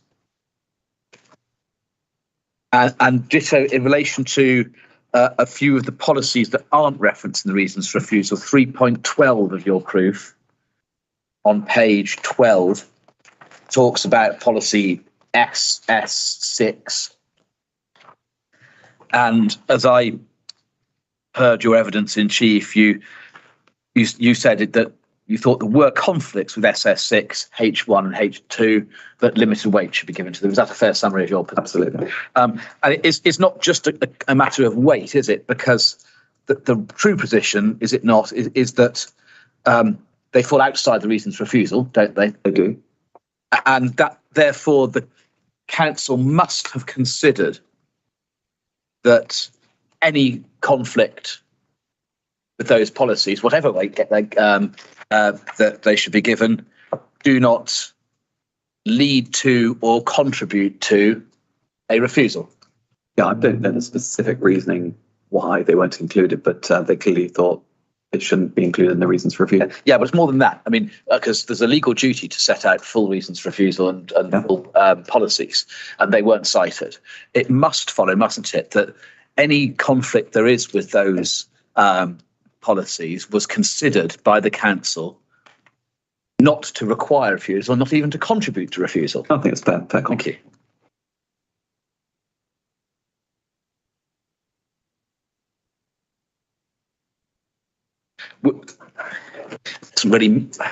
Probably doesn't really matter, but I'll ask you this question just in case it may prove to matter. The conflict with those policies you identify, if that was the only conflict, they wouldn't preclude finding a development plan accordance as a whole, would they? No. No, as in, you agree with me? Yeah, sorry. Thank you. Okay, I think that's all I need to ask on the scope of the reasons for refusal. A few questions on approach to planning policy. And these may not be controversial questions. They may be. We'll find out. Could we get up core document 3.1, which is the local plan, and policy EM1, which is, of course, referred to in the reasons for refusal. And if you know, let me know when you have that.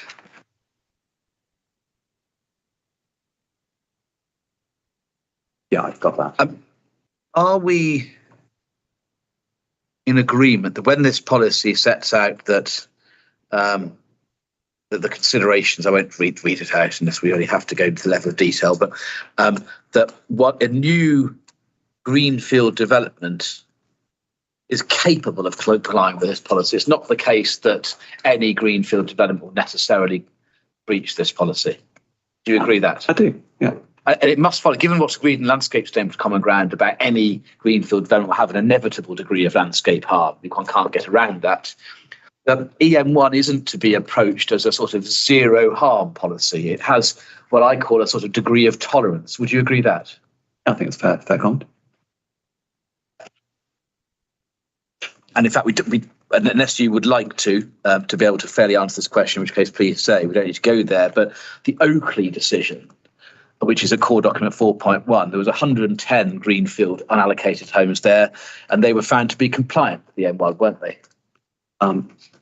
I'll have to take your word for that. Yeah, they were. If you feel like you need, no. a sergeant could take you back, but I'd take my word for they were. Yeah. And EM10, and that's indicative, isn't it? That quite a large unallocated, if that's right, and let's say it is, but quite a large unallocated greenfield development, and the inevitable impacts that causes are capable, in principle, of post mitigation, at least complying with EM1 and EM10. Yes. Thank you. So therefore, in terms of considering whether a unallocated greenfield development complies from a landscape, etc. perspective with the EM1 and EM10, if we're going to be alleging conflict, we need to be looking at something beyond the inevitable consequence of greenfield development, don't we? Something beyond that. Yeah.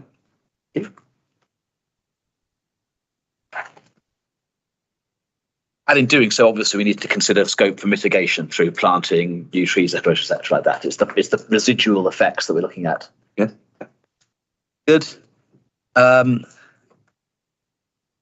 ask you a high-level question if we need to go into detail. Ditto policy D1 of neighbourhood plans, same approach.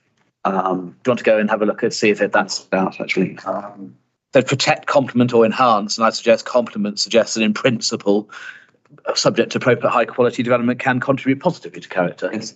So essentially the same approach, not zero harm. Thank you. Good. And if there is a conflict with the development plan policies on landscape or character grounds, set aside heritage because there's obviously different considerations in play to heritage because of legal duties in 202. But if there is a conflict on landscape and or character grounds, would you agree that firstly, when we're looking at weight, we're really not looking at weight of the policy in abstract. We're looking at, well, the inspector should be looking at the weight to be given to the conflict. That's the real question, is it not? Yes.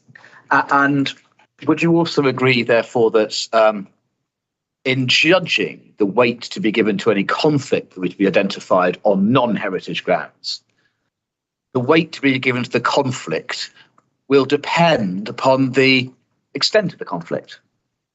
Yes, I think it's fair to say, yeah. So, I mean, essentially, the greater the landscape harm, if there's a conflict, if the harm goes beyond the sphere of tolerance into conflict with the policy, it goes beyond the area of the degree of tolerance, the greater the excess harm beyond that degree of tolerance, the greater the weight of the conflict. Yeah. And vice versa. Yeah, fair enough. Thank you. That's good. All right, heritage policy next. Just want to clear up one point. Again, I don't think there's controversy between us, but that may still worth asking a question because it'll help the inspector if we can narrow the issues. Policy EM11, heritage policy, page 126. It doesn't expressly have the 202 public benefits test overtly, but the approach of the Oakley inspector, and I understand the approach of the council, is if the paragraph 202 test is met, then one should interpret EM11 consistently with the framework and work on the basis that EM11 either is met or that any conflict doesn't lead to non-accordance to the plan as a whole. I think that's the correct way that we... Thank you. So 202 and the local plan are to be treated as having the same outcome, effectively. Thank you. I agree. And ditto again, the neighbourhood plan. Yes. No conflict. Thank you. Can we agree that the aims and objectives of the neighbourhood plan are not the same thing as the policies? The policies are the way in which, can be seen as the way in which the neighbourhood plan gives effect to the aims and objectives. But for section 38.6, purposes. They can be So the policy. they can be different. Yeah. And so in terms of considering whether there's accordance with the development plan, one looks at the policies. Correct. Yeah. That's low. You're racing through. NPP, last policy question, and then it's into weightings. So the last policy question is about the framework, and just picking up on your discussion with Ms. Sargent about NPPF 134. So give you a moment to get that up. We can put the local plan away if that helps, if you've got it, or you may not want to, but if you wish to. I catch my breath. You can sprinting through. If you let me know when you got 134. So just got it up. Yeah. Firstly, it's in principle 134 is applicable to all planning applications, decisions, as the framework calls them, because it could be. It's applicable to all decisions, and it's not said it only applies to outline or it only applies to full or reserve matters. It's applicable everywhere. Yeah. If an outline planning application would ensure that a development which falls within either A or B, I won't read them out, but either A or B, is capable of coming forward at the reserve matter stage. Yeah. If that is the case, then at the outline stage, it is permissible to accord significant weight to that feature, isn't it? Yes. Thank you. And that is what, would you agree, we can agree that the inspector ought to do here if the inspector is satisfied that this outline application would mean, if granted, that at the reserve matters stage, the development would be capable of falling with either A or B. Thank you.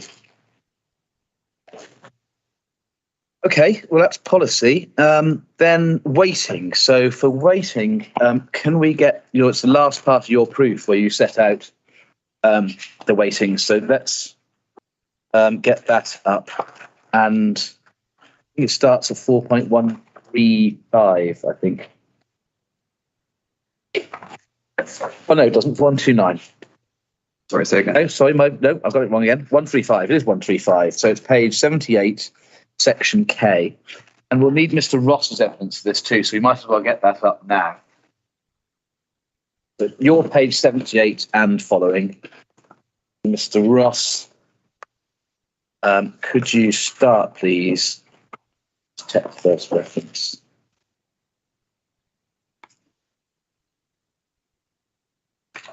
Chapter 8.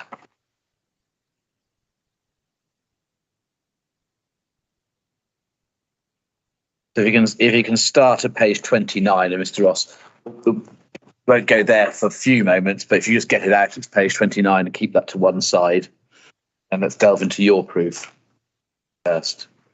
Now, the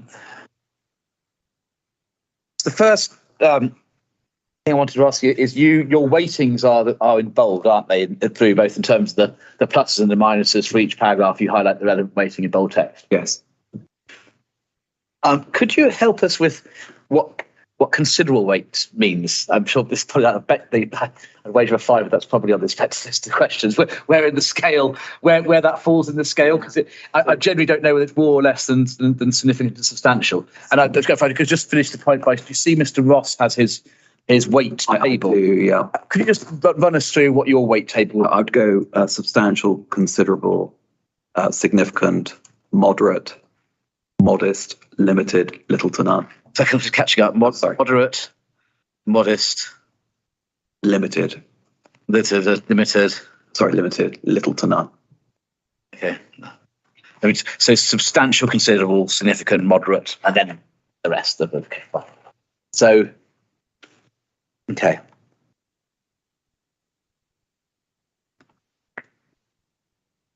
You're absolutely right. It was on my list. Let me just check. You're saying considerable is greater than significant. Yes. Your scale. Okay. Okay.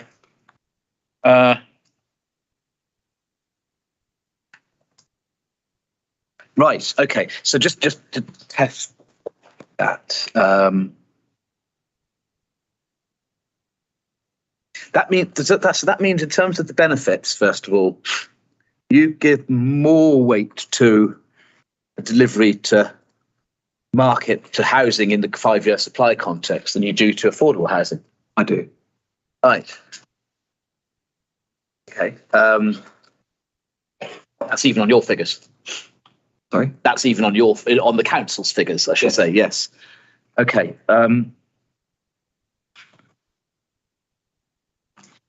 Right. Okay. Well, I'll deal with market housing first, and I'll come on to affordable housing. A few points in relation to market housing. Can we take up, keeping those two documents, Mr. Ross and yours, so we're going to go back and can we take up the Oakley decision? That's core document 4.1. Go to paragraph 10. 4.1. That's I think Station Road. Yeah. Yes, it is. Yes. And could we go to paragraph 10? Sorry, it's taking time to load. No, take your time. We're well ahead of schedule.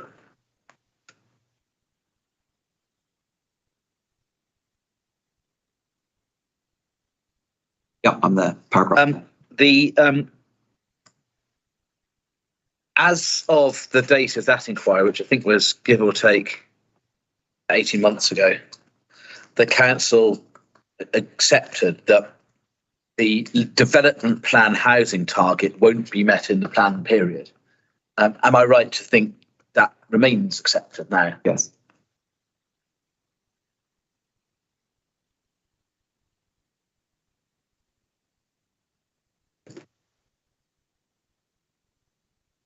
And then the Oakley decision noted that the council was claiming a 4.83 supply. Reference for it. If you want a reference for it, it's paragraph 91 of the Oakley decision. And the inspector also notes that the deficit was first identified in 2019. Yes. Yes. So, factually, therefore, it means that we're in a situation of a 5-year deficit for approaching 4 years, and one where in the most recent year, on the local authority's own case, the direction of travel is down. Actually, those two things are correct, aren't they? Yes. Yes. 4.83 down to 4.6. Yes. And you're not in a position to say when the council will recover a 5-year supply. No timely basis to tell. Could we then take up CD 4.4 on this issue? CD 4.4, which is Yatton, Factory Farm, Yatton. I'm so sorry, Mr. Bannon, what was that? Core 4.4. Thank you.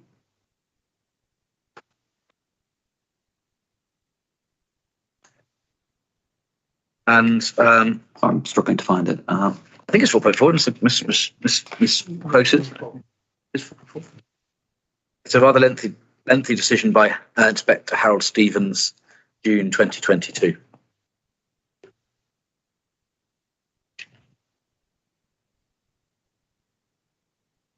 Right, sorry, I've got it now. And could you go, please, to paragraph 145, which you'll find on page 31. Yeah,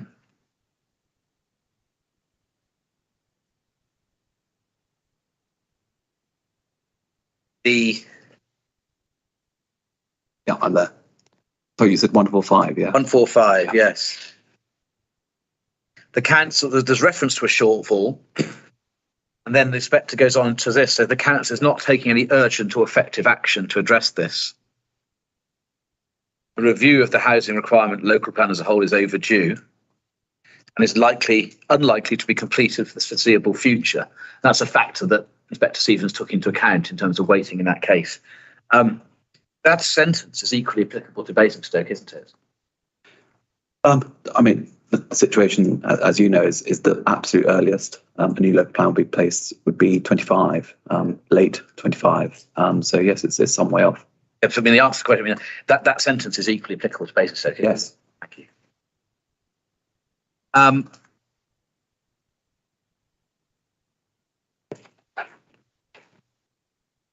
Affordable house, put Yatton to one side. Yep. Affordable housing is discussed in the statement of common ground, which is the main one. I think that's 6.2. Page 11. In the table.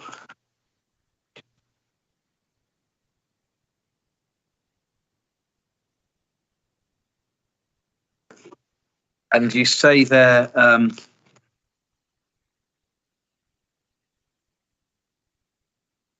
council doesn't consider the shortfall in affordable housing as significant, albeit you accept a clear need. You see the words, doesn't consider the shortfall as significant, and has approached the planning balance in this case on that basis. Let me be clear, is that point, the fact the council doesn't think the shortfall is significant, why, unusually, if I may say so, in this case, the council gives less weight to affordable housing than market housing? Is that what's informed the judgment? I think it was, yes.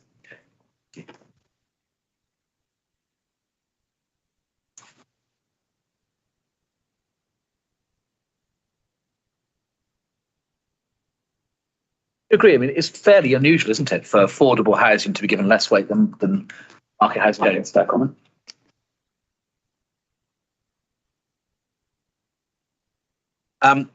Now, the main statement of common ground a little bit earlier in 5.1 sets out sort of headline figures which appear to be agreed. Well, they don't appear, they are agreed, as the statement of common ground says. Page 9, there's 4,466 households on the register. Yes? Yes. And I don't believe there's any challenge to Mr. Ross's evidence that that's gone up by about 1,500 in the last 5 or so years. No, I accept and 102 of those on the register have a verified local connection to Bramley. That verified, it's not just somebody saying, I'd like to live in Bramley, please. It's someone who has an objective, good reason to. Oh, fair comment. Yeah.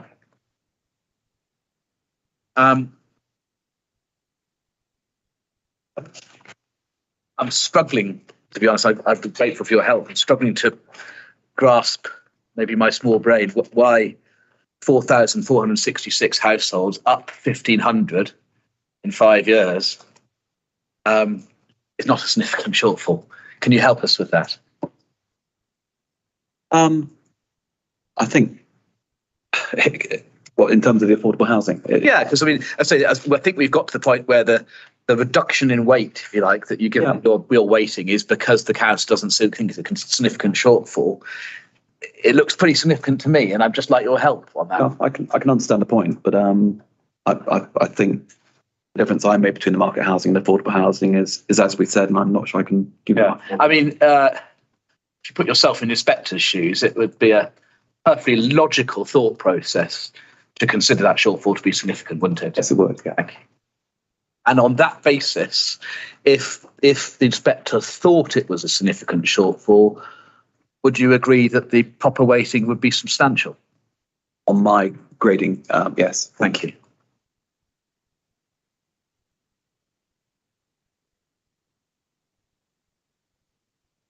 Been standing back and sort of reflecting on where with this part of our discussion got to, and I suggest to you really to invite you to reflect and consider whether actually substantial is the right weighting for affordable housing on reflection in light of where we got to.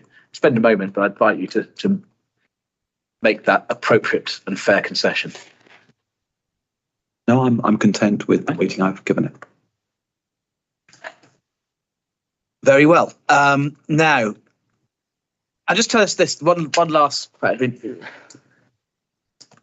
it's a feature of the planning process that from those whose needs are unmet, don't necessarily get the opportunity to turn up to an inquiry because they're busy trying to make ends meet. But if somebody did turn up, one of those 4,400 odd people on the register, perhaps one of the 102 that have a link with Bramley, how would you explain to them that their unmet needs are not significant?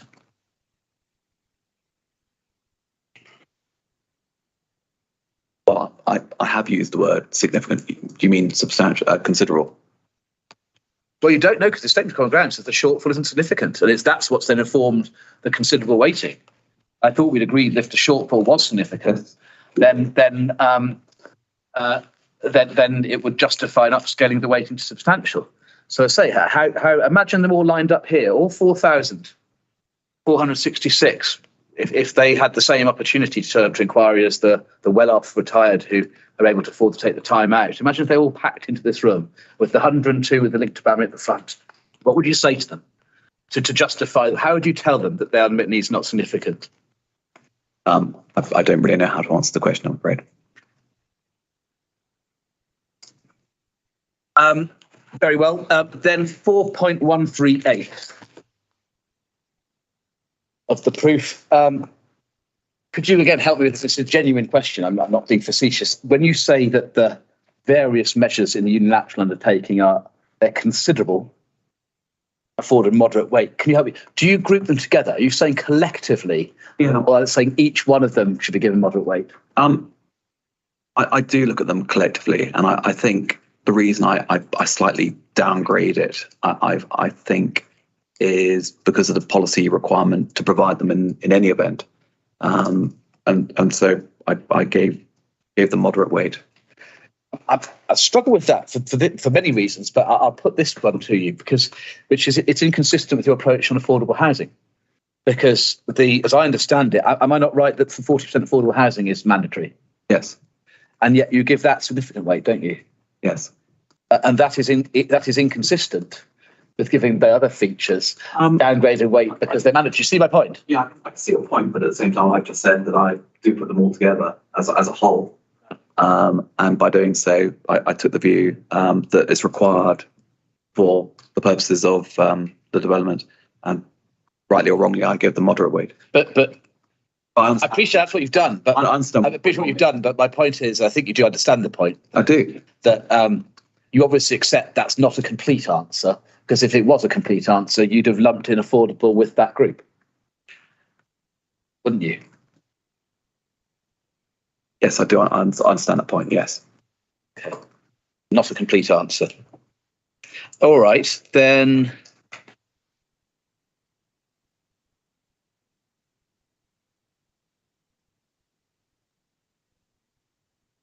And I mean, just be clear. I mean, I just less it said I'm not putting. I mean, just because something's a requirement of the policy doesn't mean it gets reduced weight. That's correct. Yeah. Because it may be a requirement of policy precisely because it's beneficial. Yes, I understand. Thank you. Similar question in relation to 4.140.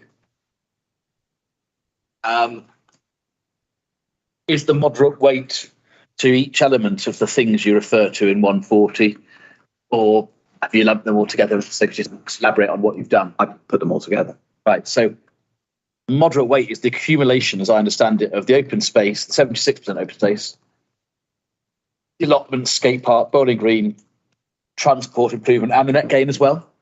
Yes. So just to compare, just so we can like visualise how that works, take up Mr. Ross's evidence and go to page 35. As I understand it,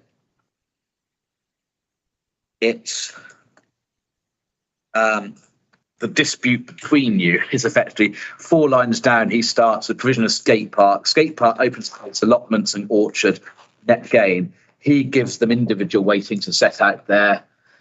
You lump them all together and give them an overall moderate. Correct. Thank you. Now, first point in that respect is in the open space goes beyond requirement, doesn't it? It does. Yeah. Quite considerably. I think about 900%. I think was the evidence of Mr. Smith, wasn't it? Getting on I can't remember the percentage figure, but considerably. Considerably beyond. Right. And let's deal with net gain. That also, I think that's set out, the facts are set out, I believe, at Mr. Ross's page 32. Let's see if we can agree the facts that 8.40, this may well be in the statement of common ground, I can't remember now, but those numbers are 92% for habitats and 71.7% in relation to hedgerows, yes? Yes. There isn't currently even a policy or legal requirement for 10%, isn't it? Because the Environment Act is due to come into force, I think it's November, isn't it? Yes. So mere compliance would be a sort of photo finish improvement effect. That's what the general received wisdom on what the MPPF requires, isn't it? Yeah. So again, both in relation not just to open space, but also in relation to biodiversity, there is very significant excess of requirement, isn't there? There is. In the public interest. Yes. Then in relation to the skate park, let's just take them into, actually, you do with allotments first. So let's do it in the order you do in your proof. Mr. Ross sets out some facts. I want to see if the facts are agreed. 8.36. Right, let's start 8.35. Firstly, he refers to food security, which the importance of which has increased since Russia's invasion of Ukraine. The food issues related to that, yes, well known, often discussed in the news. Nothing incorrect in 8.35, is there? And with anything incorrect in 8.2 pointed out, ditto 8.36. That's all correct, isn't it? That community orchards and allotments are consistent with the green strategy and identified by the green strategy as being a positive. Yes, I don't have any issues with that. And a positive in multiple respects. The exercise, social interaction and local food production, yes? Yes. And in relation to Bramley specifically, it's not just a general point. The point is that there are new allotments being already coming forward. They're already sold out. In fact, there's already a waiting list for the new ones. Often is, yes. Yes. So there's a strong demand, already oversubscribed for allotments in this part of the world. Yep, and they're referred to, I think, in the neighbourhood plan. So indeed, Basin States more than 10 years. So all those facts are agreed, and they're all relevant to wait, aren't they? Yes. And then in relation to the next one on your list was the skate park. And Mr. Ross deals with that on page 31.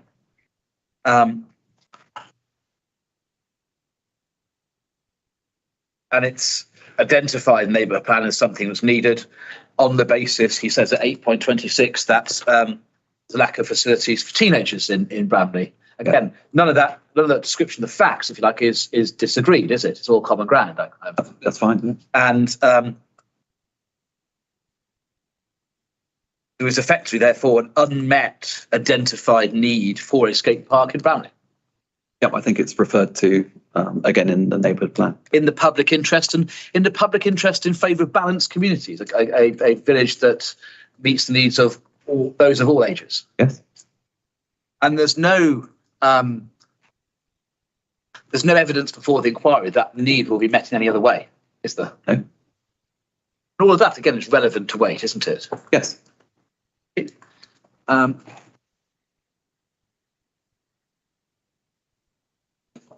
Last point, the community building. I think that probably actually falls in your 4.138. But while we're there, again, Mr. Ross sets out 8.17 and 8.18. One point that was discussed today by local residents was level crossing, and Mr. Ross notes that insofar as there's not making any concessions any merit, but insofar as there's a point they make about level crossing having a sort of barrier effect, what the community's building would do would be to provide the facility described there on this side of level crossing and help local residents in that respect. Yeah. Thank you. And that's all fair. Fair comment. That's a fair comment.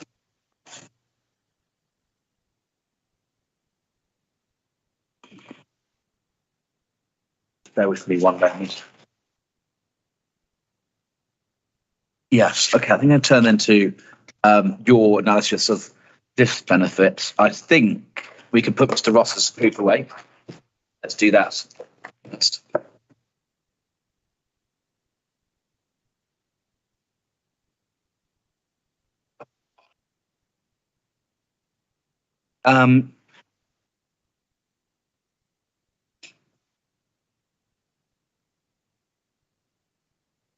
Let's deal again with the non-heritage issues first, then heritage separately, because there are different tests in play. At 4142, am I right in understanding that summarises your Part A evidence, your evidence on settlement pattern, the linear stuff we talked about last week? Yes. And as I understand it,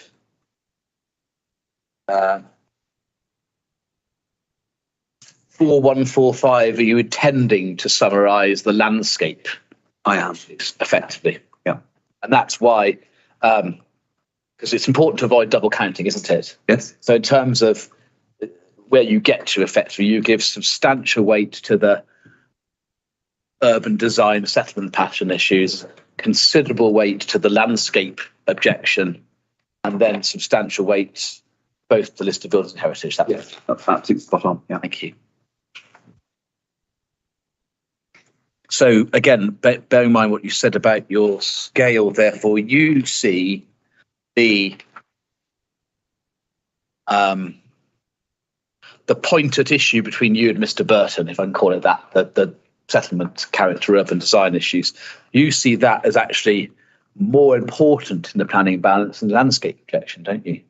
I do. I guess I said it before, but I was very struck by the settlement point when out on site. But yes, I do. Thank you.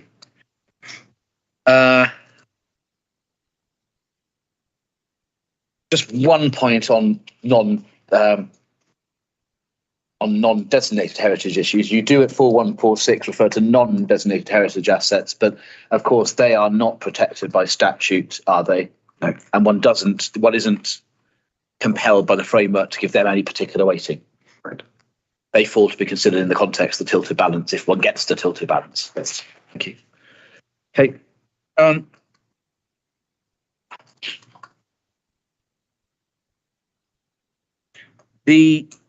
Again, assuming for the time being we get through to the tilted balance post 202, in that tilted balance, do you agree with me that it's relevant in considering the pluses and the minuses to bear in mind that the unmet has and needs, they've got to be met somewhere, haven't they? Yes. You accept that and the council accepts that. Yes. It wants to strive to have a 5-year supply. Yes. And it's obvious, and I believe common ground, that that's not going to happen without some compromises being made. It's not going to happen without there being some harm somewhere, is it? That's correct. Because this is a borough with constraints, with landscape constraints, with heritage constraints. There's lots of constraints in lots of different places. Yes. Yeah, I think the point that's been made before is this point about a countryside site such as this. So I think it's been mentioned before about has a comparison study been made with other sites. Are the sites that are preferable to this one? So the constraints on this one, I guess, are the settlement boundary point, the heritage assets, the three of those, obviously the conservation area, the footpaths, the micro point about Bramley. When you put that all together, I understand. I don't know, probably restate your case, but that's not really going to the question. But I mean, it's not all that uncommon in this district, and the smattering of appeal decisions we have, for candidate development sites to come up to be on edges of settlement, to be on green fields, and for there to be heritage issues in play. I'll use that language neutrally. None of that is particularly uncommon in this district, is it? I'm not sure about the heritage in play. I think it's quite a loose term. But it's a district which has a lot of heritage assets. But I fully accept that countryside. But it's not just that. This is a district that has a lot of heritage assets, a lot of different places. Yes. And I mean, and it's not for the appellant to do some kind of sequential site search. That's not something that's a requirement of policy or law, is it? It's not a requirement of policy or law, but it does concern me that this site has a lot of aspects in play: the heritage, the conservation area, the footpaths, the edge settlement point. It has a lot of elements in play. Yes. And my point is, which I think you agree, as I say, that there are going to be harms wherever, if whether it's 4.5 or 3.7. Obviously, the lower it is, the more sites are going to have to be found. But if the council takes a sort of counsel of perfection, it ain't going to get a 5-year supply, is it? No. Thank you. Okay, now, just bear with me a moment. Yes, and on that point, can we then take up Mr. Ross? I lied when I said you have to put Mr. Ross to one side because we have appendices. I do apologise. And he has one in his appendices. Don't think I've got a hard copy of his appendices, so I'm going to have to go electronically, in which case I'll need a caller to tell me the page number. It's the officer report. Have you got the references? It's the officer's report for St James's Park. It's Appendix E. Sorry, no. Find it on. Oh, called. I haven't got the reference. I'm so sorry. It basically is a core document. It's just Mr. Ross's appendices. Listed under just as the proof, isn't it? Yeah. See if I find it. St James's Park is the. I've got appellant's proof, planning proof of evidence, appendices. Yes, at the beginning, is it? 59, beginning of the. So. Yeah, so 59, page 59 of the PDF is Appendix C. St James Park, and that's the Persimmon scheme. 59. Yeah, that's the Persimmon scheme located reasonably at the appeal site, isn't it? Whether the fact it's called St James's Park has anything to do with Persimmon being based in Newcastle, I do not know. Yeah, I've got the report. When we go, it was recommended for approval, wasn't it? I'm not sure whether it was actually granted by. It was granted by the committee, but the grant was in accordance with the office recommendation, wasn't it? Yes, it was about 9 years ago, I think. And I think we can take it, can't, with no indication that otherwise that the full rationale for the grant of permission was set out within the report, because members effectively went with the recommendation. That seems fair to conclude, doesn't it? So when we go then within that report to page 94, just scan up, which it might take a moment or two to get.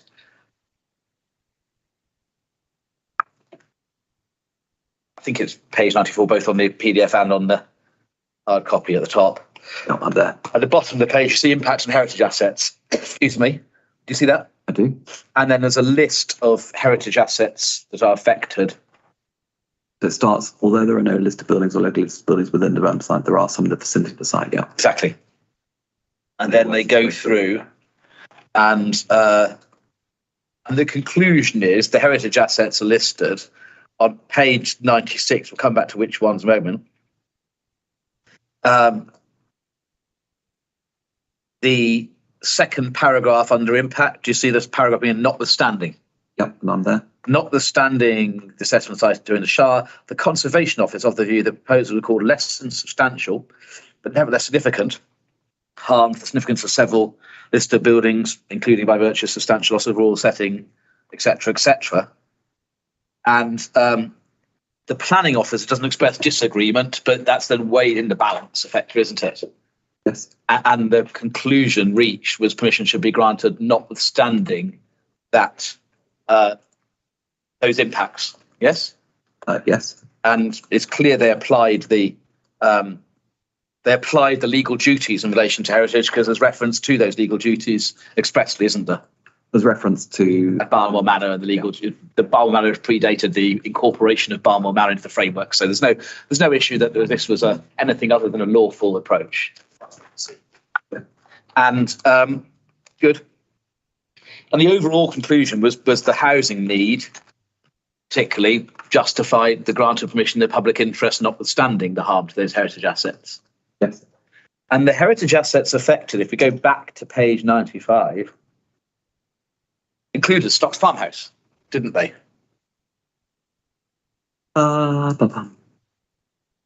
There's we've got, Well, because as I read, do tell me if you think I'm wrong, but I read the reference to several list of buildings If you've got- those that are set out, and Stocks is one of you've them. got Mitchell's House, Stocks Farm, and then Farm Cottages and Bramley Inn. Yeah. Okay. So the council's stance in the past has been that, if we can pull this together, in principle, unmet market and affordable housing need is capable of providing a public interest, public benefits rationale for outweighing harm to designated heritage assets. Pausing there, agreed so far, in principle, subject obviously to individual valuation, yes? Subject to site specifics. Yes, of course. But in principle, yes? Yes. Including in Bramley Yes. and including in relation to Stock Farmhouse. Yes. Thank you. So do you accept in principle, in this case, that some level of heritage harm to the heritage assets in question would be tolerable, by which I mean could be outweighed by the benefits that we rely upon, and it's only a question of whether the tipping point has been reached. Do you agree that? I don't agree, but I accept that you could reach that point. Yeah. Okay, well, I'm just confused by that. You could reach a. You could reach a point. Yeah. Let me phrase it this way. Perhaps my question wasn't appropriately phrased. You're not saying, are you, that in a policy departure, the council's position now is that any harm to their designated heritage assets should mandate refusal, irrespective of the benefits, and therefore, take for an extreme example. Assume that for each of the heritage assets that are in relation to which there's claimed to be harm in this case, the conservation area, church, middle and stocks. Let's say that for each one, the finding was that it was absolutely, there was some less substantial harm, but it was absolutely the lowest possible level of the scale, whatever the scale is, the lowest possible without it being none, if you see what I mean. Conceptually, you can help. Can I take it that in that situation, you would accept that the public benefits of the scheme outweigh that harm under 202? Yes. Thank you.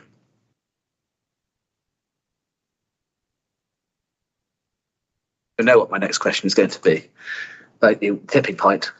Let me ask you this: if the level of harm identified is the lower level of harm that Ms. Stoughton has identified, as opposed to the higher level of harm that Dr. Hickey has, would you accept that the 202 balance would be in the appeal scheme's favour? Yes, I would. Thank you.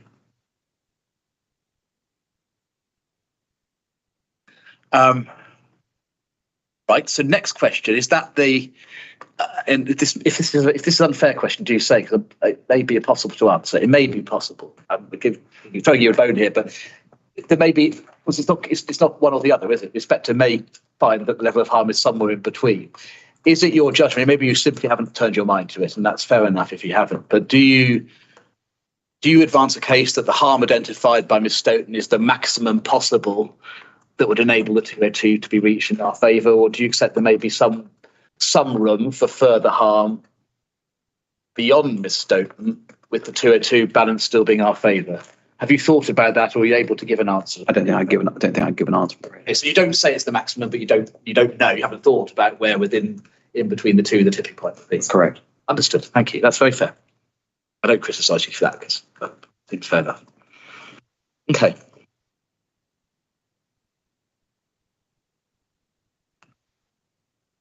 I think the last point on heritage balance I just need to check with you is, can we go to the council statement of case? And that's in 6.2, I think it is. CD 6.2.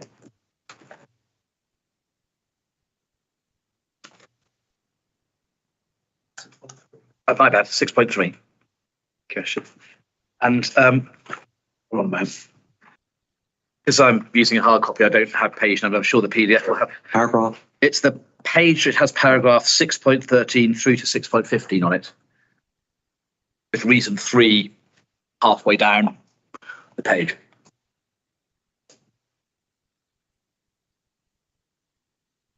Yeah, I'm there. Now, at the time the council statement of case was submitted, the harm to Middle Farmhouse was alleged to be Middle less than substantial harm. We see that in the first bullet on the top of that page. We see Midland stocks, less than substantial Middle. Now, Dr. Hickey has very fairly now said that actually in relation to Middle, it's low. And the harm monitor was 3. Yes. I'm not. They're not saying. I'm using the language rather than the harm monitor, so Mr. Sargent doesn't criticise. They refer again. That's fine. But the language used here is Middle. The language now used by Dr. Hickey is low. Correct. And in relation to the conservation area, 615, second bullet, again, the language then used was upper, and now it's low. Yes? Yes.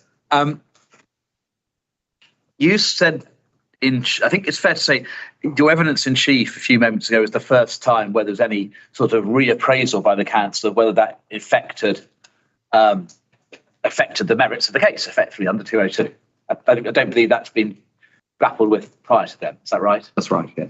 And you said, I wrote it down, it doesn't alter the weight that I give. Help me with that. I mean, plainly, we're required to give great weight to an asset's conservation under framework and by law. But there's a sort of multiplier, isn't there? You still begs the question, what are you giving great weight to? And the more harm there is, the more there is to give great weight to. Yes? Yes. So, I mean, plainly it is relevant to the merits of the case that the allegation of harm has been downgraded in one respect from middle to low, and the other respect from upper to low. Yes? Yes. That does mean that the balance, even on the council's case, gets closer. Yeah, there's a bit of a narrowing. Yeah. And in terms of where the kind of let's try to see if we can have one more go at trying to help the spectre where the tipping point, as you see it, might be. It's very fairly accepted that on Miss Stoughton's analysis, the 202 balance goes with our favour. It's fair to say there's not really a very meaningful difference between Miss Stoughton and Dr. Hickey on conservation area or middle, is there? That's correct. And so is it fair to then take it that on your analysis,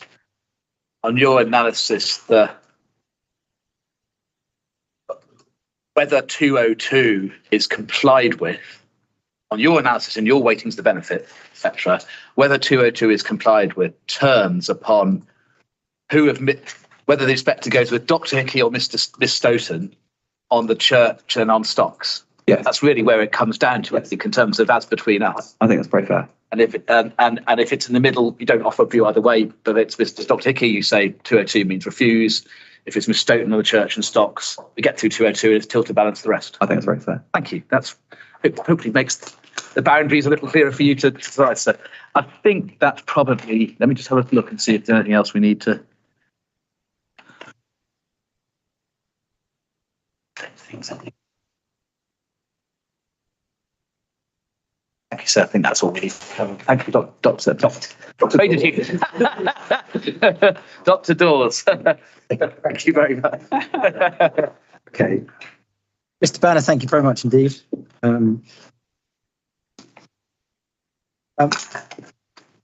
Sergeant, I might have a couple. It might be less. We've pushed through without a break. Shall we continue? I only have one. I only have one question in the examination. Continue then, shall we? Because I think I don't have. My notes got a tiny bit confused with the questioning from Mr. Banner around affordable housing and how and when that should be upgraded in your assessment to a substantial benefit. Because I think in the answer to one of his questions, it appeared that you were conceding that it was going to be substantial irrespective. But I just want to check your position. Under what conditions does it become, in your view, a substantial benefit? And I'm not going to prompt you on it, but I'm just I'm not sure I can give you a full answer on that. I sort of, in terms of this case, when I was doing my weighting and setting out the considerable, the significant, I understand the points, but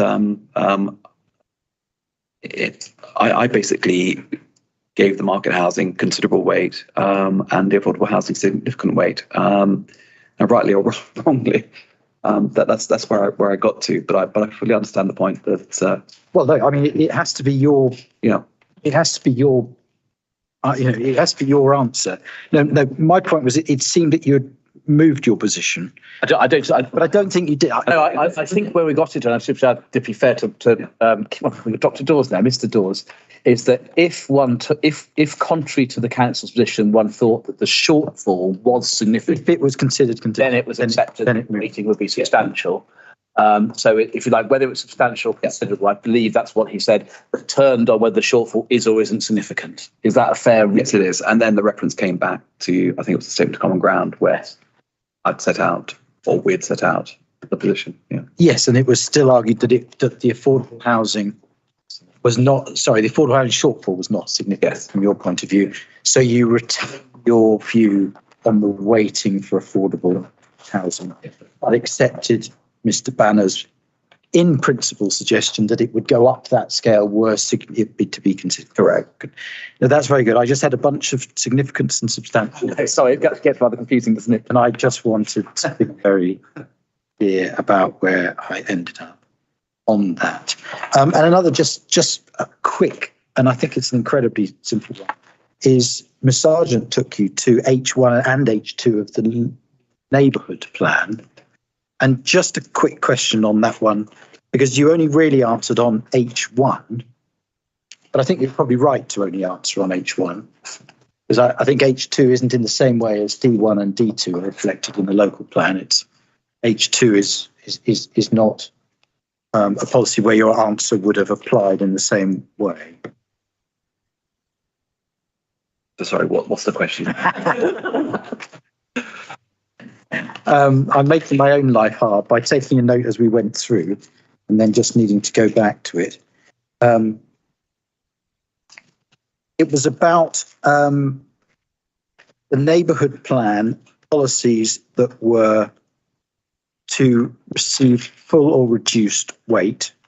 It was put to you about policy H1 and H2. I think you replied only on H1. Yeah, I think H1 on the housing limited weight is still a breach. Yeah. You didn't give an answer on H2, but I'm just wondering if you think that H2 in this carries the same circumstances. It'd be similar to H1, frankly.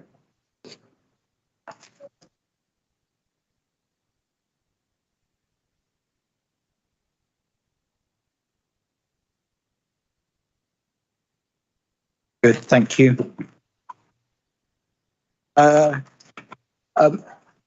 it just hasn't come up in evidence, but just this is a dotting I's and crossing T's question, if you like. You do raise the issue of the agricultural land classification. It's obviously been in the news in terms of other developments, of which I've been involved in, as regards taking the case on best and most valuable agricultural land. You're not taking any sort of evidence in relation to that here, albeit it had a reference back on the allotment question, but no case here. So you were just being helpful with some factual information as opposed to drawing any point from the fact that you have any point about the lot classified it at all. Yeah, so that's just a dot to I. I asked you about the stock housing estate previously, your statement that it was stock in the earlier session that we had. So I think that might have just dealt with the questions that I still had.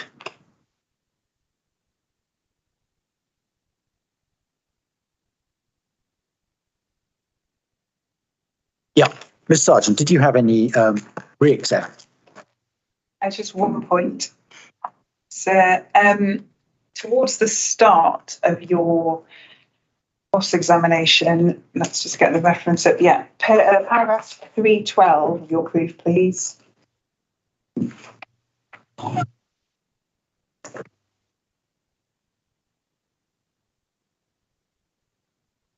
So there was discussion around the policies that you refer to in your proof that aren't referenced in the reasons for refusal. You'll recall that exchange with Mr. Turner.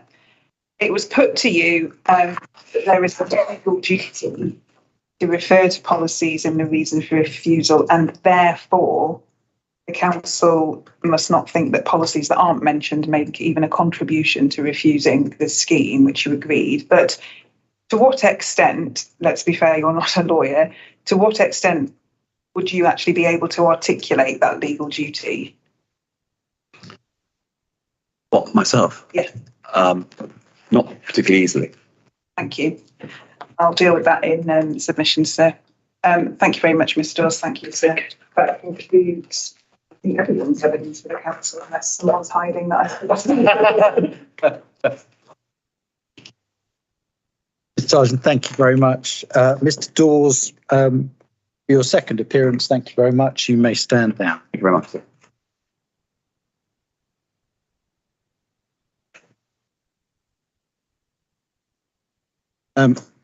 As we rather suspected, we would have a little bit of time, but I'm pleased to see there isn't so much time that we could have taken Mr. Ross today. So having him aligned for tomorrow morning still makes sense in the scheme of things. Are there any matters we could deal with in the short period that we have left? I don't think so. Outside of just coming back together again tomorrow morning for Mr. Ross's evidence? No? Very good indeed then. It's actually daylight as we know. Amazing. Not for long, but it is. So thank you all for your today. Look forward to seeing everyone at 9:30 tomorrow morning. See you then.